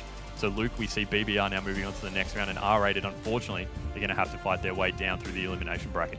Yeah, an absolute gut-wrencher there in that first map as well, losing that oddball the way they did. Luke it really doing his best mime impression there. I'm not sure if that's coming through on stream. I did a Josh, guys. I did a Josh. I'm so sorry. I just wanted to impersonate in Maniac whenever I came in. You know, I had to fill his shoes here, so I thought, why not do a muted impression here? So thank you for covering just for a second there, Justin. But you know, it was a really kind of gut-wrenching series that we had there for the boys of R-rated, losing that first oddball and now coming into the Slayer. Another kind of close one, but the boys on BBR locking it down, getting themselves towards the next day, Justin, and now they get to rest easy. And unfortunately for R-rated, they've got to fight for that elimination bracket. They do, and heartbreaking is the right word. That oddball game, they were just so close. They were right there, and they just let it slip through their fingers. And then this game, like scoreline wise, the slates were very even. It was very close, but I think BBR may have gotten every single camo. Correct me if I'm wrong. Rattle's got 3, I'm pretty sure. He was being a camo hog, and he was utilizing them perfectly as well. You know, couple more camos in the favor of R-rated, and they might have been able to take that game away, and that's the difference maker. A couple of little plays there, one push goes another team's way, and the dynamic completely changes, and BBR able to just stick it out, utilize those camos, and take away the win. Yeah, exactly. And, you know, even after the red hot start they had on this Slayer as well, Hoots, it looked like R-rated were in the right mindset to get it done, but there was 11, or it was like, what, 7 or 8 unanswered slays in a row that just meant that BBR were able to get all the momentum back, and then as soon as they got the lead, they never let it go. And then we see the final moments here of this Slayer map where it was just BBR locking it down. All they needed to do was get a few more frags in, and they got it done. And now with a 2-0, again, they just get to rest easy, set their sights on tomorrow, and R-rated, they've really got to start to recoup. They need to have somebody who can pull the boys together, give them a good hype chat as they go into that elimination bracket. Yeah, you're right. It seemed like it was going to be a 3-game series at the start there. I think they were down something like 11-2 or 11-3, but it was that kill run then that they had that got them back even, and then they got in front by 5 or 6 and just never looked back, and it was almost an even kill from there. So it just does show that in some of these games when the teams are so tight, that those little runs you can have when you can net 4, 5, 6 unanswered kills together, that can be the difference between winning and losing. Yeah, exactly. And, you know, Justin, I'm going to pose a nice little question to you here. If you're in the camp of R-rated, they just dropped that heartbreaker in the map number 1. Now they've gone down 2-0 to BBR. They're in the elimination bracket. They've got to play a few more series to go through here. What are you telling the lads in the chat right now as we're getting ready for the 3rd series? I know what they should be talking about, and is the next series, but I'm sure they're telling each other to pull their heads in, because as I was detailing before, that, you know, some heated personalities in that squad. But honestly, they've just got to brush it off. They can't let it weigh them down, because now they're in that elimination bracket. They can't afford to be bickering about how close they were, or dwelling on mistakes they made, or teammates that they may not made mistakes. They need to just look on to the next match that they have. Otherwise, their tournament lives are going to be over, and I'm sure that they want to be back on broadcast tomorrow night, and I'm confident that they'll be back here, but they need to keep their heads on straight, because the tournament's not over, and that's what they should be concentrating on. Yeah, exactly. There still is more Halo for these guys to play, and there's more Halo for us to talk about as well, ladies and gentlemen. We're going to go to a short break here, and on the other side, another qualification match. This time, it's going to be Divine Mind versus Australian Rush, so make sure you join us here for more of the Kickoff Qualifier.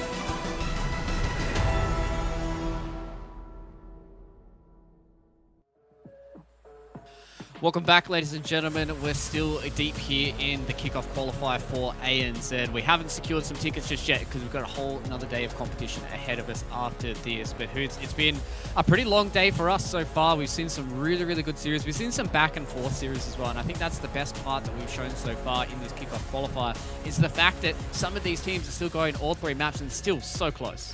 Yeah, and we've seen established names, we've seen new names. That last series was fantastic to see BBR, who's a stalwart of the Australian Halo scene and still going strong. And you've got names like Ads and Dante, as we spoke before, and even Brad, he's been around for a long time. And it was just a fantastic series to see. That oddball game was right down to the wire. But yeah, I've loved even just watching Apes. The first series we had, a team we've never heard of before. And we see a couple of guys just going absolutely crazy, putting up numbers that we haven't really seen on any of the casts so far. Yeah, exactly. It'd be exciting to see if we get to have the Apes back on the stream, maybe somewhere down the road here. But lads, let's go and have a look at the bracket. We've already sent 3 of our teams into the next day. Off stream, the Direwolves were able to get a 2-0 victory over the 16-20 Kings here. And Justin, this is where we get to set our sights onto Divine Mind and Australian Rush, because this is going to be the last qualification that we're going to see here in the winners bracket. Yeah, and one would favour Divine Mind in this, but we'll go into the highlights soon. Australian Rush, they've got some talent on that squad. Once we bring them up, you'll recognise some of these names. So love to talk about them. But Divine Mind, they're clear second place favourite at the moment. So will Australian Rush be able to challenge? They've got some talent on the squad, but sometimes that's just not enough when you have a gelling squad with plenty of chemistry, with just as much talent, if not more. It's going to be a hard-fought battle for Australian Rush. Yeah, I think it's really going to be a bit rough for these guys to try and get the qualification and join into the next series against the Direwolves, who, congratulations to the Wolfpack, getting themselves into the next day. But lads, let's dive into this series. Divine Mind and Australian Rush are going to be head-to-head here. Winner of this will qualify to the next day. The loser will have to go into the elimination bracket, fight off a few more opponents to see if they can get themselves into the next day. And Hoots, this is going to be an absolute banger, especially if Divine Mind can show us with their roster changes that they're still up to the task. Yeah, and we saw a really strong performance from them a couple of days ago. So it's not too far-fetched to think that they can hang just as much with the top teams, with your NutriBullets, etc.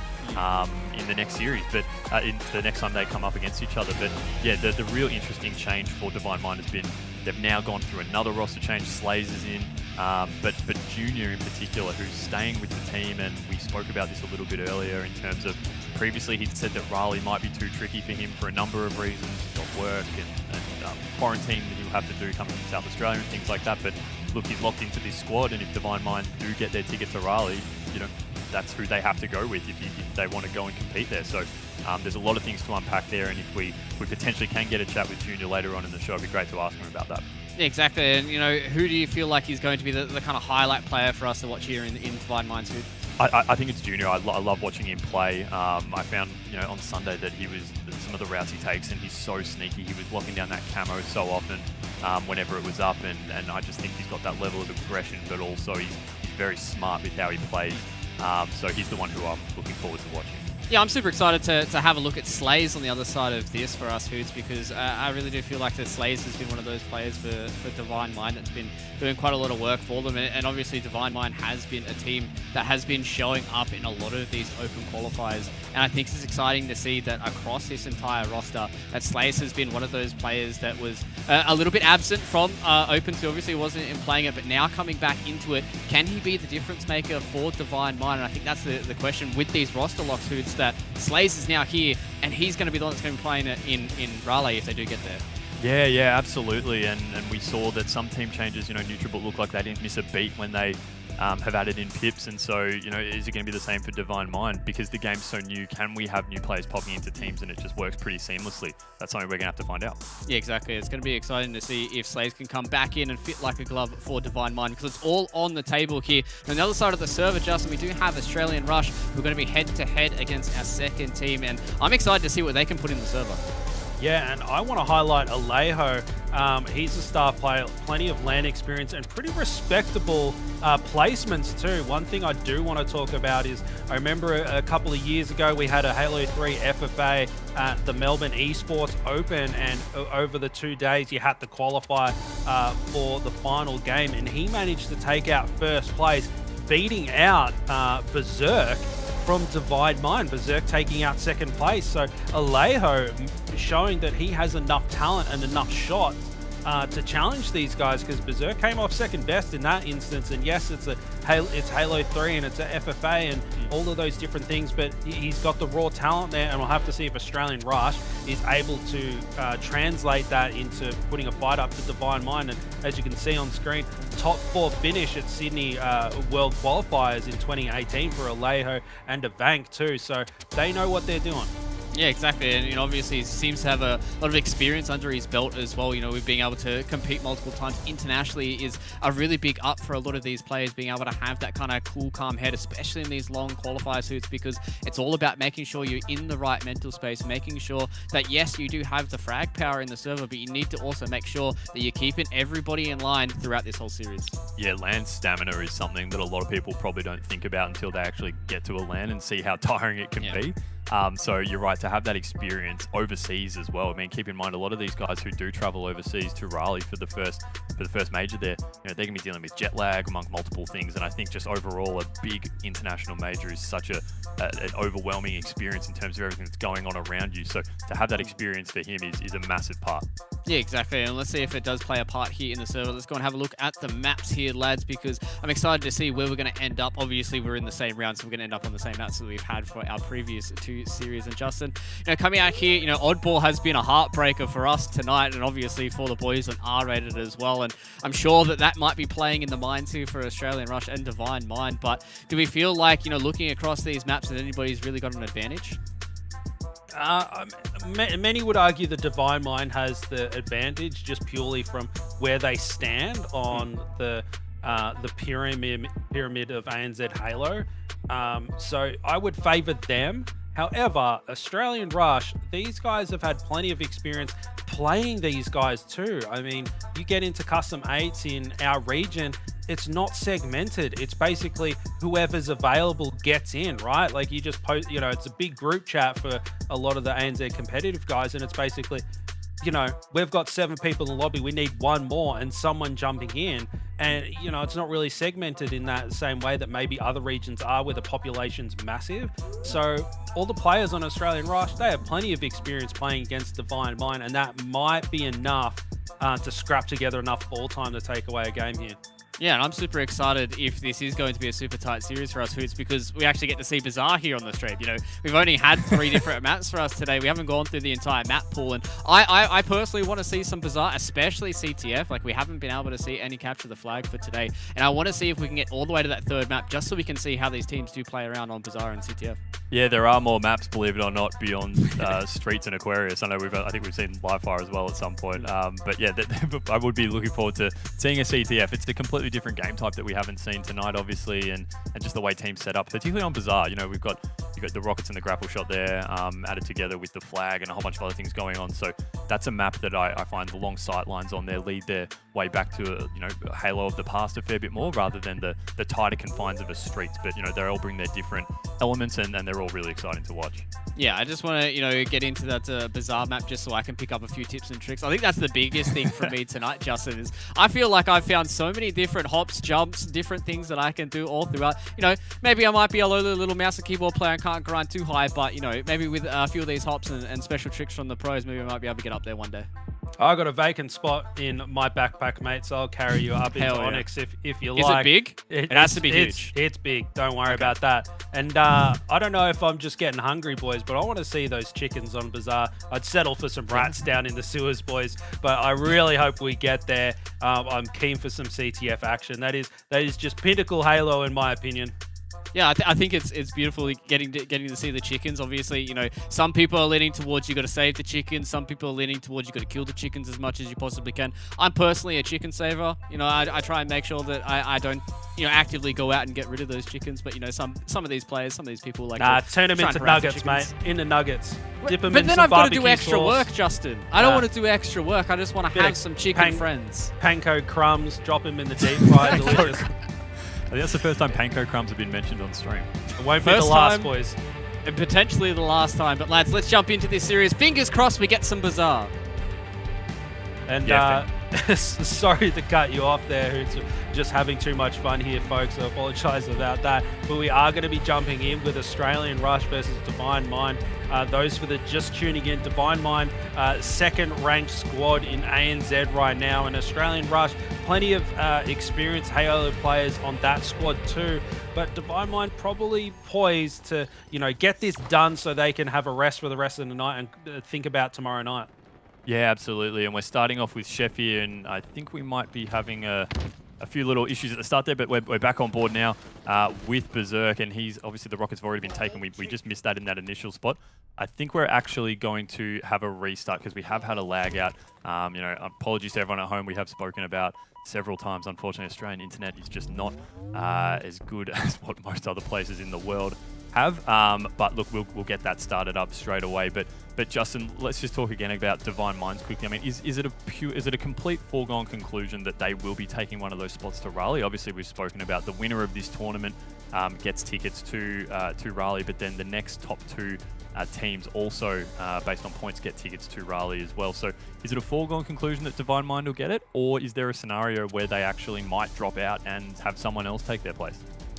Look, potentially. You just never know how things are going to play out. And I might just reference the start of Halo 5 in the NA region is that you had the Evil Geniuses squad. Throughout H2A, they were super dominant. Like, they just won absolutely everything. And then X Games, after losing Lethal, they still managed to take that out. But then after that, their placings just started to falter a little bit. And you just don't know when a team's momentum is just going to start tanking and another team kind of rises up and challenges for those top spots. So yes, Divine Mind is probably the favorite to come up and take that second spot, but you never know what's going to happen. And all it takes is one team to be doing the right things at the right time in the right tournament, and they're the ones that get to go overseas, and the other guys have got to sit at home. So Divine Mind guys, I have no doubt that they're like, boys, we haven't secured it yet. They've got to take it seriously, and I think that that's what they'll do. Yeah, and look, Australians on the international scene, for those who are watching at home who aren't super familiar with the Australian-New Zealand region, Australian teams and New Zealand teams have competed internationally quite a bit, and we do go back to the very, very early days. We actually even had a Halo 2 player way back in the day competed in an MLG event, but most notably we had Team Immunity, who were the first group to go over and compete, and we spoke about it a little earlier. They were able to go over there and actually perform quite well, and it is worth noting that the Australian-New Zealand scene here compared to, say, the North American and European leagues is so much significantly smaller because of the size of our population. And so, I think we interviewed Barcode at the end of the tournament on Sunday night, and he said, make no mistake that, he's aware of where the Australian scene is at, and right now, the quality-wise, it might not be at the level that our North American and European peers are. But, given the opportunities and what the HCS season provides that they've given us through this roadmap, the avenues now for ANZ Halo to get back up to that level has never been greater. And Justin, I think you can speak probably from personal experience in terms of what the Halo scene was like here prior to that HCS roadmap being put out, if you did want to speak to that for a little bit. Yeah, sure. I mean, there was a lot of people that were banking on Infinite going in huge, and like they're just waiting for that to come and to see what 343 and the HCS team were going to do for the future of Infinite, and it was all good news. And that roadmap, in my opinion, the most important thing for those players. It just means that the next year they can concentrate on playing Halo rather than questioning whether or not they're going to be able to compete soon. And you know what? Just because Australia is behind right now, they know where they need to get. And they've got to climb up the mountain, and these guys, they're the self-improvement type, so we'll see them continually get better. And other people have done it before, even up-and-coming players in the NA region. You've seen them come in and take over. Players like Frosty, he comes in and he's just this dominant force, and maybe ANZ and Divine Mind and NutriBullet will be able to do it, but we are jumping in. NChef not lagging out this time, getting some crispy BR shots out. No one dropping just yet. Chef doing well to put in a lot of damage. Slays with the first kill. Junior taking one for himself, and it does look like Junior trying to get some ball time there, but Chef, I love Chef's patience here. He's doing really well to hold the correct angles and gets the better of Slays too, and gets that Stalker rifle as well. Well positioned by Chef, and he was just doing so much work for that Australian Rush squad. Yeah, and he was doing it whilst obviously being aware that his teammates were down. You know, we've seen the rockets getting picked up right now. It's taken about 30 seconds for someone to even make an attempt at going for these, but we have Divine Mind Jr. He has the rockets in his hand as well as the ball, so you'd assume that once he gets a chance of a teammate coming, he'll get rid of that ball, but instead he has to blast one at his feet and is pushed back. We're seeing quite a bit, Justin, that with these new rockets, people still becoming used to the difference in splash damage from some of the previous iterations of Halo. Not often picking up kills when they think they will, but also doing a lot of damage to themselves. So the rockets, the function of the rockets has changed slightly, but Junior, we now will see as he gets reinforcements from his team, will drop that ball and hold on to these rockets here, and he's in a great position here to take out. Unfortunately, misses the rocket a second time, so these rockets haven't been that good for Junior. Misses the rocket on Bananasaurus there, and will instead back up a little bit with this BR, but unfortunately is taken down by Evan with this Bulldog. So he has unfortunately not been able to utilize those rockets as much as he would have liked, Junior, but they still were the Divine Mind squad able to get some score on the board, Justin, and that's the most important thing in this oddball game. Yeah, sometimes with that rocket launch, you don't even need to get kills for him. You just, you know, you round a corner and you see that up on a Spartan's shoulder and you just go, nah, I'm going to let someone else deal with that. Rated with the double kill there for the Divine Mind squad. 30 points the scoreline. Divine Minds, they are out to a quick lead. Look at that. Rated quickly snapping up that kill with the Bulldog, switching over to his BR and putting off shots across map. Bananasaurus is there if he wants it. Unable to connect on that third shot. Maybe backing up a little bit and getting outside of that range, unfortunate. And Bananasaurus, one of my favorite gamer tags in the ANZ scene, putting in lovely shots into Berserk, backing him off. Berserk just lurking on the stairs there, trying to stay alive. And here comes the call out from Rated. Berserk and Rated, such a deadly duo there, Hughes. Yeah, look, the Divine Mind started really strong here with the ball there. They've been able to position in this tram area the whole time, and they're just doing a really great job of knowing when to drop, knowing when to fight, and knowing when to go for those long periods of ball time. You can see here a teammate coming in on Slays, which is never something you want, but we are going to see here, I believe it's Alejo pushing in to try and take this ball, but we're going to have Berserk and Slays here fighting him off up on this stairwell here, and that's always a tricky situation there, Justin. That's that core part of Halo is 2-on-1. It's so hard to win a fight when you're that single person there, and you know, double teaming in Halo is so critical. That being said, we do have a triple in out of Evan, and so he's going to now be able to pick up the ball here in this tram area, and we're going to see a bit of a setup here for Australian Rush finally, Justin. This is the first time they've been able to get some solid ball time in. Yeah, Avank just going in, getting that triple kill, just dropping all of Divine Mind. And that's what I was talking about. These guys know how to play. They've got plenty of talent. And Avank just goes in and cleans house on the second best team in our region right now. And they're getting some ball time as a reward. And, you know, Divine Minds, they've got a pretty comfortable lead right now. But Australian Rush, they're not down and out. And they're racking up some kills and putting up a very respectable fight. On board with Rated, he gets a kill and an assist. Hanging out with Berserk there. Chef, a couple of shots into him, and look at that. Chef desperately trying to get him, and that was really good effort from Chef to be really annoying kill there, milking as much time as possible as he could. And now Rated putting points on the board for his squad. 40 points, the difference right now. Not long until they click over to that 100-point mark. And Australian Rush, they've probably only got one more push in them, Hoots. Yeah, I think you're right, Justin. It's interesting that we haven't seen the ball really leave this tram area at all. It's just stayed here the whole time, and it's whatever team wants to come and hold it, they can. But also interesting for Divine Mind, they're really happy to leave the ball players stuck in the garage here and be themselves out and about in, you know, amongst the palms and up around the alleyway and everything like that. They're not focused too much on cramping around the ball. They're letting the ball guy move around and saying, you know, if we're out of the base, we can be taking the fight to them a lot earlier, so they have to wait, get their shields back before they can push in, and hopefully we're starting to come back in on a respawn at that point. But look, we are seeing Divine Mind start to race away with this. They've only got 5 seconds left, and from what I can see, it doesn't really look like Australian Rush is going to be in a position to stop him. And as you can see, the pure confidence of Slays there, just jumping out in the middle even when the game wasn't yet over. He still had a few seconds left, but that's a pretty comprehensive first up round from Divine Mind, Justin. Yeah, comfortable win there for the Divine Mind roster. And Chef trying to look over that spanker, make sure no players get it. Wonderful shots onto Rated there, really backed him off. So Chef doing well to put shots across map there. And here comes Berserk trying to clean up Chef. I mean, Chef, he's both rounds so far. He's had such strong openings, and Berserk waiting for him to come out, and look at that. Chef sniffed him out and challenges Berserk, one of the best players in the scene.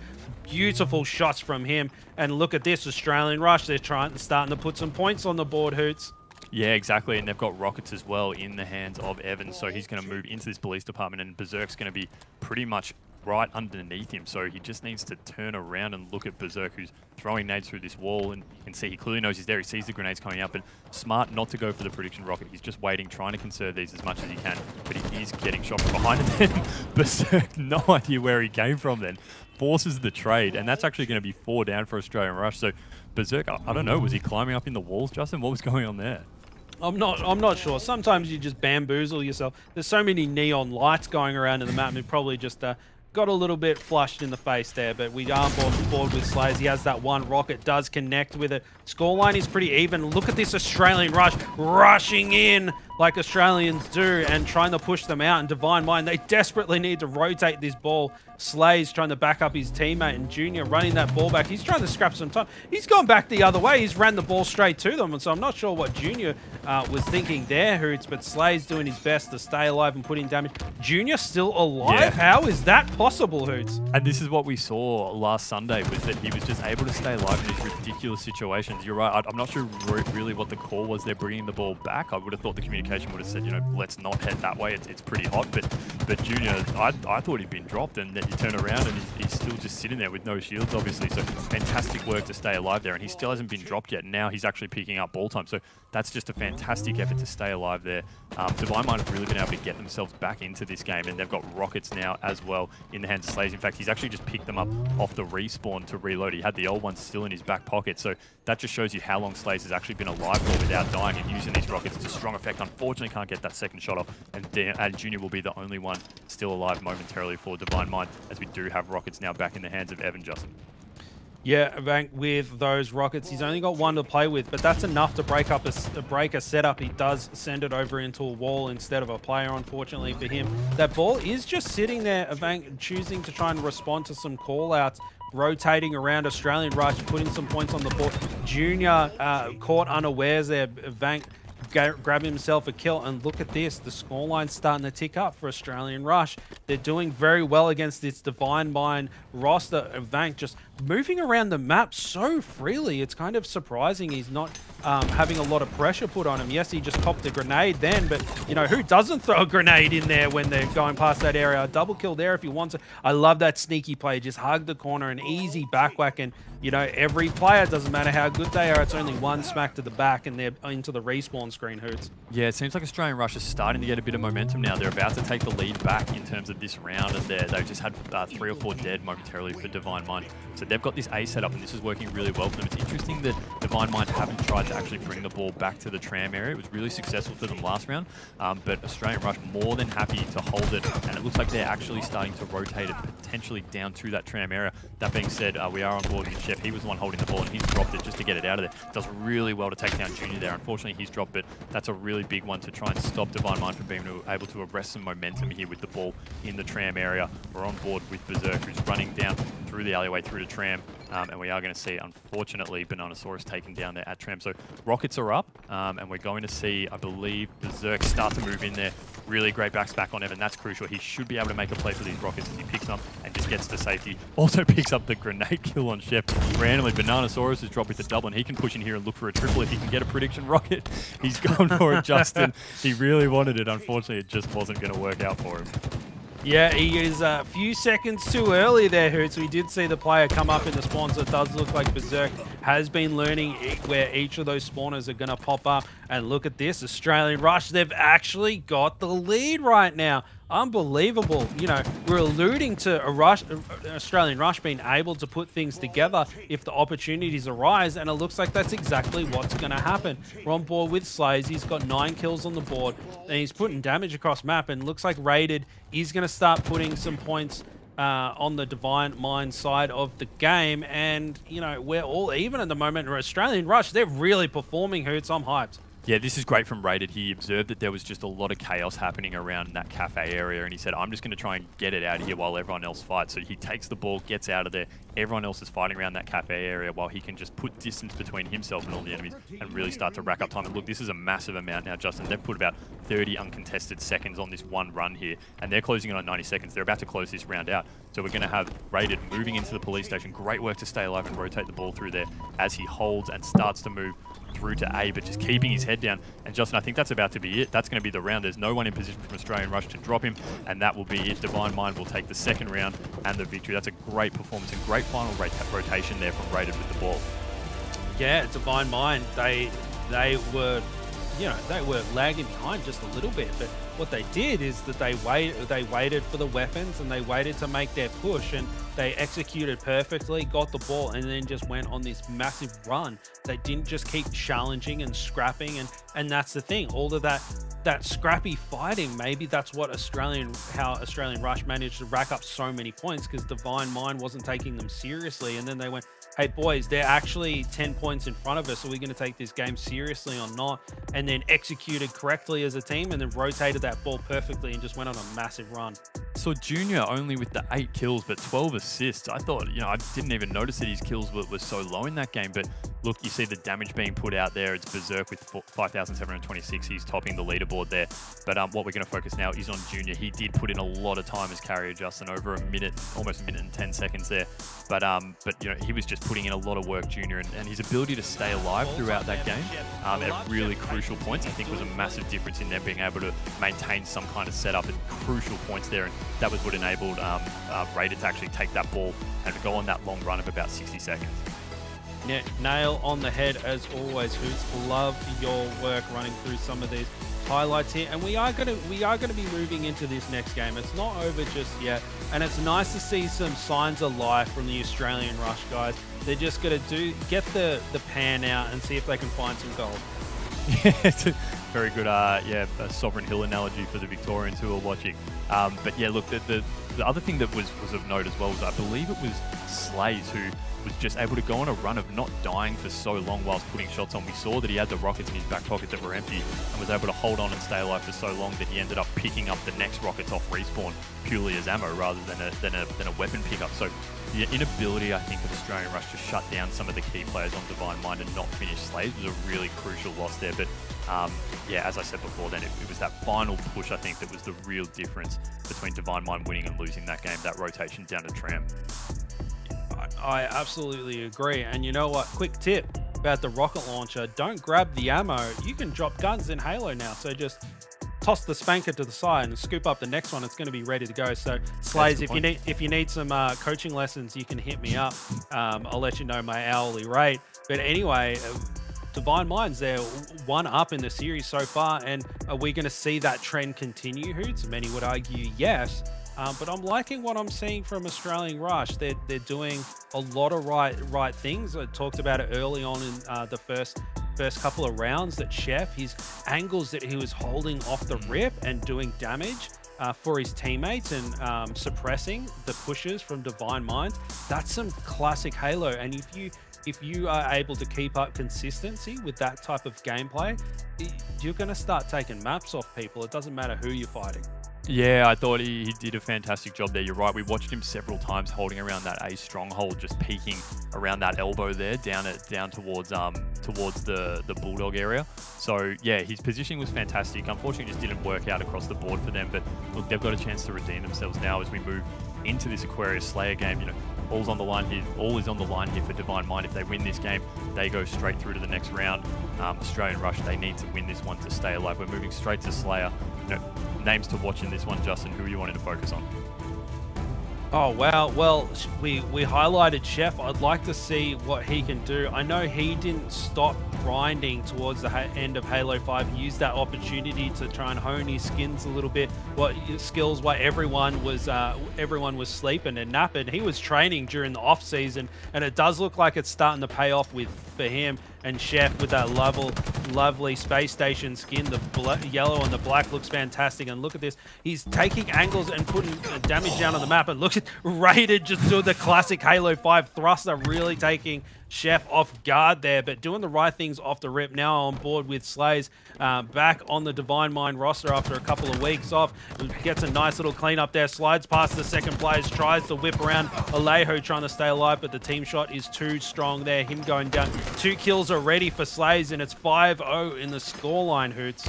Yeah, I'm loving the movement around the map here. I mean, we just saw the thruster back before where he just completely seizured off our screens pretty much and shot across, and then the slide through as well to avoid the back smack. He's just moving around the map really well, but I think we might be having potentially a little bit of a technical. We've just changed over, so I think maybe just Slave's just having a little bit of an issue there, but we're back on with Chef, who is just hanging out. And I think we might be looking at potentially a bit of a restart here, as we have had a player drop. So look, we'll continue casting just in case we can get a reconnect soon.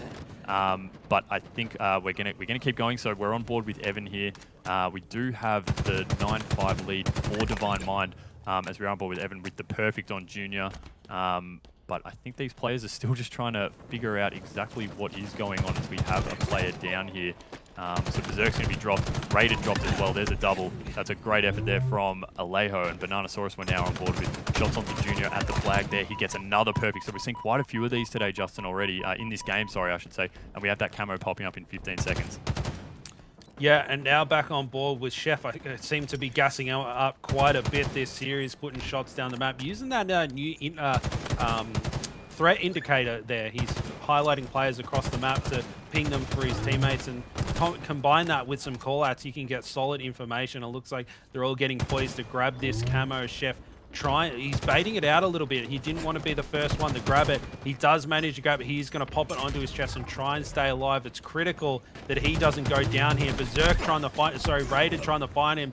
He does get the trade, but Berserk, you know, his duo just comes in with an easy cleanup, so not able to utilize that camo all that much. Junior comes in with the Baskmack, Killjoy for him, and Junior, how many kills has he got right now? He's got 6 kills, 6 and 4, so he's still doing pretty well, even though they're playing 3 players down, and he's found himself a Alejo, or the bait and switch comes in and Vank gets an easy cleanup on Junior, and that's the problem when you're a player down like that. You haven't got as much backup. It makes it really difficult. But look, Divine Mind, they're still 2 up, Hoots. Yeah, absolutely. I have just had in my ear confirmed from the admins that play will continue as per the rules, so we stick with it here.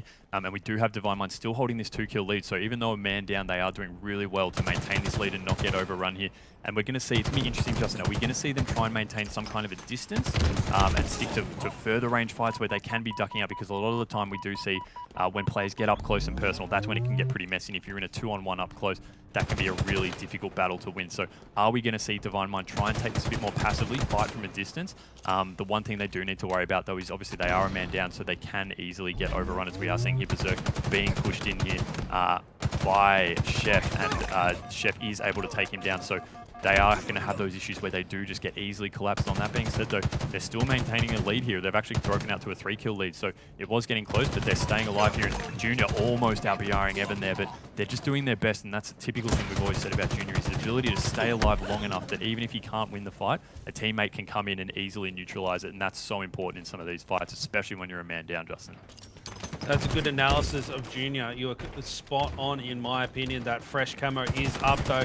Chef going in to grab it again. Berserk's got to clear him out. He's so weak. That grenade that he threw out a good 10 minutes ago, getting the cleanup on him. Berserk does go down.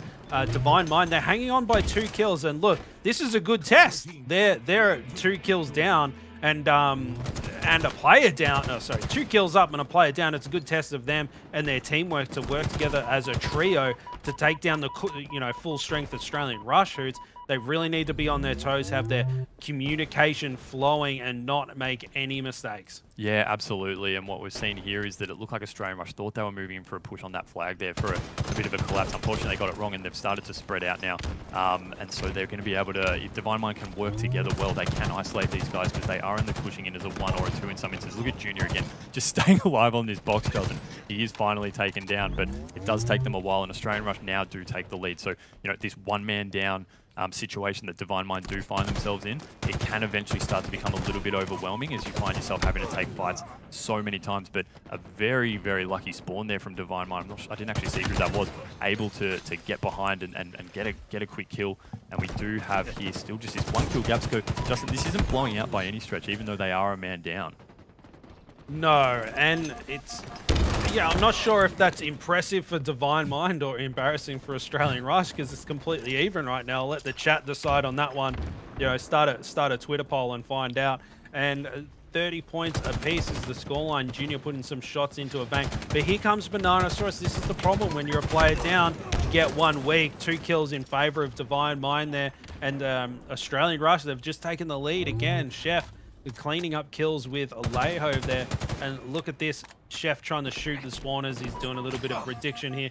Trying to stay alive. That camo is about to pop. Is he going to go for it? Is he going to bait a little bit? Alejo still top mid and primed to try and get this camo. He does grab it. Did he manage to get it on? No, it's on the ground. Ready to be scooped up. I think Divine Mind, they've got to get up there and they've got to get that camo so they can create some situations for themselves, Hoots. Yeah, that's going to be absolutely crucial here, especially when you're a man down, to have someone that can sneak around and provide assistance without getting seen, especially when you're a man down, is so crucial. But look, we are seeing they're hanging. It's still 36 all, and for Australian Rush, at what point does this become frustrating when you find no matter what we do and we're a man up, we still can't force a lead? This has got to start to get on their minds. Get on their minds, and we are just seeing some really great teamwork of trying to stay together as much as they can. It's almost like, Justin, when you are a man down, that your teamwork just goes up another level, because you know that you've got no chance trying to take individual fights and you have to stick together as a team. We do have a camo in the hand of Bananasaurus here. Australian Rush have opened up a 2-kill lead, which is one of their biggest, and we do see that now. We have Junior and Berserk dropped here, so Bananasaurus has this camo but doesn't even really need to use it right now as his team's running around. And I think, Justin, we are starting to see Divine Mind start to fall a little bit. Australian Rush starting to put a bit of a gap on as they start to roam around here and pick up a fair few of these kills on the bottom. And as we've seen, Bananasaurus hasn't actually been dropped yet for quite a while. Yeah, and perhaps we can use this opportunity to highlight something for the people at home and players that are, you know, not as highly ranked as the guys on Divine Mind, is that they lose a player and all of a sudden you can prove that they can be taken down. It was like, oh, well, SSJ4, of course we can take them down if they're down a player. But the point is, if you wait for a pick, you get them a player down and then push as a unit, then you can do the same thing. It just means that that player is in the respawn screen rather than sit at home waiting for the internet to turn back on. So get your picks and collapse, and these players can bleed. If you two-stack one of these guys, it doesn't matter how good they are, you're going to take them out faster, because 2 BRs is better than 1, Hoots. Yeah, and we are seeing Australian Rush. There's actually only 1 kill in it now, Justin, so this is getting intense. Australian Rush up by 1, but we are seeing Divine Mind really holding this staircase here. They don't want to give up any kills, because once one of them drops, it's a 4-on-2 effectively. So look at the team shot coming through on Evan there. Really good work by Divine Mind. We see there must be a camo player around here, because we have Junior, who's going pretty crazy with the BR, taking a few pot shots. He's dropped to 1 shot, and unfortunately it looks like Evan's going to come in, but he's using that thruster perfectly. Justin's able to escape a few times, but it looks like Australian Rush are able to put a 2-kill gap on here. Alejo's dropped, so now we have on board with Rated. He's dropped as well, so only 1 kill left for Australian Rush. This is going to be really hard for the Divine Mind to come back from. They're spawning on the opposite side of the map, and we're going to have Bananasaurus starting to move in. As you can see, the rest of his teammates following in on the right-hand side of him, so we're going to see a confrontation between Berserk and Bananasaurus here. It looks like Bananasaurus gets the first few shots. I mean, Berserk just has to try and get away and stay alive. 47-49, Australian Rush just need this last kill to come through, although strong team shot there on Bananasaurus, so 48-49 in favour of Australian Rush. They just need that one more, but Divine Mind managing to eke out and stay alive whenever they can. Shots on Enchef across the way from Junior. He can't finish him off. Gets the assist, so we're actually at 49 also. This is the last kill, Justin. We don't know what's going to happen here. Junior just hanging out very out in the open. He's got shots. He sees Alejo at the distance. Berserk putting shots on. Junior's coming in on the flank, actually. And we can see he's putting in shots, and he actually gets it. Junior 50-49. Out of nowhere, a man down. I think they were down 3 or 4 kills towards the end there, Justin. And they managed to pull out one of the more insane wins in one of the more insane games you could ever see. Yeah, look, it was an unfortunate series of events having that player disconnect there and not be able to rejoin as per the rules. And it ended up being a bit of an interesting game, the 49-49 finish. Yes, there was a player down, but as I was saying, it's a perfect example. You have numbers on the map and you move around correctly, you're going to be able to challenge these guys. So get your slays and make your pushes. It's that simple, the Halo fundamentals. I bang on about it all the time. We do have Fluke here joining us. What did you make of that? That had everything, lads. I've seen quite a lot of Halo. I've seen quite a lot of esports, and that had literally everything and the kitchen sink thrown at it. But congratulations to the Divine Mind boys for qualifying over to tomorrow. Obviously, the disconnect is something that we never want to see from these players, especially not being able to rejoin the lobby. But outside of that, Divine Minds, they still got the second map victory. It's a 2-0 for them here as well. Had some big heavy lifting here from Berserk as well, and Hoots. I mean, like, the mental fortitude, the tenacity, the skills, everything. These Divine Mind guys, they've got it all. Mate, I thought, and we'll probably get to it in the highlights in a second, I thought that was all over. It wasn't just the fact that they were, I think they were down something like 49, 46 or 47 or something like that. But there were several instances there where Divine Mind guys were taking hits and were no shields, but they were able to back up and just the coordination to get those last few kills. And we saw, I'm pretty sure it was Junior that got that last kill. You could see on the heads up that his player marker had managed to sneak up top mid while all the focus was on Berserk and Raided. So for him to be able to just get up there and take on a fight and get that final kill is incredible. And it's, it's not just that. They've won the series as well. We haven't even mentioned that. That's them. That's 2-0. So look, I feel for the Australian Rush guys. It's got to be a hard way to go out, but wow, for the Divine Mind guys, I think that does show sort of the kind of company they're in at the top of Australian Halo. Like, them and NutriBullet really are the top two teams, it seems like, when we see performance like that. Yeah, that's really got to be a massive hype up for the boys. Unfortunately, we don't get to see them anymore today, but going into tomorrow, this has got to be a really massive boost for these guys, being able to come back from the brink, pull it forward, get to 2-0, make it, push themselves into the next day, and I think it is just absolutely insane that these Divine Mind guys were able to get this done. 50-49 on a Slayer is an absolute butt pucker for anybody who is playing in competitive Halo, and it is insane to see that we got here in one of our qualification series, Justin, because I think it's just a massive relief for Divine Mind fans, and everybody in chat just to be able to see Divine Mind come out against all odds. Yeah, it is very fortunate for them, and you know what? Slays may have lagged out, but he got 2 kills before he did. So there's the difference maker, even sitting at home, cheering him on from the sidelines as the water boy in that game. Maybe those 2 kills was the difference, only 1 kill difference at the end. So, Slays doing work for the squad even when he lags out. Yeah, exactly. I'm a big kind of follower of angry gaming. Just being able to funnel everything that you've got, all your emotions, and getting it into the game and utilizing that to power up. And it seems like the Divine Mind boys did that to a T, Hoots. And I'm just excited to see what they can pull out because, so far, outside of them, playing on that Slayer match, they still showed that they have a massive amount of coordination. And I think that's a good thing for us to touch on is them coming in with a brand new roster as well, slotting in a few players that they've had floating around. And now they're looking good, especially going into the rest of this Kickoff Qualifier where they're going to be, jetting off to the USA pretty soon. Yeah, absolutely. We were saying on the call, it was just when you are that man down, it's your teamwork just kicks into overdrive, and you could see just they were hanging in really tight packs and just eking out every life they had. There was Junior several times, no shields, just ducking behind tiny boxes just in the hope that while players rushed him and got out of position to finish him off, that someone from his team would come in and be able to help out and maybe at least get a trade. And they were in that position for so long where the score was even or they were up by just a kill, that you'd take trades every day of the week because that'll get you towards the end and eke out that 1 kill victory. And that's pretty much how it ended up. Some of those trades were just crucial in getting them that 1 kill win. Yeah, and I think that's a really good kind of highlight of being able to have this idea of your life is much more important than you trying to secure a kill, about, making sure that you're taking cover, you're regenerating those shields, you're coming back in to take that fight. Instead of peeking when you're one-shot, Justin, and I think this is a good show for a lot of the players out there. Obviously I've learned a lot from these pro players today. I'm sure Twitch chat can learn a few things from these pros, just making sure that your life is much more valuable than taking that fight. Listen, don't peek. The doc says it all the time. Don't peek.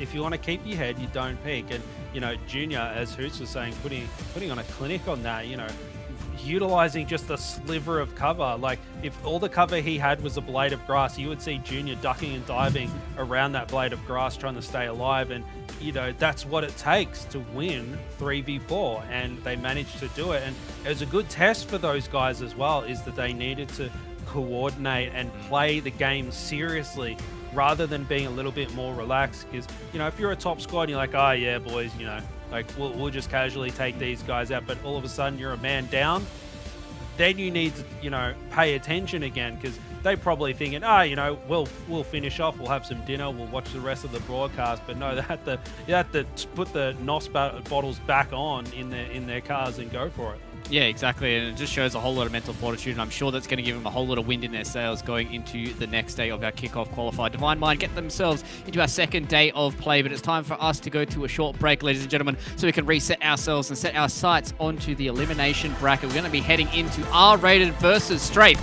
Make sure you guys don't miss this.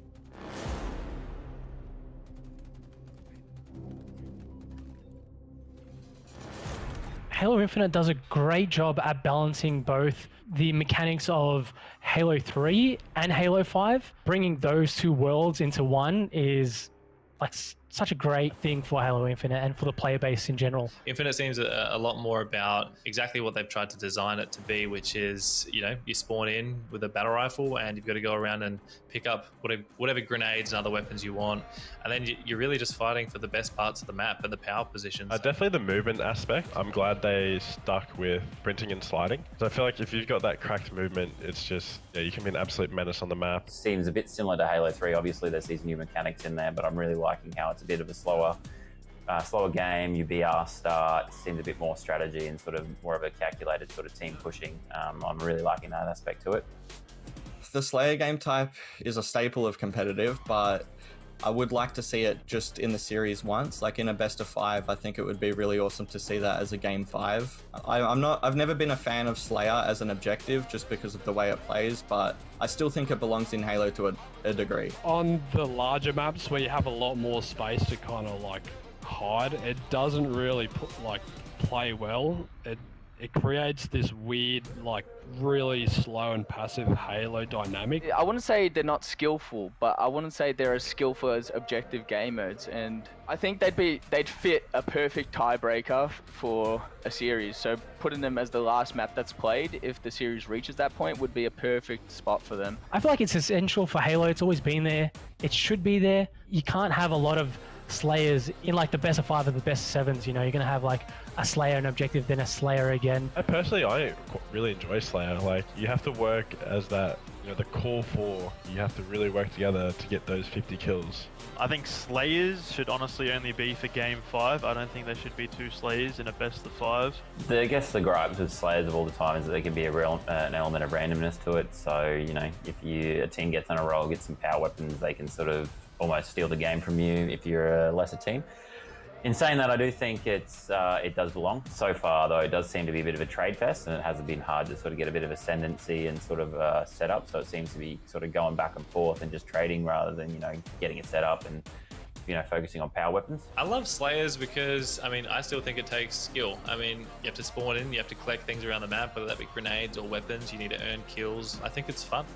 For the future competitive Infinite, I think they need some more maps, maybe 1 or 2 remixes from some old Halos. I do hope there's going to be more partner teams, especially like for the ANZ scene. This will be huge to have partner teams, and then to have like an ANZ like team skin would be mind blowing. So that'll be freaking cool to see as well.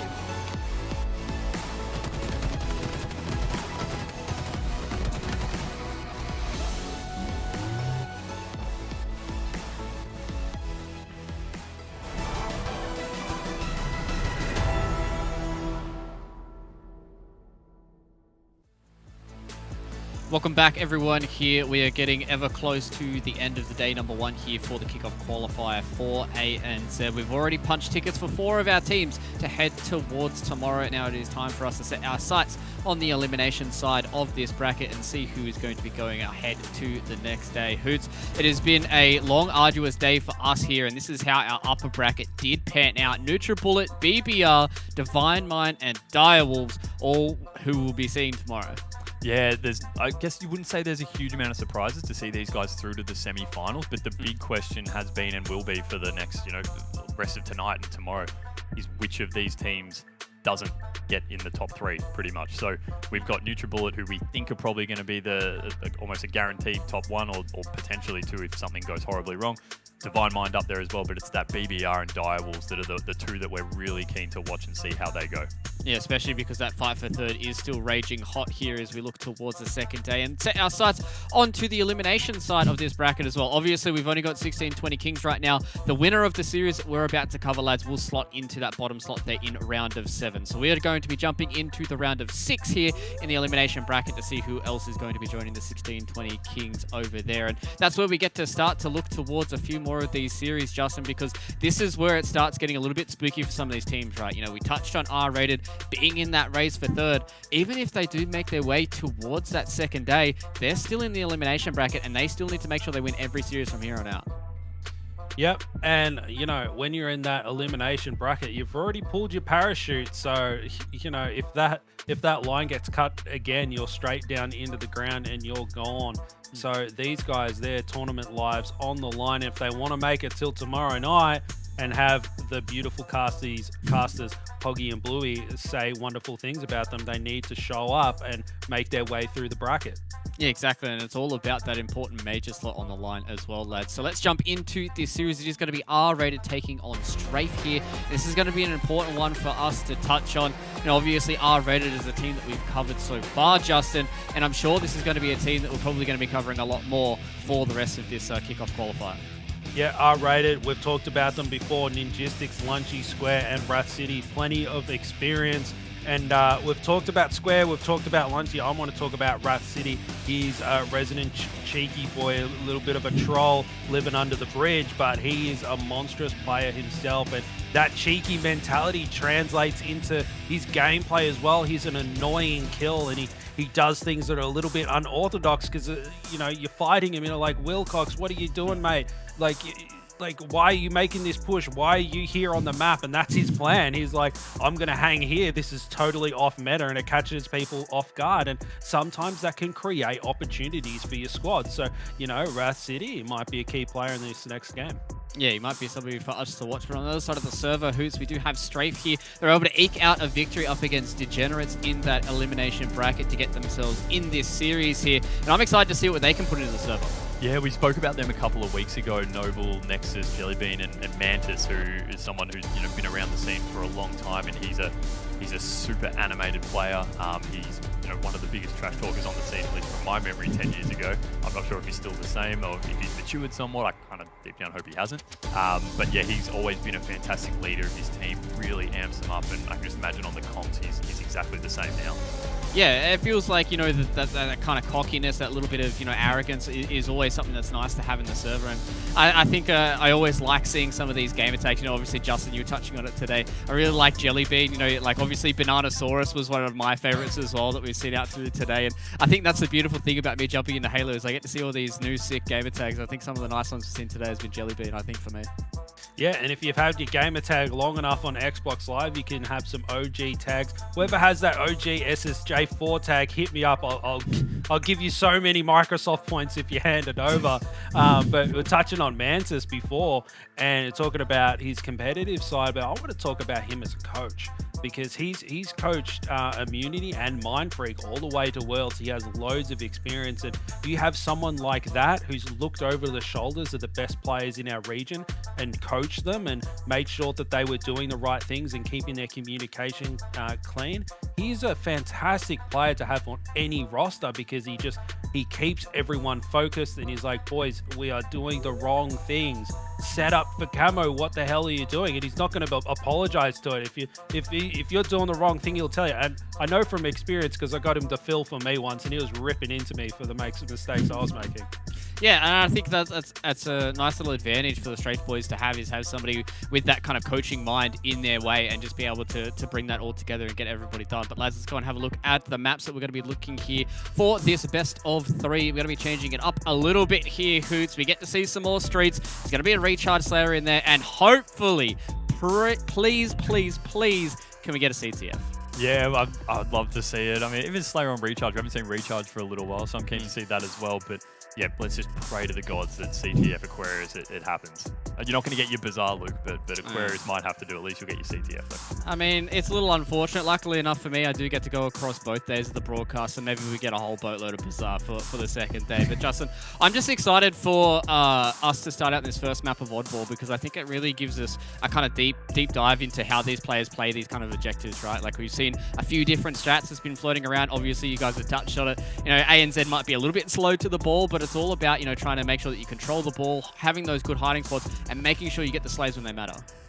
Yep, and one thing that those viewers at home will be able to do is, I hope they've had their notepads out, because they've seen so much Streets Oddball today that they're seeing how each of the players in this region like to play this map. So if you're wanting to take these guys out, you need to look at, how previously Chef, the angles that he took off the rip. So now you know where to take him down. Now you've looked at the starting strats of all the top squads on what they like to do to secure the spanker, or where they like to rotate the ball and all that kind of thing. So, it's getting drilled in. Repetition is how you get things drilled into your mind, and maybe we're going to have a lot of viewers that are going to be very good at oddball streets after this, so matchmaking, watch out.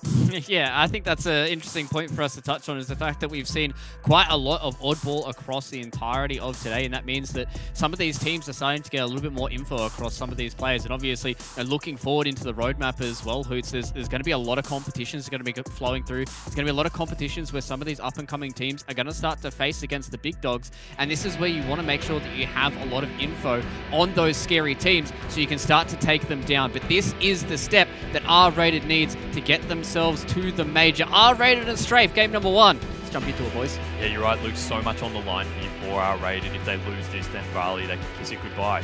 So there's so much to play for here for them. And also for Strafe, it's just about staying alive and getting as much experience as they can through this bracket and getting those HCS points, which everyone's looking to attain over the next couple of tournaments. So, Justin, we're just getting started on this one. It's going to be really interesting to see Mantis in particular. I'm someone who I'd like to focus on, but we are starting off with Nexus here as he heads up to try and sprinkle some grenades along here to keep players off the rockets. But Rat City, we see, manages to grab them and jump back into the sneaky. So we have rockets in the hands of R-Rated. He's going to work at Square over the top of Square using that thruster. Unfortunately, taking down, but Rat moving with the rockets and picks up a really solid double kill. And that's going to be 3 down, 4 Strafe off the start. Wrath goes down as well, but to be able to, I guess, Justin, establish that early map control, and you can see here we have Ninjestics with the ball, and they're going to be able to take it wherever they choose, and it looks like they're choosing the A stronghold. Yeah, and I love that Ninjestics, he has that bullfrog in hand underneath the ball, so he can bait people in front of it. Oh, and he came out a little bit prematurely, and Jellybean able to catch him there with his pants down. And back to potty training for you, Ninjestics, and Noble able to get a perfect kill on the cleanup there. Wonderful stuff from him. And now he's able to get some points. He's opting to rotate to his teammates who have just spawned up, which is a good idea from him, because those players from R-Rated would have been spawning over in the market area and would have been able to push it. He's throwing it out in the open rather than trying to rush it up the stairs, and a lot of players are dropping left and right. That's all 4 dead for Strafe Hoots. So R-Rated, they're poised to go on a bit of a run here. They scoop up that ball, no problem, because no one's going to shoot at them from the respawn screen. They rotate it into the back of the subway, and they're going to start racking up some points. Yeah, and so we saw Strafe were actually able to completely wipe R-Rated earlier when they were holding the ball at the A side, and then flip it around and R-Rated goes sweep straight. But unfortunately the melee missed there. But we are on board now with Mantis. So Mantis, the player we spoke about before, probably the spiritual leader of the Strafe squad, I think we could say, in terms of his ability to amp his teammates up. He's moving into this tram area, but he's going to be pushed back. And good decision there to move back rather than put himself on a 10-second respawn. And look at that, he's able to put shots on Lunchy as well. Lunchy just trying to escape, ends up leaving the ball behind while Mantis is putting shots on him. So great heads-up awareness by Mantis. Unfortunately, just can't take down Square. He obviously got the call out, turned around in time, but just missed that final headshot with Square on no shields, and unfortunately he's dropped. So that's going to be a big loss for Strafe as they try and set up again with this ball, but they don't have it. And we have, it looks like Strafe actually setting up with the rockets in the tram area now. So these rockets are going to be really handy, as we can see. They stop the push from Square coming through. He didn't get the kill there, but he manages to push him back, and we have Jellybean picking up a nice double there with the BR. So back on board, still with Nexus. We have 2 down for R-Rated, and Justin, looks like they're just going to wait for a little bit, regroup before starting a push here, but a lot of time now coming in on this run from Strafe. Yeah, look at that Nexus using that Stalker rifle to deadly effect. He finds himself 1, Squares there, dropped as well, and R-Rated's push doesn't look like it's very effective, not getting their typings right. And trying to get some shots over there. You can do so much damage, but one thing with these single shot weapons that you need to land multiple shots is that sometimes it's hard to just get damage down on the map, and sometimes you're better off with that BR, but it looks like Nexus has been very effective with it, and getting a kill with that Bulldog too. And look at this, Strafe, they're in the lead. R-Rated, they had about 30, 35 points on the board in front of the Strafe guys, but they just went on this huge run because R-Rated, they waited to make their push, and then their push failed. So they gambled with getting set up for the push, and it seems to be paying off in favor of Strafe right now. Yeah, absolutely. We do have the ball in the hands of R-Rated now, though, as they're starting to put a bit of a gap between them. Just managed to take the lead back, and they're setting up in this turn, but I really love this from Lunchy, pushing out with Wrath, so real aggression there from Lunchy, but he knew that if he pushed out, he'd be able to get that last kill there, and we do have 4 down momentarily for Strafe, so they need to try and grab some ball time here while they've got all the Strafe players coming off the respawn. They're spawning on the complete opposite side of the map, but still able to get some shots from that A stronghold down on Lunchy, but Lunchy just hanging out here. He's doing well. The Spanker's coming up now. Wrath's got that again, so he goes absolutely flying with the rockets there. I think he managed to pick up 1 kill on Jellybean, but the rockets now in the hands of Ninjestics. He uses them incredibly well there, dropping down 2 members of Strafe. And so we're going to have all of R-Rated up, and they're just going to be positioned around here again. And Lunchy's just held onto that ball the whole time, Justin. He's putting up a good amount of time, only 10 seconds left for this round, and they've got it. Yeah, R-Rated on a little bit of a run there. They were completely even at a roughly 50 points, and R-Rated has just gone on this huge run. And Ninjistics, he's poised here to scrap the final points together. And look at that. Jellybean comes in with a stop. He goes down too. So many red X's on our screen. The ball is just waiting there to be grabbed. Lunchy going for the back wave, but just out of range. Finds himself one. And another player there, Noble, he's getting pushed back as well. Lunchy's just hanging out at the front, being a distraction, so Square can get this one in the bag. And that's going to be round one in this oddball game in favor of R-Rated Hoots. Yeah, and just having a quick look at the scoreboard then in terms of kills, it's pretty much even slays across the board, to be honest, for both teams. So it was just knowing when to grab that ball, use your positioning well, and when to take advantage of downing multiple strafe enemies that made R-Rated able to take that win. But we are on board with Square. He's dropped, unfortunately. So we move on to Jellybean down in palms, putting in shots. Really good assist there coming through. So 2 down for R-Rated, and we should see Strafe start to take a play with the ball here as we have Jellybean taking this back to this tram area. You know, this is where R-Rated were able to do a lot of damage, and so Strafe looking to employ a similar strategy. Meanwhile, Nexus with the Rockets is going to come in and provide some support for Jellybean as we do see the R-Rated team start to put down the alleyway here. So great use of the Rockets there. That will keep R-Rated somewhat at bay while Strafe really starts to put a pretty big chunk on here, as we can see, Justin. And I love Nexus' position here, picking up what essentially is a double, getting the assist obviously, but dropping a few R-Rated players and now coming in to assist, and that's 3 dead for R-Rated. So we're going to see another big chunk here, Justin, of ball time for Strafe. Yeah, and Nexus, as you were saying, he was just a monster player there. He was holding the right angles, he utilized his rockets well, and then he didn't hesitate to scoop the ball up as soon as he was there. He just slapped it in his hand. So Nexus doing everything on the map that he can to help his teammates win, and throwing that ball out to make sure he can get rid of Square. Easy double kill, and the killing spree triples there if he wants it. Rat City does shut him down there, but you know, Nexus, what a monstrous life that was for him. He just did so much work for his squad, and it's translated to a 42-point run for Strafe Hoots. Yeah, they just haven't really been able to get any form of majority control around the ball of players. It's been very scrappy for R-Rated here, and you're right, Justin, it's Nexus who's the difference maker with 6 kills, not getting as much support probably from Jellybean and Mantis, although Mantis is racking up a fair few assists, but we do have Wrath City with the ball now, so R-Rated finally been able to get on the scoreboard. Look, he's got nowhere to go really. You see he was heading towards Tram, probably got the call that that's not the right move to go, went back, and unfortunately was dropped on those stairs. Those stairs there, Justin, near the palm can be a really exposed area when you are trying to get away, and unfortunately for Wrath, he's dropped. So we do have 2 down for Strafe, and this is a time where we should hopefully see R-Rated begin to bring back a little bit. They've got the Rockets, unfortunately Ninjistics wasting that one there, but gets the call on Jellybean. The prediction comes in, and that's just great teamwork. So clearly the call was coming, and he was sitting there waiting for that. And now they're going to establish around this police department /A area while Ninjistics is putting in a bit of work with the BR, and then a great melee there and an assist. So that's 2 down for Strafe, and R-Rated I think we're going to see really start to eke back this lead somewhat, Justin, because they did get caught unawares I think at the start with that 42-0 run from Strafe. Yeah, their slow starters, a little bit of turbo lag there, and the scorelines have come back up. And Strafe, they went on a 42-point run, and then R-Rated has responded with a 43-point run, so one better. So clearly R-Rated the stronger squad there, Hoots, and you know, Strafe putting up a strong fight. And we saw that same scenario in the previous game. Strafe had a really strong start, but then R-Rated just put things together in the end once they got more comfortable and warmed up and the communication was flowing. So, you know, Strafe, are they the better scrappy team? But, you know, R-Rated's the better team once they get coordinated. Scoreline and the round score count does lend to that assumption. And now we're on board with Square putting lots of damage across the map as trying to stay alive. Nexus almost on 10 kills. Square too, we'll have to see who's the race to the double digits.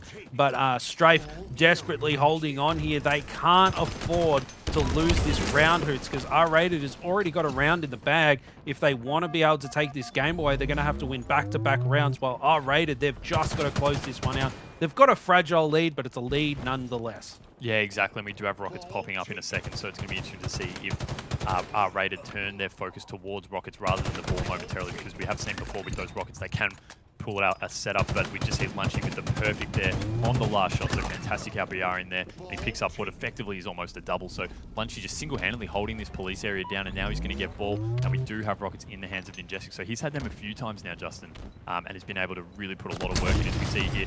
Unfortunately, can't connect there on straight. I don't know what that rocket was about, but they must have black holes at that cafe, because that rocket just disappeared. Lucky we don't have the voice comms going for R-rated there, because I think we might have had to put the bleep button on a few times there for Ninjestics. Very unlucky there. Sometimes those rockets just don't behave how you want them to, but Lunchy doing a great job just hiding in this corner, staying alive here, and isn't dropped. You can see he actually comes around there to assist on dropping, I think it was Jellybean. So great work by Lunchy. He looked dead to rights effectively, but managed to stay alive in that corner. And now they've locked ball in that police department, Justin. You can see Nexus scrambling in, trying to get there. Gets a really great melee there on Lunchy, and now starts to push out on Square for the RBR. Just misses, and unfortunately is taken down. But you know, he's trying his best there, Justin. He's leading his team for kills, trying to get in to break this setup. Unfortunately, though, there's just too many R-rated players around there, and they've still managed to hold this 20-second lead.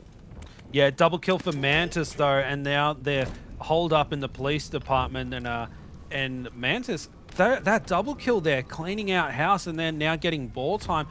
That is the key play of the game right now for Strafe. If they didn't get that ball, it would be very dangerous, but now they're all tied up essentially. The grenades are coming in, and look, he's got this Bulldog ready to bite anyone that comes in. He just gets dropped straight away. I don't even think he's able to put a shot out of that Bulldog gun. And now we're on board with Lunchy. He grabs the Bulldog. I'll have to see if he can bite someone with it.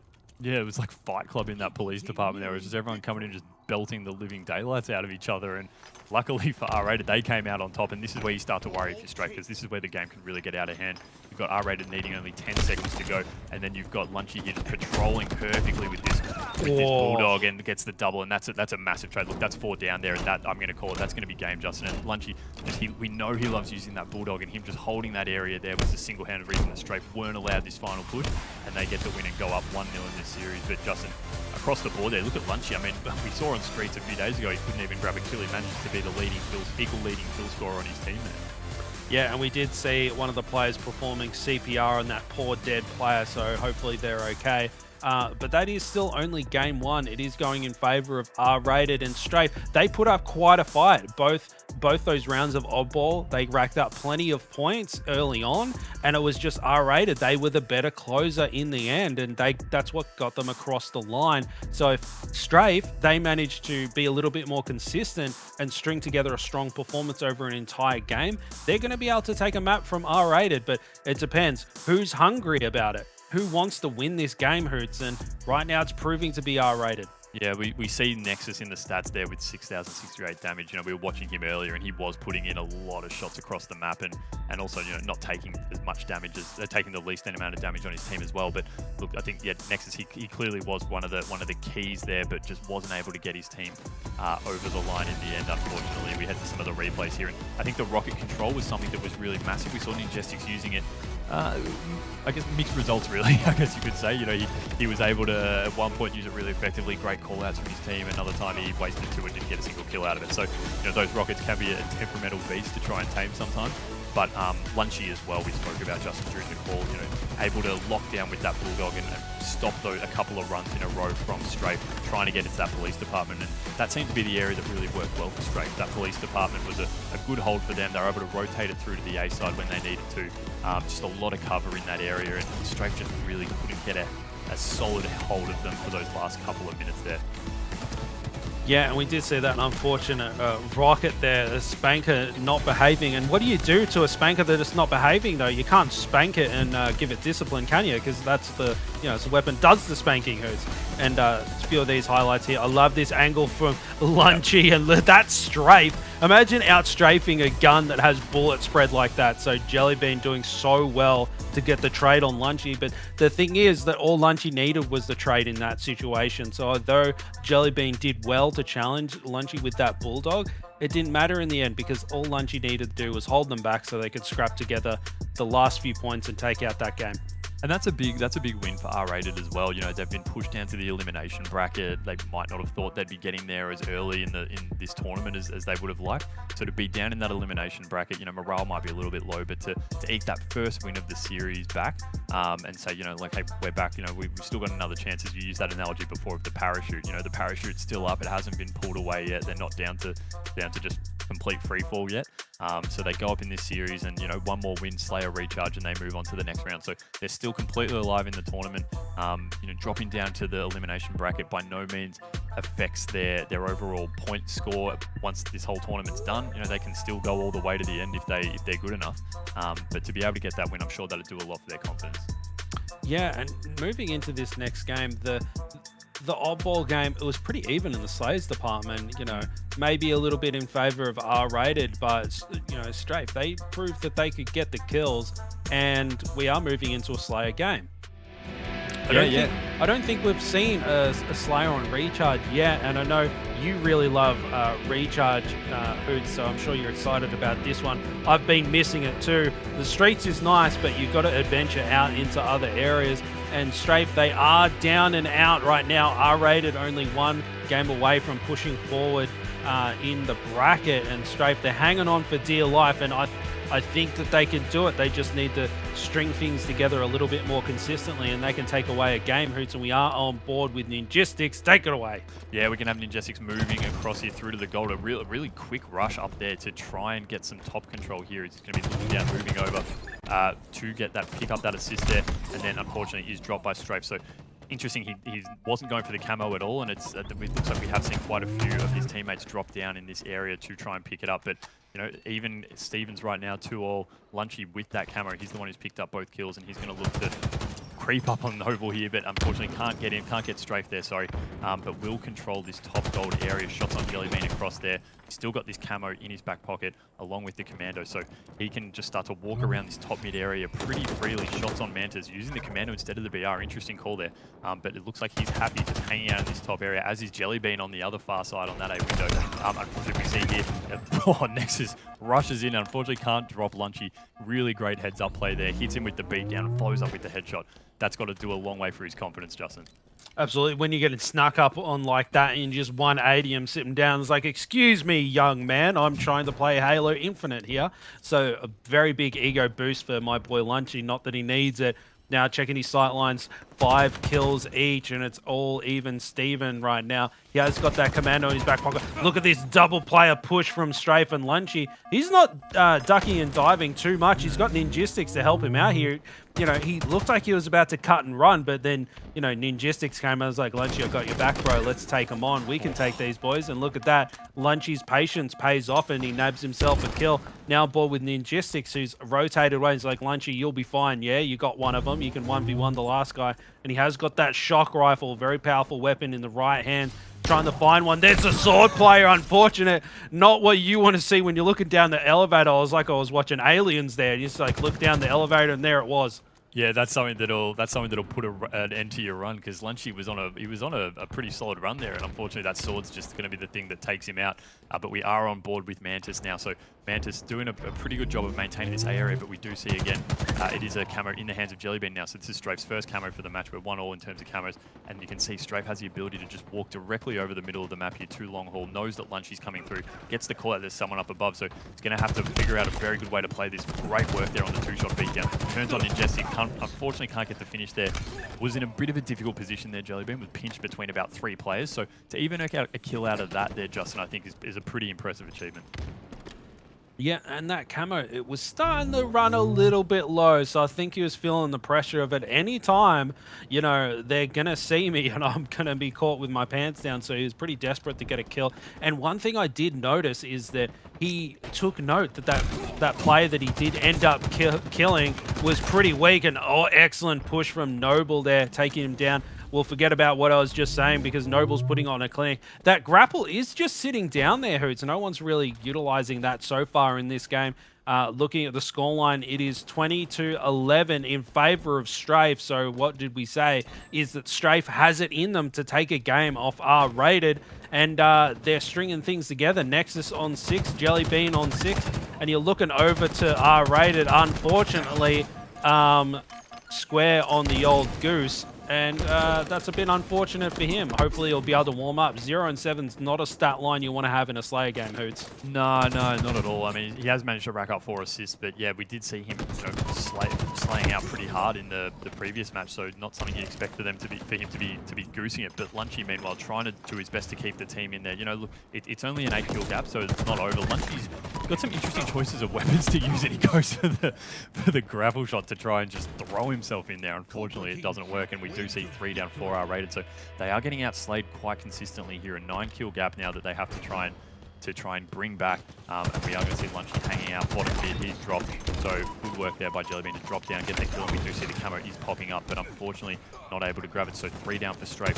We are hopefully going to see R-rated here start to make a move on this camo. Square grabs it and is going to put it in right away as he regains his shield. So Square's now we spoke just before, Justin, you know, 0 kills, but Square's managed to put 3 and has the camo. That's going to be a 4th with the backsmack, so great use of the camo there, and now has 2 players above and manages to somehow get away. Justin, how did that happen? What a slippery gypsy. He just got out of there. He got his caravan, you know, put it back on the trailer and just got out of there. Unbelievable. He's got a little bit of camo left too. And the thing is that when you're down, you can scrap together a couple of kills. And look at that. Square heard me talking a bit of smack, and killing spree for him. 5 unanswered kills. He's now only neg 3, but that's what happens if you've got a lead and it's fragile and one of the players is struggling like that. As soon as that player wakes up, they're going to be able to carry that momentum. And look at this Square. I like that ballsy challenge that he just had. He knew that he was weak, and sometimes it's good to challenge someone that's unaware, because they're going to expect, oh, this guy's one shot. Of course he's going to try and hide and get his shields back. But no, Square went in and tried to do as much damage as he could, because he wasn't confident he would be able to get the kill. Now on board with Ninjistics. He's got that Mauler in his back pocket, ready to go. It's a 3-shot kill, 1-shot beatdown weapon, so very, very powerful. And it's such a strong secondary. He finds himself Nexus, only gets the 1 shot, 3 shots in, unable to connect on that last shot, so that player getting away. And look at the scoreline, 32-24. Strafe really turning on the burners now. Almost a 10-kill lead, and on board with Mantis with 7 and 4 assists. And we'll have to see if he grabs himself another one. Easy 2-shot beatdown on that one. Now he's going to be moving in with his teammate, looking for those other players, and maybe getting the call out that there's a player up in gold. Square now with that camo. This is critical for R-rated. They've got to utilize this camo well, Hoots. Yeah, absolutely. And I think, you know, Square went on a big run before, but it hasn't really equated to any kind of reeling back of the scoreboard here. They're still down by 9.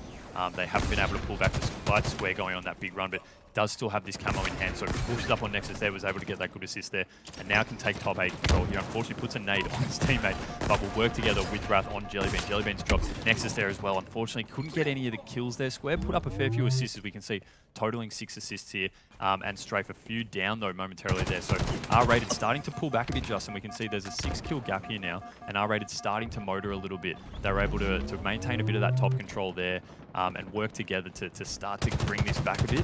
And we are seeing now Wrath manages to get the beat down there on Mantis and moves in here, and a big double kill there on Jellybean. So look at this. This has now dropped down to a 3-kill gap, Justin. They're really pulling this back quickly. Yeah, it blinked twice, and that 10-kill lead has now gone down to a 3-kill lead. R-rated starting to turn up. Lunchy with that slice and dice, ready to take someone out. He takes down one like Obi-Wan Kenobi, takes down Anakin Skywalker, but he does trade out that kill. 5 kills the difference. Strafe just hanging on Nexus with that sword, ready to slice someone that comes through.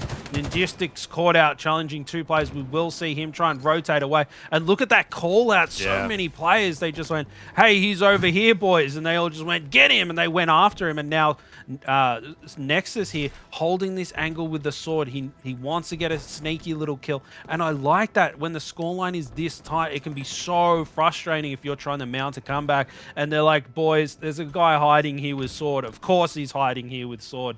So Nexus doing all the right things. That camo is up. Shields are flashing. He's out of there. He's like, see you, boys. No, it doesn't matter. The cleanup nades come in, and scoreline is really starting to come down to the wire. R-rated. They're only down by 2 kills now, Hoots. They're mounting a massive comeback. And look at Lunchy. 16 and 7.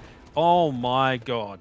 Yeah, we've seen a few comebacks on TS already tonight, and this could be another one. Only a 1 kill gap in it now, and so Lunchy's just done a great job staying alive here. Several times he's been taking shots. He used the grapple shot just before to get out of an altercation that would normally end up with him dead, but he's now holding this top gold area. Mantis, as you can see, is across the way there. Lunchy trying to put shots on him, unfortunately not connecting. Mantis is taking hits, so Lunchy, great angle there with the assist, and this is going to bring it to 43 also. They've actually taken the lead now, Justin. 43-42. Lunchy pushing in a bit too far, unfortunately getting a bit overzealous, but does pick up the assist, and we do see Square pushing in, and that's not a trade, that's actually a +1, so they take a 2-kill lead now, so they're looking to close this one out. They were down by 9 or so kills, Justin, and now they're only 5 away from victory. Yeah, this is unbelievable. You know what's R-rated? The movie Jaws, and there's blood in the water, and the boys are smelling it. Only 5 kills to go. They have managed to take the lead here, and Square, he's warmed up. He went from 0 kills to 7 with 9 assists, so things are really starting to stack up for him. And on board, he's checking his angles, being very, very patient. You can see Wrath City over there. They're holding this angle. They just want to get a couple of scrappy kills. They're waiting for them to be pushed. They want to fight on their terms, Hoots. And with only 1 kill the difference, it's slowed right down. So maybe I should slow my voice right down. I'm yelling, and these guys are just kind of chilling. You know, they're trying to relax, and here I am screaming down the microphone. And they're only peeking out for a second, a little cheeky shot. And it's like, hey, boys, are you going to push us, or are we pushing you? Yeah, this is probably the slowest we've ever seen play go in the last couple of tournaments that we've had. There's just no one really wants to make a move. It's interesting, Wrath actually is dropped there, so we do have a move here coming in from Strafe as they start to, we see R-rated starting to back out from this top A area as Strafe are pushing in very fast. Although that being said, there is an assist there as Jellybean is dropped, so we see 3 kills now just for R-rated as they're dropping down. We're picking up a camo here actually in the hands of Square. He's going to chuck that in there, so we have camo. This could be the big difference maker here, Justin. 2 kills, we've got Mantis just sitting here. No shields for Strafe. Do it to him, Square. Perfect shots in killing spree for him. That is a fantastic way to use that final camo there, Justin. He was waiting for his shields to recharge before putting any shots in, worked with his teammates to get that final kill, and then we see the victory. And again, we're just seeing these comebacks in TS that we haven't typically seen in the last few days, where we're seeing big margins opening up and they're not able to be closed. But the 2 Slayers we've seen in the last 2 series have been absolute nail-biters. Yeah, it's been nuts absolutely. And Fluke, you're just joining us here, mate. And what a comeback by R-rated. I mean, Strafe, they had it. It was right there. And just like in the oddball games, they had a really sizable lead. And then, boom, it just slipped through their fingers, you know. Maybe they're eating at the same time, Vegemite sandwich and getting butter on their hands because it's slipping straight through their fingers. It's worth talking about Strafe Noble in particular. Look at that, 15 assists there. So 9 kills, 11 deaths, but 15 assists. I mean, that's some crazy numbers there. And then just in terms of looking at the damage output there, we had Nexus and Noble leading the way for their teams there. But the big story, I think, was across the board. The consistency, I think, Luke, was across the R-rated squad of damage there. Pretty even across the board. Yeah, exactly. And then one player to really highlight is Lunchy here. You know, Justin, you did touch on it. He was absolutely popping off on that map there and getting himself 18 kills, only 8 deaths as well. And I think that's super important in these Slayer matches as well. It's just valuing your life and making sure that you get these multiple peaks from multiple members so you can continue to get those frags going and continue to get that scoreboard ticking over. And yeah, yet another nail biter, and that means that R-rated is going to push themselves further into the bracket. They send themselves into the round of 7, and boys, they're only 1 match away. And God, Justin, I'm super excited to see the R-rated lads can keep this hype train going. Yeah, it's really cool to see. We did see R-rated go up against BBR, and we knew that both teams were just as hungry to make their way through the bracket because they want that trip to Raleigh. They want to play some Halo over the States. They want to do the whole, you know, sleeping on the hotel floor room and having their, you know, their Xbox and their monitor in the bag and no sleep and then, you know, playing Halo all day. They want that too. So both teams just as hungry, and it looks like R-rated, they're making their losers bracket run to qualify for Raleigh. Yeah, and they really need to keep this train going because it still doesn't stop here. Even if they do get through their next series, it's going to be a hard slog for them to get all the way into the points where they need to make sure they get themselves a whole bucket load of them, Hoots, because they're still a little bit behind the pack. But if they can have themselves a good little run and maybe Dire will start to drop down into that elimination bracket, they face up against them, that's when these storylines start to build up, and that's when R-rated are really in for a good shot. Yeah, and we're talking about what Justin said at the start of the broadcast, where, you know, these guys are actually just getting more time time to play together as a team. So they're getting practice in throughout tonight, whereas some of those top-rated teams have gone straight through to tomorrow and aren't playing anymore. So for these guys to be able to get real competitive hitouts over these next couple of series while they fight their way through the elimination bracket, that's just an opportunity that a lot of the other teams aren't getting, and who knows, they could be all the better for it come tomorrow if they're still there. Yeah, exactly, and it's all about looking forward to tomorrow, and it's all about us looking forward to our next series, ladies and gentlemen. Got one more to go here in the broadcast. We're going to have R-rated once again here on your screens. We're going to be going up against the Vanguard Escapees. Ladies and gentlemen, join us after this short break for more of the Kickoff Qualifier.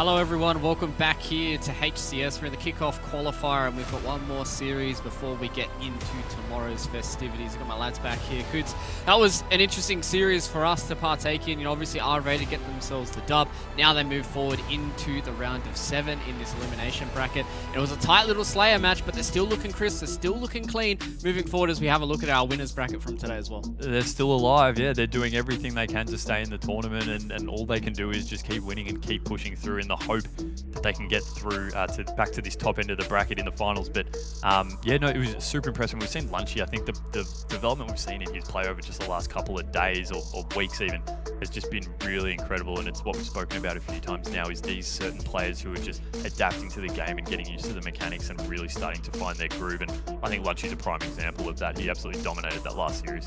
Yeah, exactly. And as we have a look at this elimination bracket, Justin, this is where we start setting our sights towards the bottom side of it. We're in the round of 7 right now. R-Rated, they're still alive. If they win this series, they go into the quarterfinals there of the elimination bracket, and they stay alive. They get to play tomorrow, and they still have their hopes for Raleigh as well.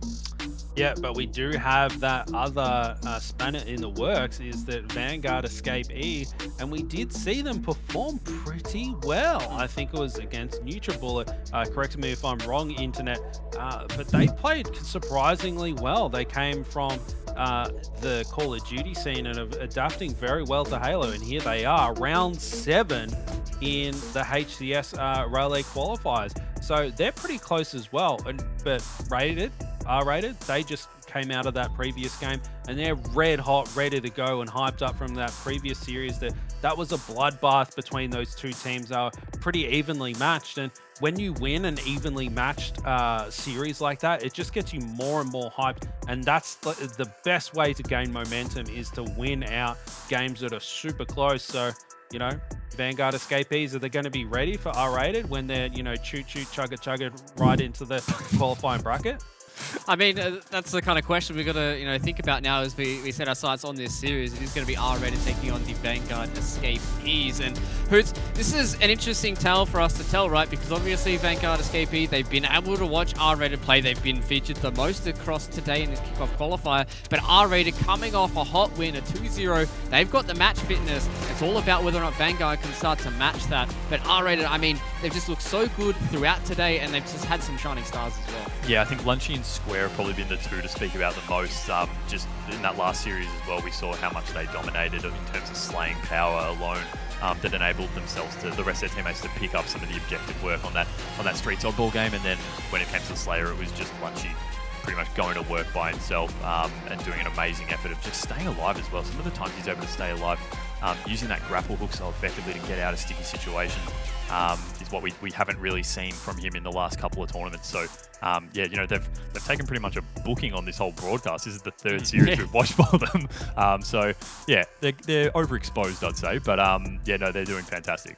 Yeah, they certainly are, and they're starting to show up. And I think it's nice that we are covering a team that still is in this hunt for the 3rd slot, Justin. But on the other side, we do have the Vanguard Escapees. And I think, you know, you touched on it a little bit. They had a really good performance up against NutriBullet in that winners bracket. But now they've dropped all the way down into this elimination bracket. And it's do or die for them here in this kickoff qualifier.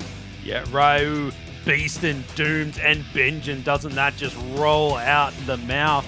Vanguard Escapees, and they're escaping right into our welcoming arms and making their way through this bracket, and really surprising a lot of people, because the thing that some viewers at home might be forgetting is we're seeing the bracket at the top end now. Yes, this is the losers bracket, but there was over 40 teams that signed up for this. For the fact that these guys have come from COD, they're not long-time Halo players.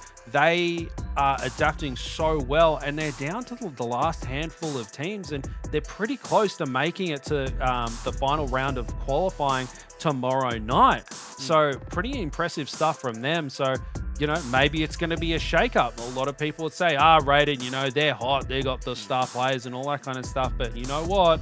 There's a reason why Vanguard Escapee have made it this far into the bracket, and maybe we'll find out the exact reason that is. Yeah, exactly. They could be a real dark horse here. And let's go and have a look at the maps that we're going to be having here for our final series of the Kickoff Qualifier. We are going to be getting ourselves into a stronghold to start here on Recharge. Finally! Hoots, thank God that we get to see I've been waiting all Bizarre. night for my nuggets. God. Ah, let's go. I'm super excited about Bizarre, Hoots.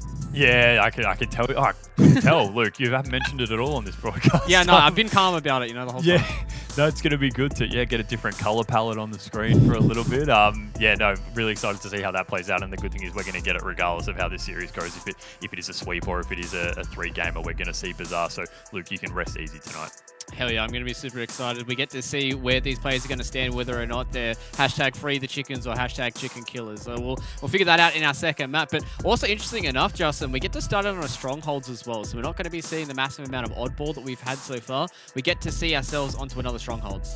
Yeah, and I do enjoy strongholds, and I think R-rated is probably more poised to adapt to strongholds because they're so familiar with it as a game type, and it plays a little bit differently than other hill-based game types in other games and previous Halos as well. And if you don't know how to maximize your effectiveness on the map for strongholds, then you just get rolled over. You need to know when to push and take strongholds. You need to know how to rotate. So right now, I'm favoring rated pretty hard on this one.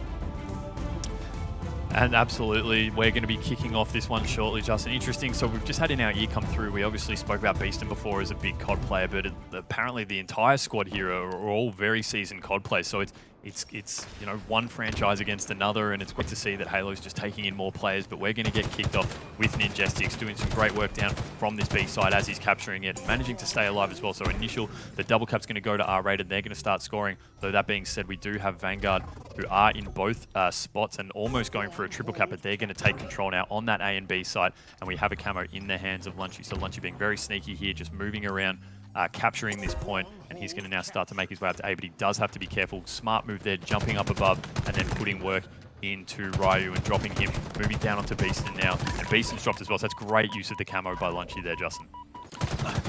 Yeah, Lunchy doing extremely well, and I love that little angle. He's up on the perch there to secure his first kill, and look at that Vanguard escapees. They're like, boys, we've got the triple cap. This game's easy. But no, R-rated, they were just making sure they secured all the power weapons, and then they used those to take it right back. And we are seeing that R-rated, they've got 2 strongholds. But unless they've got those completely ticked over, they're not going to be scoring points. So they had to get the reset on that one. Excuse me, Wrath City holding down the A stronghold there. Oh, not able to get the trade. That second melee not connecting there, Hoots, unfortunately for him. Yeah, sometimes if you do melee just before that second burst fully goes off, that can be the difference between trading and staying alive or completely losing. So, yeah, unfortunate for him, it just doesn't look like he got that second burst off. But meanwhile, we do have R-rated starting to put in the score now as we have their control of B and C, and we have Square at the top here in gold, just putting in shots across the map on that A area. That A area we've spoken about in a few previous matches is a real path between the A and C sites that a lot of teams like to use to rotate between those two. So if you can keep the other team off that A street, then they really do have trouble moving between those A and C sites. But instead, we see Square with the grapple onto the camo guy, beats him down in the back as well, and he's going to hang on to that grapple hook instead of that camo actually, because he says, if I'm doing work with that, I may as well keep it.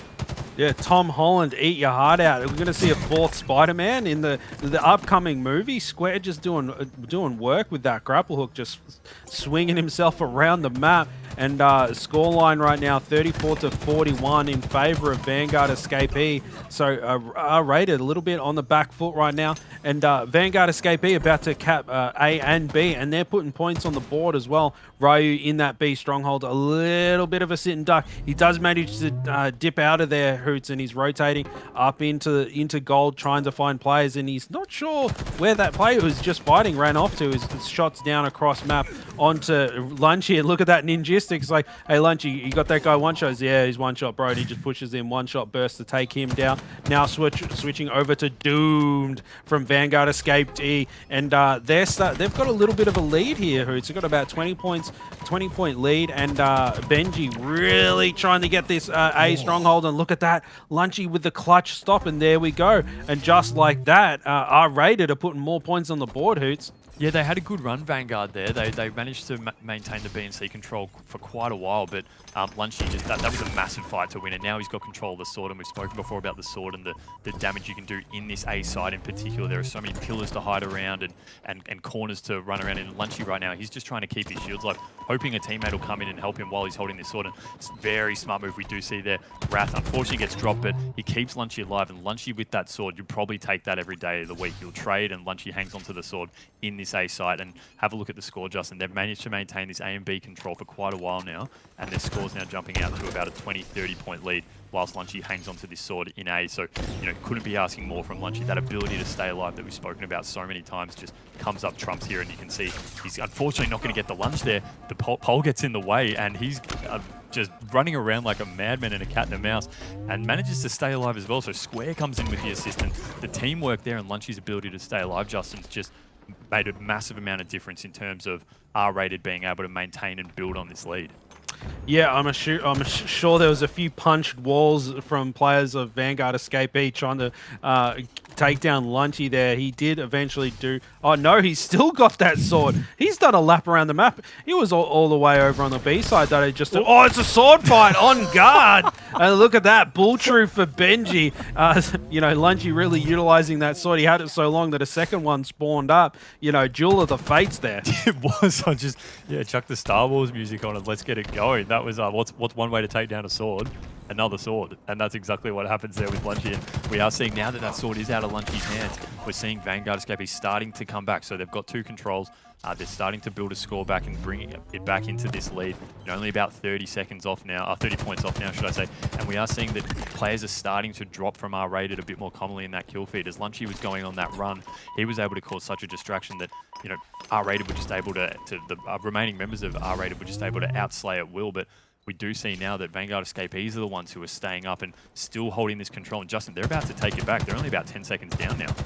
Yeah, Vanguard Escapee really starting to oppress. I mean, scoreline may as well be completely even. And look at Benji. He's just been such a nuisance. He was holding down that turbine for so long, and R-rated just could not rotate through that area of the map. Lunchy utilizing that grapple to rotate through. Could help out Wilcox here.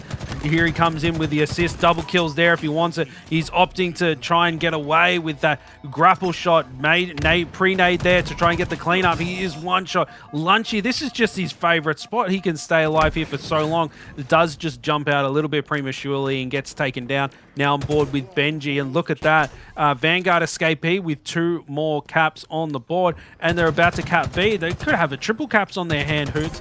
And R-rated, they better watch out, because after a triple cap, those points start racking up pretty quickly. Yeah, absolutely. They have managed to stop it slightly on this A cap, but at the same time, we will see Vanguard keep scoring because they do hold the other 2 points. So we have Benji here moving into this A side. They're going to try and get this triple cap back, actually, and does well to take out that player there from the A side. And we are going to see, meanwhile, though, the distraction as they do move onto that A side and get distracted, several of the Vanguard players moving there, we do see R-rated able to actually shift in and take this B and C side. So that's just one of the interesting things about strongholds, Justin, is how quickly the momentum can swing. You can move from being down a triple cap to all of a sudden within a few seconds having the double cap and being scoring yourself, because to triple cap you really need to spread your resources out across all 3 points, and that means you're easier to be isolated by the other team and taken down, and then when you're on respawn it's just open season for the other team to go in and cap. Yeah, sometimes you can see with the triple cap is that you can end up ruining your setup because you extend to get that third stronghold, but you just create an opportunity for the other team to break your setup. And it's kind of, if you're going to go for that third stronghold, it's to apply pressure, not to get points. You're putting pressure on them to not be able to get the 2 strongholds, and you keep them on the back foot. It's, you know, you're not, yes, the objective is to rack up as many points as possible, but it's all about pressure. And if you can't be applying pressure while you're going for that third stronghold, then you're better off just holding 2. Yeah, absolutely. We're seeing, just looking at the scoreboard quickly as well, pretty much even slays across the board really for both teams. There's only probably 2 or 3 kills separating either team. So, you know, in terms of slaying their equal measure, and then we look at the score as well, it's reflected there. You know, we're about to see R-Rated potentially take this second cap, and right now 149, 149. So these two teams are really evenly matched, and Justin, I don't think we expected to see this. You know, we thought R-Rated, they're feeling pretty warm, they've had some good wins, they're coming up a group of, as we said before, former COD players who have probably some experience in Halo, but not as much as these guys. But they're moving and transitioning their skills to this game really well, and we have a camo now in the hands of Benji, and he's going to start to make his way around to A as we do see that being captured by Lunchy. So we have now almost a double, we have a double cap in the hand of R-Rated. They're starting to score, but this scoreline, Justin, really hasn't blown out beyond 10 points either side for the last 2 or 3 minutes. No, it's going to come right down to the wire, and we are going to have to start building our excitement levels, because I don't think anyone was expecting this game to be so close. And you know who wasn't expecting? I bet you R-Rated. They probably thought, oh, easy win, boys, our night's done. But look at this.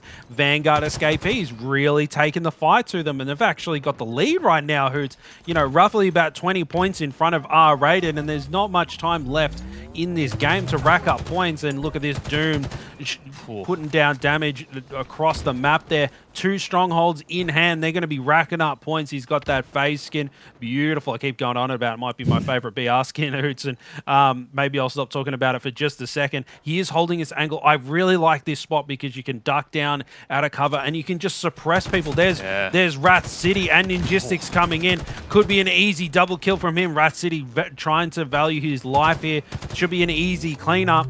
And you know, Doomed, he's really holding down this area, Hoots. We haven't had R-Rated be able to push in at all. Doomed, he's just a one-man army. No, we're finally seeing R-Rated now get a double cap, but that was about a 50, 60-point run straight by Vanguard Escapee. So they've put themselves in a really good position to win this game. We have said R-Rated are starting to make a little bit of a comeback with these 2 caps on the board, but we have another camo in the hands of Benji. So I think that's his second one, and he's going to be able to start to move in towards this A area. You've seen Ninjistics creeping around, but Benji goes for the shots early, whips a little bit on the BR, still takes down Ninjistics, so that's a big win. Didn't go for the back smack. Shots out on Wrath, sticking his head out with no shields, gets a double kill, and he's going to be able to cap this point. So that's massive, and they're almost on the verge of a 3 cap, Justin. Yeah, he was he was making that play heavily leveraged, but it does pan out for him. You know, poking out one shot with the camo, you lose that camo. That's a big loss there. But he was confident backing up his shot, and look at that, challenging Ninjistics across map there. You know, Benji doing so much damage, and look at this scoreline, Hoots, 222 to 177. R-Rated, they're in a little bit of trouble, and Vanguard Escapee, they're proving that they can be a top contender. Yeah, absolutely. And right now, I don't think we have either team scoring, as this B hill's going to be contested, but we do have now R-Rated getting it back. So Vanguard Escapees, they're not too far off the win, although 3 down temporarily for them. Then they're spawning on the A site, which is the only site they have. So we are seeing, look at the screen here, we're seeing a pretty strong push by 2 or 3 of the Vanguard Escapee members across to that C site. Square trying to hold them off with shots, but I'm sure he'll be giving the call out to his teammates that that's where they're heading. He's getting them slightly weak, trying to stop them from being able to push straight into C, waiting for their shields to recharge.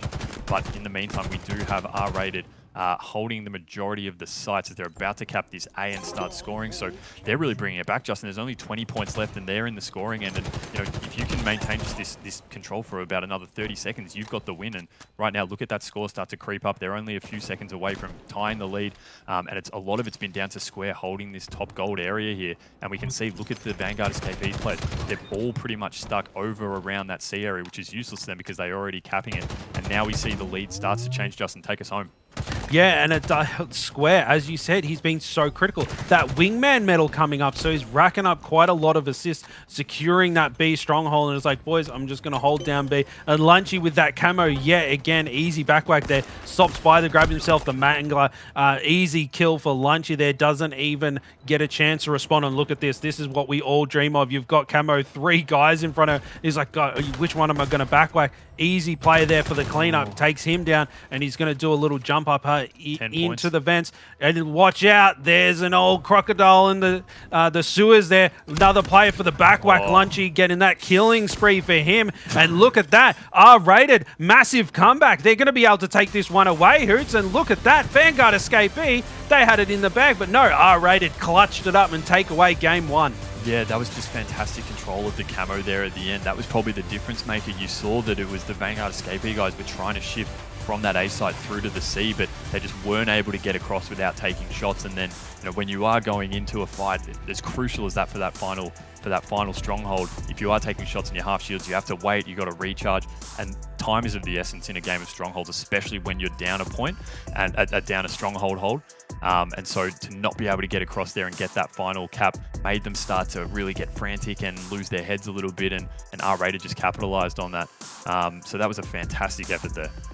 Yeah, you could see towards the end there, just the way that they were playing was very team focused. They were working together, put shots in on players wherever they were, and just peppering damage to help their teammates out. And that translated to a lot of assists. And looking at the damage dealt now, Ninjistics with 6,800 damage, and Beaston with quite a few himself. But look at this, Ninjistics 24 and 18 deaths and 10 assists as well. So as I was saying, their teamwork just started coming into their own, and I think that was the key there. And there's Squared doing his best Spider-Man impression to take him down, and Lunchy with this sword was just such a nuisance. It's get out of the elevator, Lunchy, but it doesn't matter, that was his. And then we had the old sword fight come in, and there we go, Jewel of the Fates. Dun, dun, dun, dun, dun, dun, dun. I think that was one of the massive difference makers, was Lunchy's control of that sword at the A side. We spoke about it during the call, and he was able to stay alive there for so long and cause such a nuisance. And not just that, the help he had from his teammates, I think it was particularly Rat City, who was able to just provide cover fire from a bit of a distance away as he was regenerating his shields, but also when we saw several times stuck down on those pillars around the bottom A side. The help he got from Wrath was huge in that game. And him controlling that A side had a pretty good run of score for R-Rated. I think they put on about 50 points there. So that went a long way in winning that game, especially when you consider how close that end was. But hey, look, if you Vanguard escapees, you weren't out of that by any stretch, and that was a close game going up against a team who, from what we've seen so far in the broadcast tonight, for the most part, has been in pretty hot form.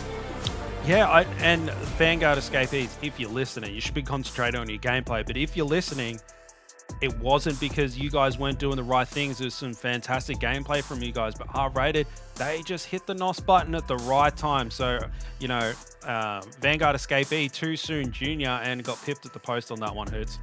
Yeah, unfortunately for them. But look, they've got Slayer Bazaar straight after this. We did see some pretty even slang work across the board in that game. So this is a toss of the coin, and we have a fair bit of things to deal with on this map. We've got rockets popping up, we've got overshield, we've got grapple shots, we've got repulsors, we've got everything. It's pretty much the entire sandbox of Infinite in this one game, in this one map type. So the Slayers have been pretty interesting for the series we've had so far. They haven't always gone the way we planned, and you just have to look at the Divine Minds game we had when they were down a man and managed to still eke out a win 50-49. So Slayers have been the real flip of the coin so far. I think the teams we've gone into thinking they were the strongest have typically come out strongest on the objectives, but Slayer's a different beast.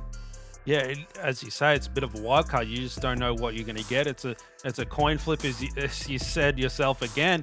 And Slayer on Bazaar, we haven't seen much of Bazaar, and neither has any of these players. You've got to remember that because the bracket is so large, and to move through each round, you see a lot of games on the same map setup. So a lot of these players haven't seen any Bazaar. So it'll be interesting to see who's most prepared to jump into this map, because they haven't had any attention on this map at all tonight, Hoots.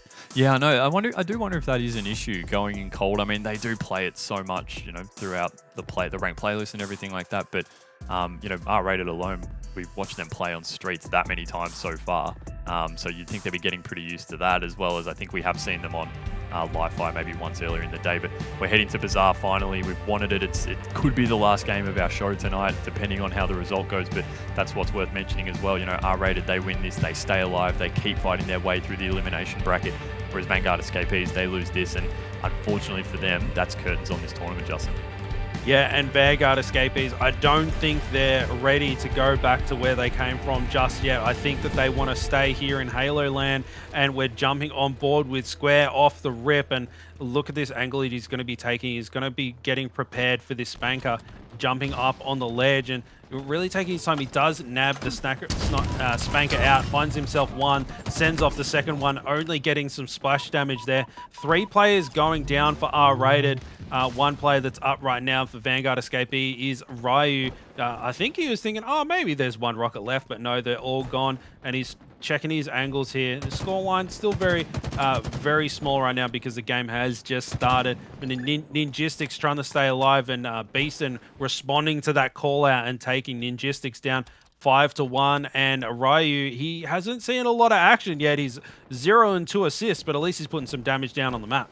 I was going to say that it's a strong start for Vanguard Escapees, but I'm pretty sure every Slayer we've seen so far, the team who's gone out to a strong opener has actually ended up losing. So I don't want to jinx anything yet, and we'll just say that, you know, at very early days, and the scoreboard, as you said, Justin, is quite even. We're on board with Ryu, putting shots down several players. Actually, he's got to confront with Wraith on those stairs there up to the Rockets. Great teamwork there by R-Rated, and we are going to have be on board with Square here, who was one of the leading Slayers in some of the previous series we've seen, but right now just on the 1 kill. He's hanging out in the side here, just, you know, letting his shields come back, and we do see his team are starting to move in through that bar area, so they're going to push down onto Palm here. Can't find anyone, unfortunately looking in the wrong spot there as Benji catches him unawares, but we do have Lunchy who's jumping in and is taken down as well, so unable to help there, but good cleanup there by Square on Benji, and he's going to now look across back to his base where he can see Wrath. But 9-7 now, R-Rated starting to move a little bit. They started off a little bit slowly, Justin, but they've gone on a pretty good run here. I think it's about an 8 kill to 1 run. Yeah, R-Rated able to respond pretty well to Vanguard Escapees' early lead. Wrath City going down there. Square doing his best to get the cleanup kills. 2 kills the difference right now. Now jumping on board with Benji. He's bottom mid, trying to get that overshield. He did have enough wrinkles on his brain there to do the swap to try and get it over, but he didn't manage to slap it on his chest before he dies. Wrath City hanging down there with the rest of the rats, trying to get shots down on the player in front of him. He does go down, all tied up at 12-12 right now, Hoots, and I'd like to see Vanguard Escapee. Can they hold on this time? Can they string it together and be consistent and close out a game? Yeah, interesting. We've seen Ninjestics, who in previous games has struggled a little bit on the slaying front, being the lead Slayer right now for his team. He's just racked up his 7th kill over there on the Rockets, and as we can see here, Beeston looking across him, but Ninjestics doing a great job of just staying alive and being a distraction. We are having these Rockets pop up rather soon, so we'll probably see teams start to set up there to make those Rockets, but as we do know, going for those Rockets, you are very exposed, but they are up in 7 seconds. Ninjestics still hanging around that Rocket ramp there, just trying to get ready to make a move on them, but it does look like R-Rated are going to be in a better possession to get these Rockets, and maybe Vanguard probably a little bit slow in reacting. They did have a fair bit of map control, but didn't start to make a move over onto those Rockets. Although that being said, we do have Benji has them in his hand, so he's managed to get over there and get set up with the Rockets, and he's looking across at Square, knowing that he's there somewhere, but doesn't want to waste one of these Rockets on him, because obviously with a game this tight, only up by 2 kills, they want to make sure that each of them count. Yeah, and you know what? It's good to see such trigger discipline from these Vanguard Escapee players, is that they need to utilize the power weapons. They can't just throw them away willy-nilly. And his patience pays off, and he does find Ninjistics. And I do like how he has rotated, he's changed positions, because he would have gotten called out from Ninjistics, and now he's hanging out with the rats down in the sewers. And look at that, he gets called out, and he's like, nope, nope, nope, nope, rotating around. Going to find a different angle. He's still got 1 rocket to play with, and he just wants to make sure that he utilizes, and he's trying to pick his players there. Overshield's about to pop. Lunchy's there if he wants it. Does manage to get the kill, and Beeston, he's got that overshield and ready to go claw the competition, Hoots. Yeah, and he can just, with this overshield, he's got that added protection that he can just hang around bottom middle like a madman. He picks up this grapple shot, and he can start to push in. We see there are 3 R-rated players stuck at the back of the flag here. Very good choice not to call the shots there too early. He unfortunately doesn't take lunch down. Not a great use of the grapple shot there. I'm not sure he knew exactly what he was doing putting it into that wall, but really great RBR there. Wow. Perfect on Ninjestics. That's great work. And that overshield was so crucial in keeping him alive in that fight. He didn't get the kill on Lunchy, but to take 1 down on Ninjestics without that overshield, that wouldn't have been possible. So great work there using that overshield. And he still has that grapple shot in his back pocket for a quick escape. Unfortunately, I don't think he's going to be in a position to get away. Square throws a grenade at him, although pushes out and manages to get the kill on Square as he drops him 1 shield. And this grapple shot, probably not the most creative use of it, just getting from 1 point to another, but hey, Justin, it's working for him. He hasn't been dropped yet, although being down his shields several times. Yeah, he's used it to just make quick escape. I mean, that's what they do. They're escapees, right? So they know how to duck, dive, and dodge out of there. And now Beeston with that Bulldog in hand, the new bullpup shotty here, and he's going to do a bit of a flank here. I like this rotation. Not a lot of players have been doing these long flanks, and there he finds one. Killing spree for him, and now they're hunting down the other ones. Beeson, how many kills is he on currently? And he's on 7 and 7. Pretty good, strong showing from him. And look in the scoreline. Vanguard Escapees, they're almost 10 kills up right now, Hoots. I think we've got ourselves a game. I don't think it's bedtime just yet. No, absolutely not. But let's hold fire on it because we have seen comebacks come from scores actually bigger than this. So these rockets are popping in 5 seconds. We're seeing Vanguard are starting to get set up, and being 2 down for R-rated, it is going to be tricky for them to try and get back in and get some kind of map control to make a play for these rockets. So Overshield and rockets both popping at the same time. I think rockets by now are going to be in the hands almost once they do pop of Vanguard, although they may have dropped down and no one's been up there to get it. I don't know who actually has managed to take them. They're still just sitting up there, so no one actually able to pick up rockets yet, although we do see, I believe it's Beaston picking up those rockets and jumping down. We do see him here, so holding these rockets, and a great rocket. They're using the cover there of the stairs to be able to survive that blast radius whilst being no shields, but the rockets will now be traded over to Ryu, so they stay in the hand of Vanguard Escapeage. So Beaston manages to get a trade, but also keep the rockets, although that being said, he's assassinated Ryu by Wrath City, and he's got the rockets now, so he really needs to do something with these, Justin. They're down by 10 kills, but these rockets, they can at least establish some kind of map control if used correctly. Yeah, he's got 1 to play with, but sometimes that's all you need to break a setup and start collapsing. 9 kills the difference. R-rated Wilcox managing to grab himself 1, and 8 kills the difference, putting in some nice shots into Doomed, and he looks like he gets cleaned up by Ninjistics. The team call out coming out, and look at this, 7 kills the difference. And R-rated, if they're going to bring this game back, they're going to have to do it now. And you know, that's another player falling for R-rated. Vanguard Escapee, they're starting to put things together, Hoots. We might have ourselves a game here. 7 more kills for Vanguard Escapee to go 1-1 in the series. And Square with that kneeler out, I'm not sure that's what you want to have out when you're one shot and he goes down, and it's bloating out to almost a 10 kill difference here, Hoots. And Vanguard Escapee, they are so close to securing this game and take us to a game 3. Yeah, Beaston's just absolutely roaming through the map, and he's going to have this overshield popping in 10 seconds. He might not even need it. They might finish this up by then. This lead's blown out to 11 kills. It looked like R-rated was coming back, but Beaston's just gone huge, and you can see here we have R-rated pretty much primarily held in their back flag. They're Square pushing out. He's taken down. He's pretty much by himself there. Beaston with this overshield adjustment, I think this is going to be pretty much it. With this overshield, he can push in right into this bar area where he has Ninjistics and I believe Rat City. But look at the grapple shot here coming out from Doomed, and he follows up with a fantastic beatdown there. Just 1 kill left for Vanguard Escapees, and there it is. We see Beaston taking the final kill there, and gee, Justin, that was impressive. I didn't expect to see that. That Strongholds game was really close, but just seeing them pull out that domination really, and being able to maintain that strong lead in that Slayer game, and the control of the rockets, of the overshield. Beaston was trying to use that grapple shot, probably not super effectively, but their control of the map overall in that middle part, it just seemed that R-rated were never really able to get control of anywhere in that center map, and were held at the back and in their bar a lot of the time.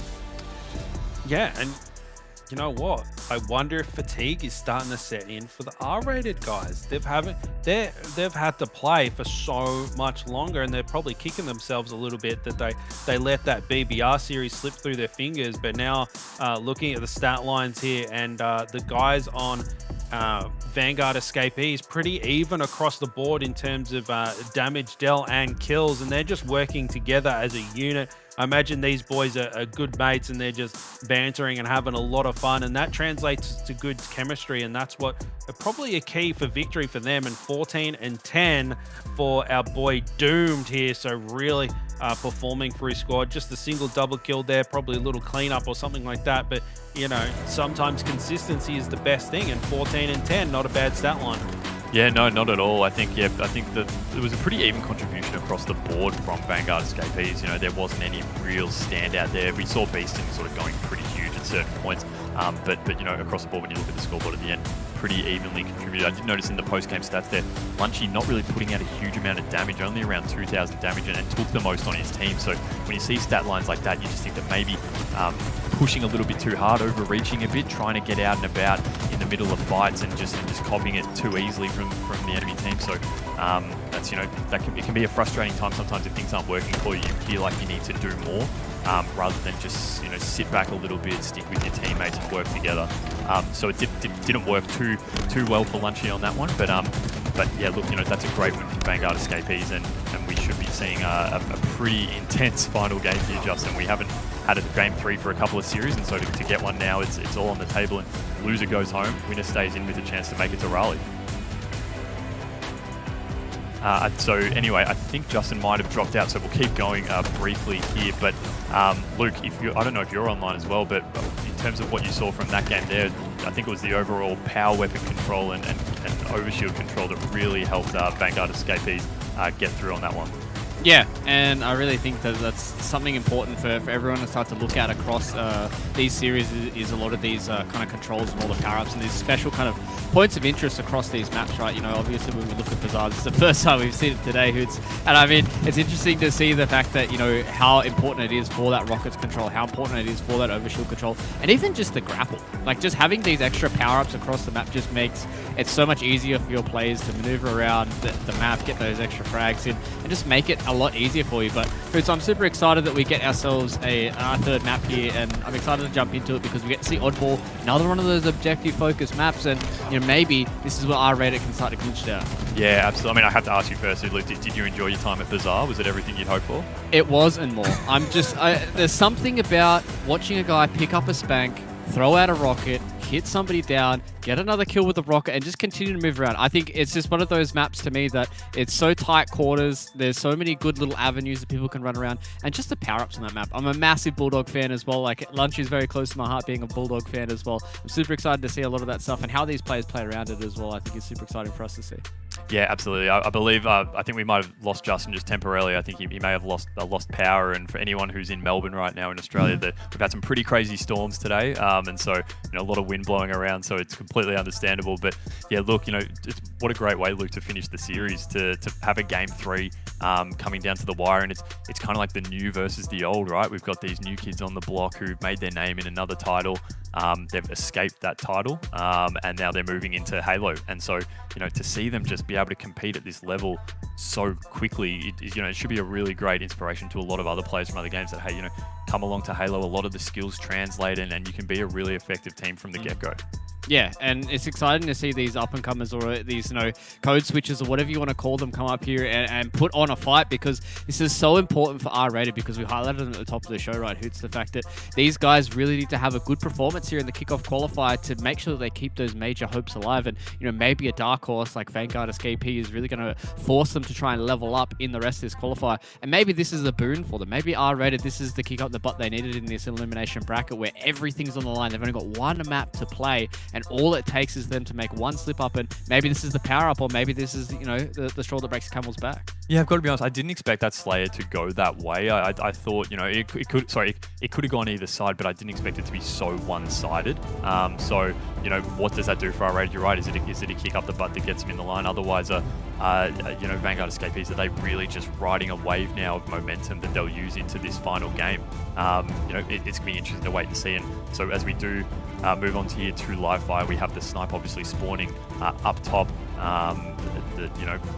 We'll see probably a bit of a mad rush for at the start as teams look to establish control. But what I always like to see, Luke, on this map is when teams do pick up the snipe, where do they take it? Do people take it up to the top of the snipe tower? Do they hold it around the nest? There's a lot of sight lines, but we do kick off here with Square as he's going to be running around through the B side into the nest, and he's going to look to get a flank on pretty early, as we see not a huge amount of action down along the ball here.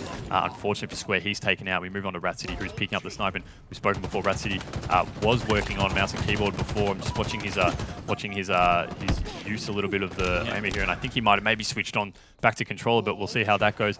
We do have Ninjestics with the ball, and we have the power-up in the hands of Beeston. So Beeston really controlled that power-up in the last game there, and he used it perfectly, Luke. When you've got that overshield, that's when you need to start running around, really getting in front and breaking setups. And even if you're not racking up kills, you're just weakening players, causing a distraction to try and break setups so your team can come through. And we see there as Beeston does start to push in, and you see his team starting to come through the garage there. But the ball is basically back now, down near the bottom mid. I think we might have had a reset, actually, and we have Vanguard Escape escapees. We have Ryu here carrying the ball into this garage, and so garage is one of the areas that we have seen a lot of setups held quite effectively. Actually, we saw watching earlier today that it was an area where people like to hold as much as they can, and then teams, it's so hard for them to come in and take because you can spread out nice and evenly. It's hard for a grenade to take down multiple players, and then what we do is we just hold here using these pillars really effectively here, just while we can see the rest of the R-rated squad starting to spawn over on Snipe Tower. But Luke,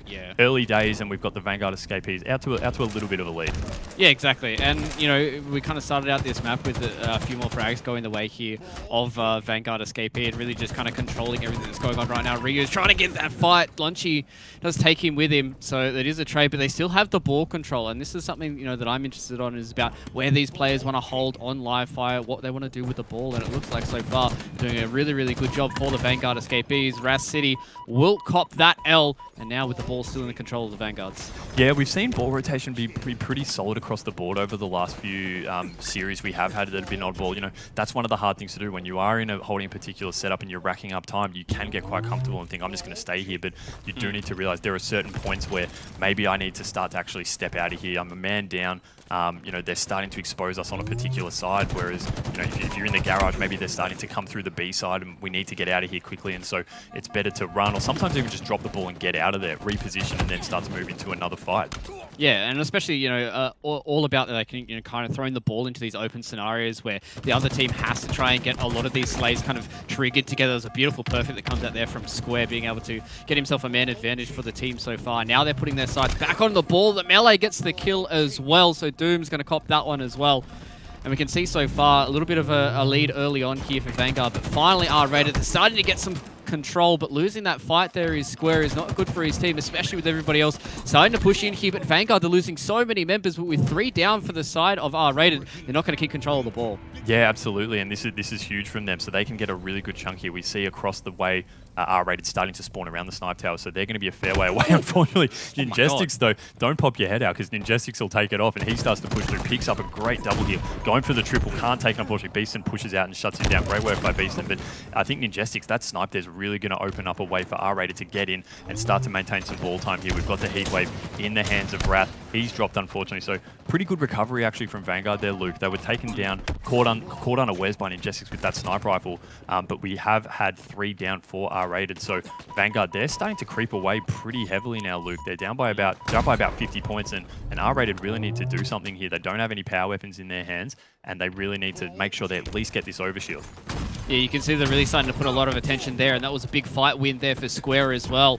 Taking down Benji with that sniper rifle in hand. Now Ryu has to drop the ball to try and get this fight going, but there's so many members of R-rated here, and that's 3 frags.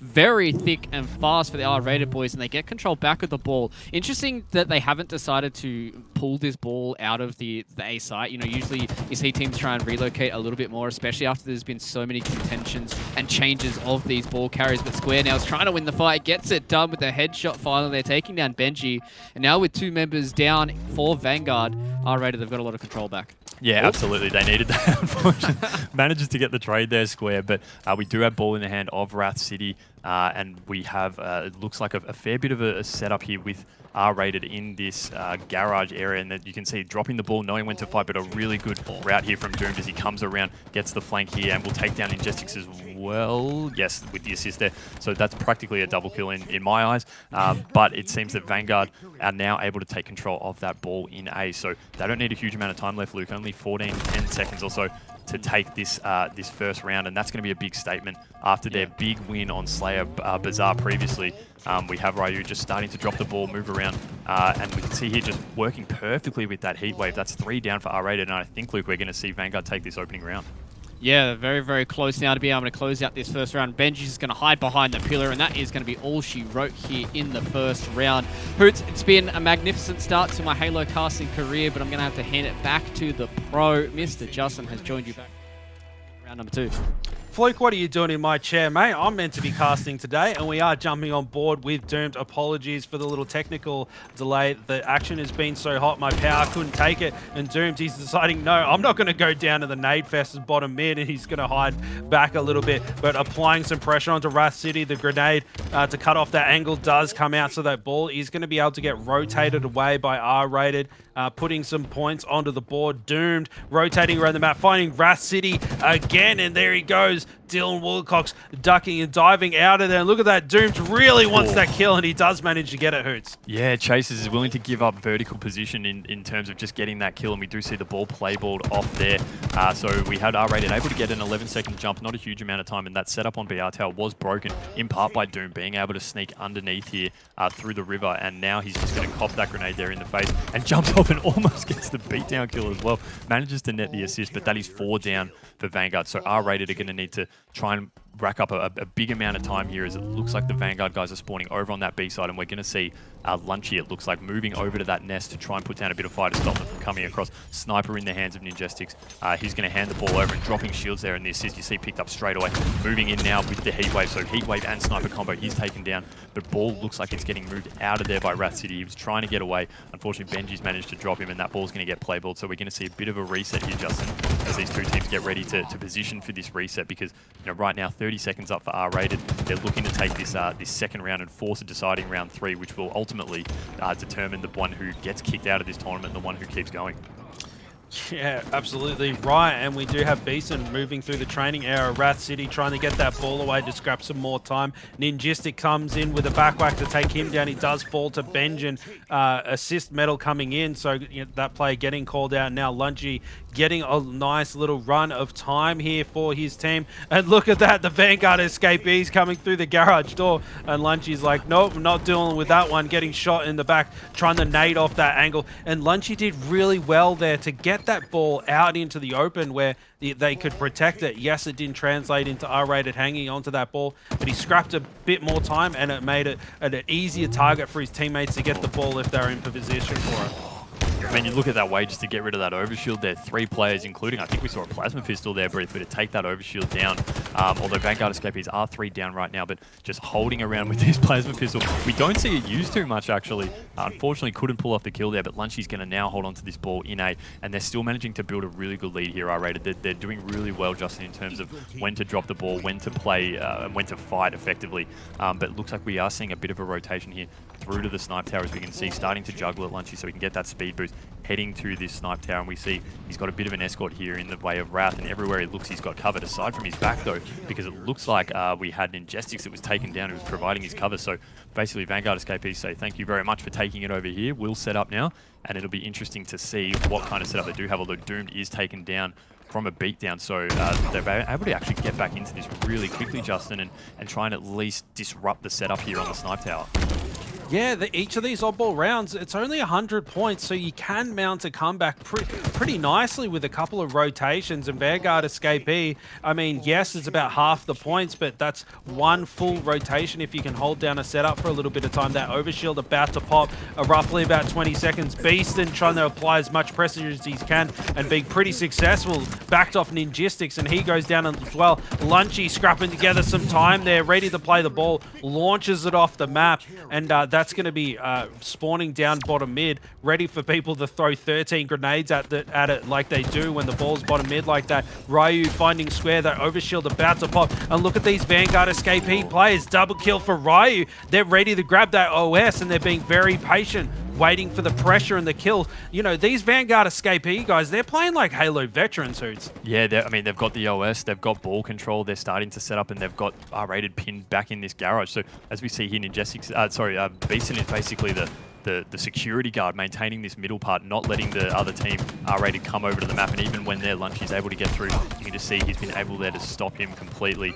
He is taken down eventually, but that overshield providing him the ability to drop Lunchy and at least keep control by Doom with this ball. And we are seeing, only about 20 seconds difference, and great play ball there as well. Doom realized, they'd lost the setup at Snipe Tower. Let's get rid of the ball off the map and force another reset. And we'll see R-rated will actually recover from this reset and bring it back to Snipe Tower, Justin. So it looks like that's sort of the flavor of the month right now in terms of where they want to be holding this ball. Yeah, and Square doing a lot of work to hold down that mid area. He does go down, but that heat wave's pretty hard to take to the face. Now on board with Wrath City, he's jiggling around. He's really making himself a hard target while putting down shots on the map. He does get sniffed out by 2 players there, and he goes down as well. Doom, so many players dropping. It's really starting to get scrappy here. R-rated, they're only 5 points away. Are they going to be able to scrap the rest of the time? Lunchy desperately trying to stay alive. Well He's done. down bottom mid, scrapping it together, and he does manage to get it over the line, Hoots. It's 1-1. Here we go. We're going all the way. Game 3, 2 rounds of oddball. It's tiebreaker time, Hoots. Yeah, let's do it, Justin. We're on board now with Ninjestics, so pushing right up to this snipe. He wants to grab control here, but he also picks up the plasma pistol, so the Mangler. So he's going to now hold here, just overlooking OS a little bit, but it looks like now with 1 down, they're going to start to make a move on this ball straight away. So 2 down now for Vanguard Escapee, so R-rated straight away. Again, heading to this snipe tower, it looks like, just making sure that the path's clear through the brood field. But Jessica's doing a great job there, at least of playing ball and getting shots, and you see the assist coming through as we jump on board with Square. So Square now holding ball and straight to the snipe tower here. So this is where they want to hold it, Justin. It looks like this has worked enough for them, and they're just going to try and hold as much as they can here, get some coverage from the nest, although they do need to be careful because that's where most of the Vanguard Escapee players are coming from, and he's going to potentially have to play ball this. Yeah, Lunchy also has that sniper though, so he can really hold players at bay. You know, 1 or 2 really nice snipes, and as we say this, Lunchy whiffs a couple of shots and then drops, and there's Square ready to play that ball. Did he manage to get it off? He did. But he got so much ball time out of that. Yes, Lunchy didn't hit any snipes, you know, same old story from him. But then, you know, the ball was played and they got 30 points racked up. So it's a little bit of a reset, and Vanguard Escapees, they're poised to grab onto that ball, and they're going to start rotating it around Doomed, ball in hand, and they looks like they're just trading tower. You know, no homers up in the tower. You don't have the ball, you're not allowed. They can have 1 homer. If they want, that's completely up to them. But we do see here snipe in the hand of Ryu. So hanging around this snipe tower, this OS is popping shortly, and we are going to have one of the R-rated players getting ready to grab that when it pops, but Snipe is now down at the bottom of Snipe Tower. So 2, 3 down for Vanguard Escapees now. So they're going to want to get that ball off the edge, but too late. It looks like R-rated have actually moved in and managed to maintain control, and we do have 3 down for Vanguard. So R-rated really setting up strongly here. So it's been pretty much in segments of 20 or so seconds on ball time, but this OS popping now. Square going to try and move in. He's getting fire from a lot of areas. We see the team shot coming in from behind him. He jumps up to try and grab that OS. Probably wasn't the right move. There were 3 players around him, and they're taken down. So we do have an OS in the hand of, I think it was Beaston, maybe put it in, has already lost it. No, sorry, it's in, I think it's Ryu's hand. So Ryu pushing across onto that nest, but we do have a smart move there, popping that little drop shield down to just save himself at least 1 shot or a direct nade as he picks up that ball at the bottom there. So we have Beaston with the ball starting to get back some of this deficit that's down, but we do have now 2 down for R-rated. So Justin, Beaston sort of rolling, it looks like down at the back of the snipe tower, and he's probably going to work his way up. It seems like that's the favoured position for them.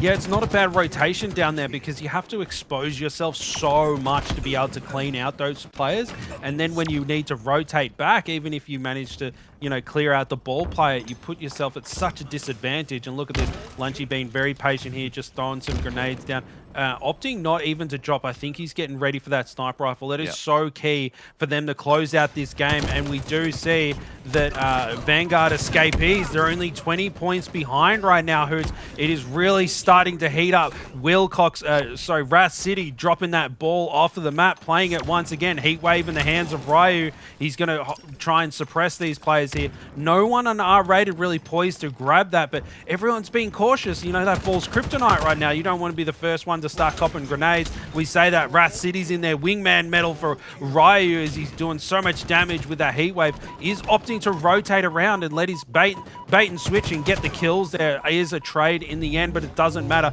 Scoreline 41-60. All this action going down and hardly any ball time. There is just so much pressure from both teams, so it's really difficult for either squad to get a leg up and get some ball time. Yeah, Ryu just wanted to get it out of there. I mean, he had that heat wave down there, which can be really effective in that bottom mid. It's tight quarters. You can get the ricochet shots and at least rack up a fair bit of damage, but the team shot and the coordination for him to get the call out to look out to brute field earlier was spot on, and he was able to stay alive there, holding that heat wave.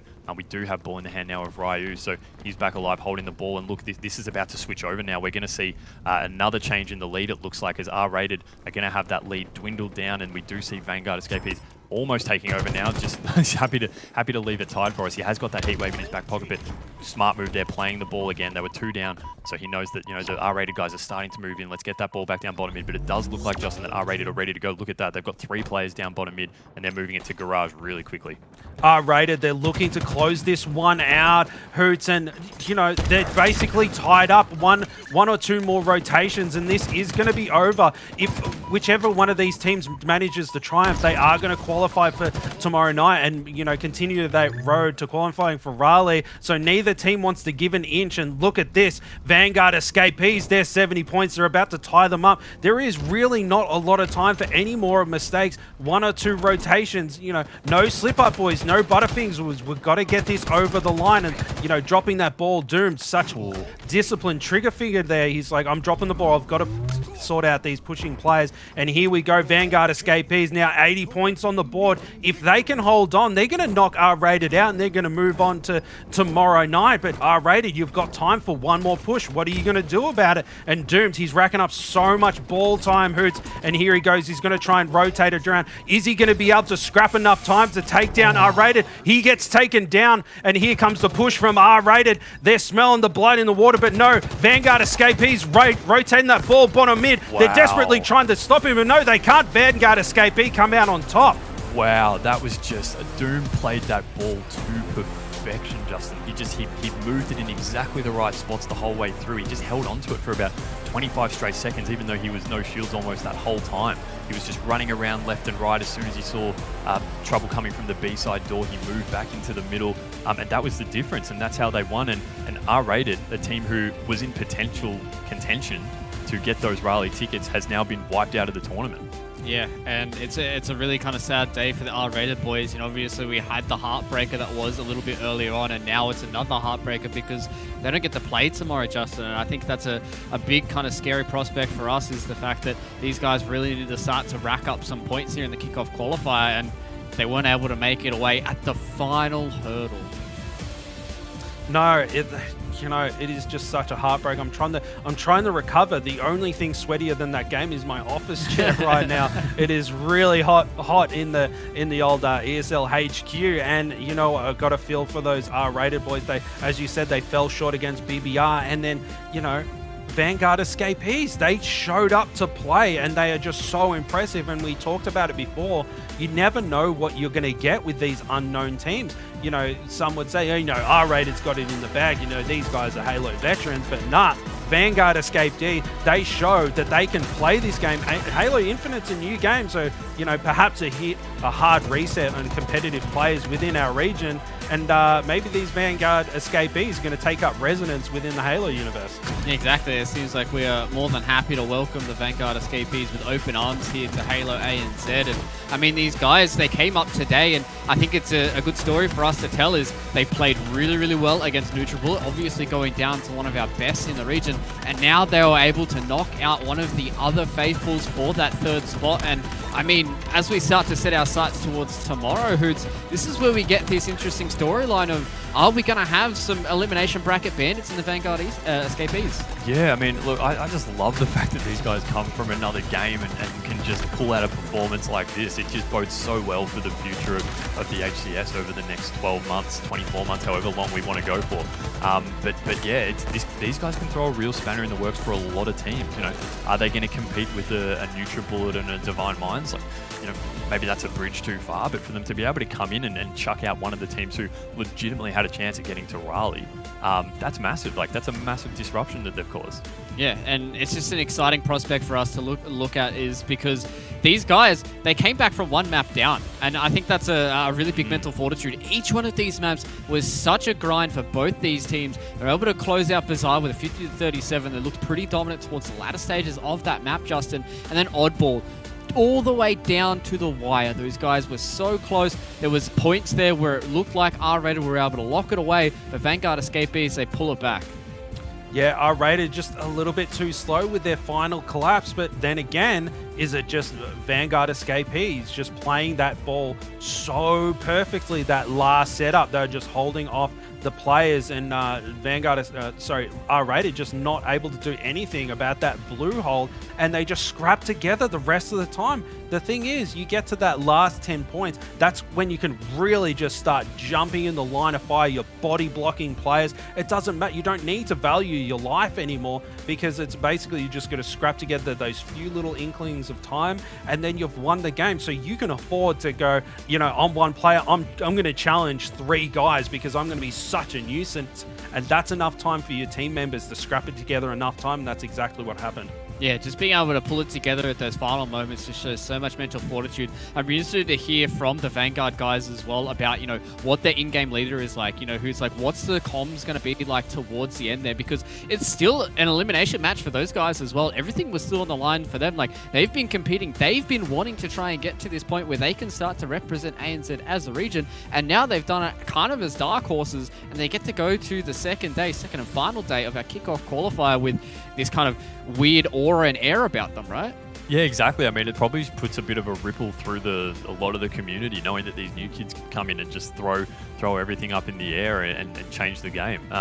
So yeah, I mean, whoever has them first up tomorrow, there's going to be some nerves, definitely. Yeah, it's going to be real spooky for whoever has to drop down into that elimination match and have to try and face these guys, because we've seen so far that they've been able to at least perform against NutriBullet, and so far, you know, obviously not be able to push them to 3 maps, much like Divine Mind has been, Justin. But I mean, so far, like, we had this whole storyline about this top 3. R-Rated were one of those teams that was so close. They're ever so close to what the Direwolves are on points right now, and looking at it, this is really going to be a soul shatterer for them. Yeah. Not wrong. And the thing is, we talked about it before, is that that BBR versus R-Rated lineup, that was just so critical. And we talked about, if you go down to the losers bracket, you're going to have this difficult run and you just might not make it. And BBR was able to secure the qualifying spot for tomorrow night early on, and then R-Rated, they had to have slugfest through, and they just came up against this squad that, and you know what, the fact that these guys are from another game and haven't had a lot of experience scrimming against these guys, they don't know how they play. And the thing is, when you're in such a small region, you know how each other play.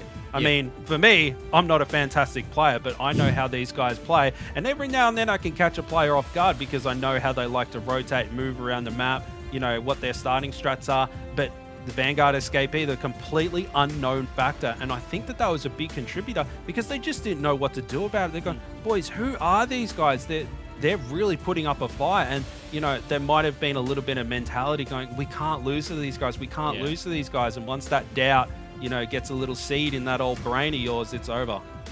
Yeah, exactly. And it's just an exciting prospect for us to have a team like Vanguard Escapee being able to come into HCS here, especially in a kickoff qualifier where everything is on the line for all these teams as well. But lads, we might be able to get a bit more of an insight because we do have Benji here on the line from the Vanguard Escapee. So let's bring him in. Let's have a chat to the man who did just crush some dreams against R-Rated. Benji, congrats on making it to the second day here in the kickoff qualifier. I just want you to kind of explain your team, explain your boys, and kind of talk us through how that final series did go for you guys.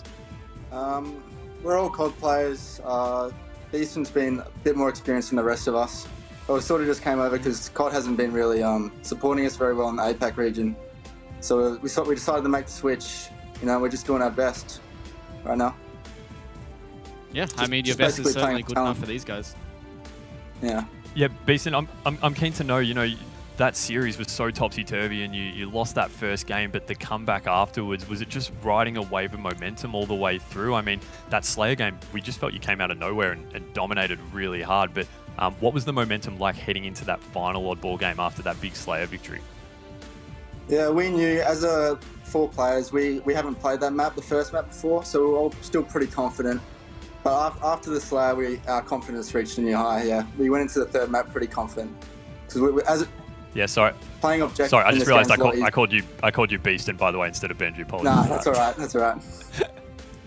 Hey, Hooters, don't be too hard on yourself. It has been a very long day for all of us. Now, Benji, welcome to Halo, man. And that was just a fantastic series. You took it all the way. That was basically a grand final match. You're going to be playing again tomorrow night, and it is just so hyped to have some fresh faces into the community and shaking things up competitively. I mean, what's it going to be like for you guys moving forward? Are you going to be messaging other teams for scrims and things like that and preparing? Because you said that you've made the switch. We've got a whole year of roadmaps. You know, guys here to stay, and we'll see you at LAN and all that kind of good stuff.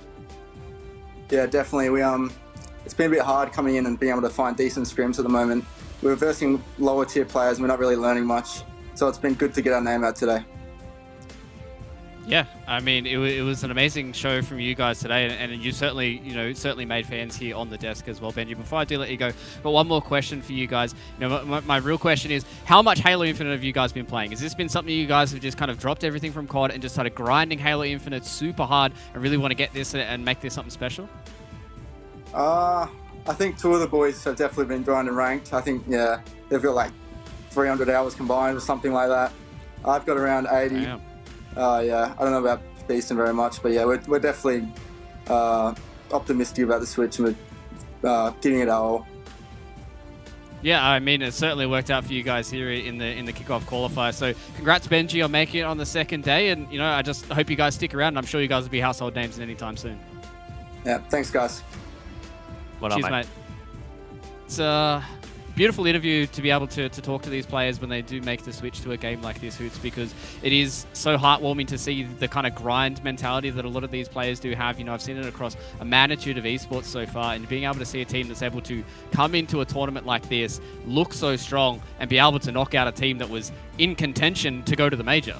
Yeah, and I love that he said that, two of them have been grinding super hard, but two of them not so much. I mean, 80 hours is still a lot of time to put into the game, but in terms of compared to a lot of the people who are playing this tournament, that probably is a small amount. So to get this kind of success over not being into it as much as some of the other players is an incredible achievement. Yeah, just the raw mechanics it seems like these guys have been doing, and maybe their in-game leadership is something to speak of, and maybe they've got a coach in the background as well, lads. Something we might be able to dive into a little bit deeper tomorrow. But let's go and have a recap of today. Justin, it's been a long day for us today here on the desk, and these are our 4 teams that have qualified through the winners bracket. That NutriBullet series versus Vanguard Escapees, that was kind of the first blip on the radar for us, for them, right? Yeah, I think so. We talked about it when they were playing. I was like, hang on, these guys are, they're putting up a decent fight against NutriBullet, the top squad. And that was kind of like, hang on, can these guys actually play Halo? And we just saw they took down R-Rated. And you have Lunchy, who has huge amounts of experience, Wrath City, huge amounts of LAN experience, Square as well, Ninjistics too. They've got loads of LAN experience across multiple Halos and, dozens of online cups, and the fact that these guys came in and took them down, as you say, the first little crumb of evidence that these guys knew what they're doing was when they went up against NutriBullet and put up a pretty decent fight. They didn't get rolled over, and it's just unfortunate that R-Rated met them down in the lower bracket. Yeah, exactly. And speaking of R-Rated, that was a real heartbreaker for us, Hoots, here. Them going up against BBR, that was a real test for R-Rated and BBR as well, because both those teams are really 2 teams that want to try and get that third spot going into Raleigh. And now it shows that, BBR getting themselves into a winner's bracket, albeit if they do lose to NutriBullet, they've still got that elimination bracket to run through. Yeah, and so now for that final ticket, we come down to what we imagine will be between BBR and Direwolves, and there's about 1,000-point gap that Direwolves are above BBR with in terms of point standings right now. But look, if who knows what's going to happen tomorrow, but just 1 or 2 placings above, BBR can make that deficit back and finish up on top. So, yeah, down to 2, but that's going to make it just as interesting as if we were down to 3, because ultimately I think it's going to come down to really 1 or 2 matches that are going to separate and determine who actually gets to go. Exactly. It's going to be all down to the wire for us here. And Divine Mind, they were able to get themselves a 2-0, same with the Direwolves. But let's have a look at this elimination bracket. For those of you with the keen eye, you can see that Australian Rush and 1620 Kings, it doesn't have a match result just yet. And Justin, they are still playing right now. So we do not have the result of that match just yet. And the Australian Rush and 1620 Kings, 2 teams that could just make themselves into that quarterfinals. And much like Vanguard Escapee, kind of make some ripples in the scene as well. Yeah, well, those Kings should be in no rush to finish up. They should just play their series out. And it'll be interesting to see who moves forward, because that Australian Rush squad, we did get to watch them on stream, and they've got plenty of talent on that squad. Not too familiar who the lineup is on 16-20 Kings, so I can't really give a prediction of what's going to happen. But that losers quarterfinal of Vanguard Escapee, yes, they were really hot tonight. You know, they'd be bouncing off the walls after taking down R-rated. But the thing is that tomorrow night it's going to be a hard reset. It's an entirely new day, and you haven't had an entire day to really warm up and get your Halo brain really cooking, get all the wrinkles ready going with all those Halo fundamentals. And is that going to play in favor of more of these Halo experienced players if they're jumping in fresh? Is that going to be a deciding factor for this Vanguard Escapee squad? Yeah, that's going to be a real interesting story for us to start to delve in. But lads, that's going to be it. We've gone through quite a lot of Halo tonight. We've finally been able to decide who our top 6 teams are going to be, albeit one is still missing before tomorrow. But it has been a lovely day of Halo for us here to enjoy. This has been day number 1 of the Kickoff qualifiers, ladies and gentlemen. We've got more Halo to go tomorrow, so make sure you do join us here on the desk. I've been Fluke. Thank you once again for everyone here for joining us for the HCS Kickoff qualifier. And as always, stay safe, and we'll see you for the next one.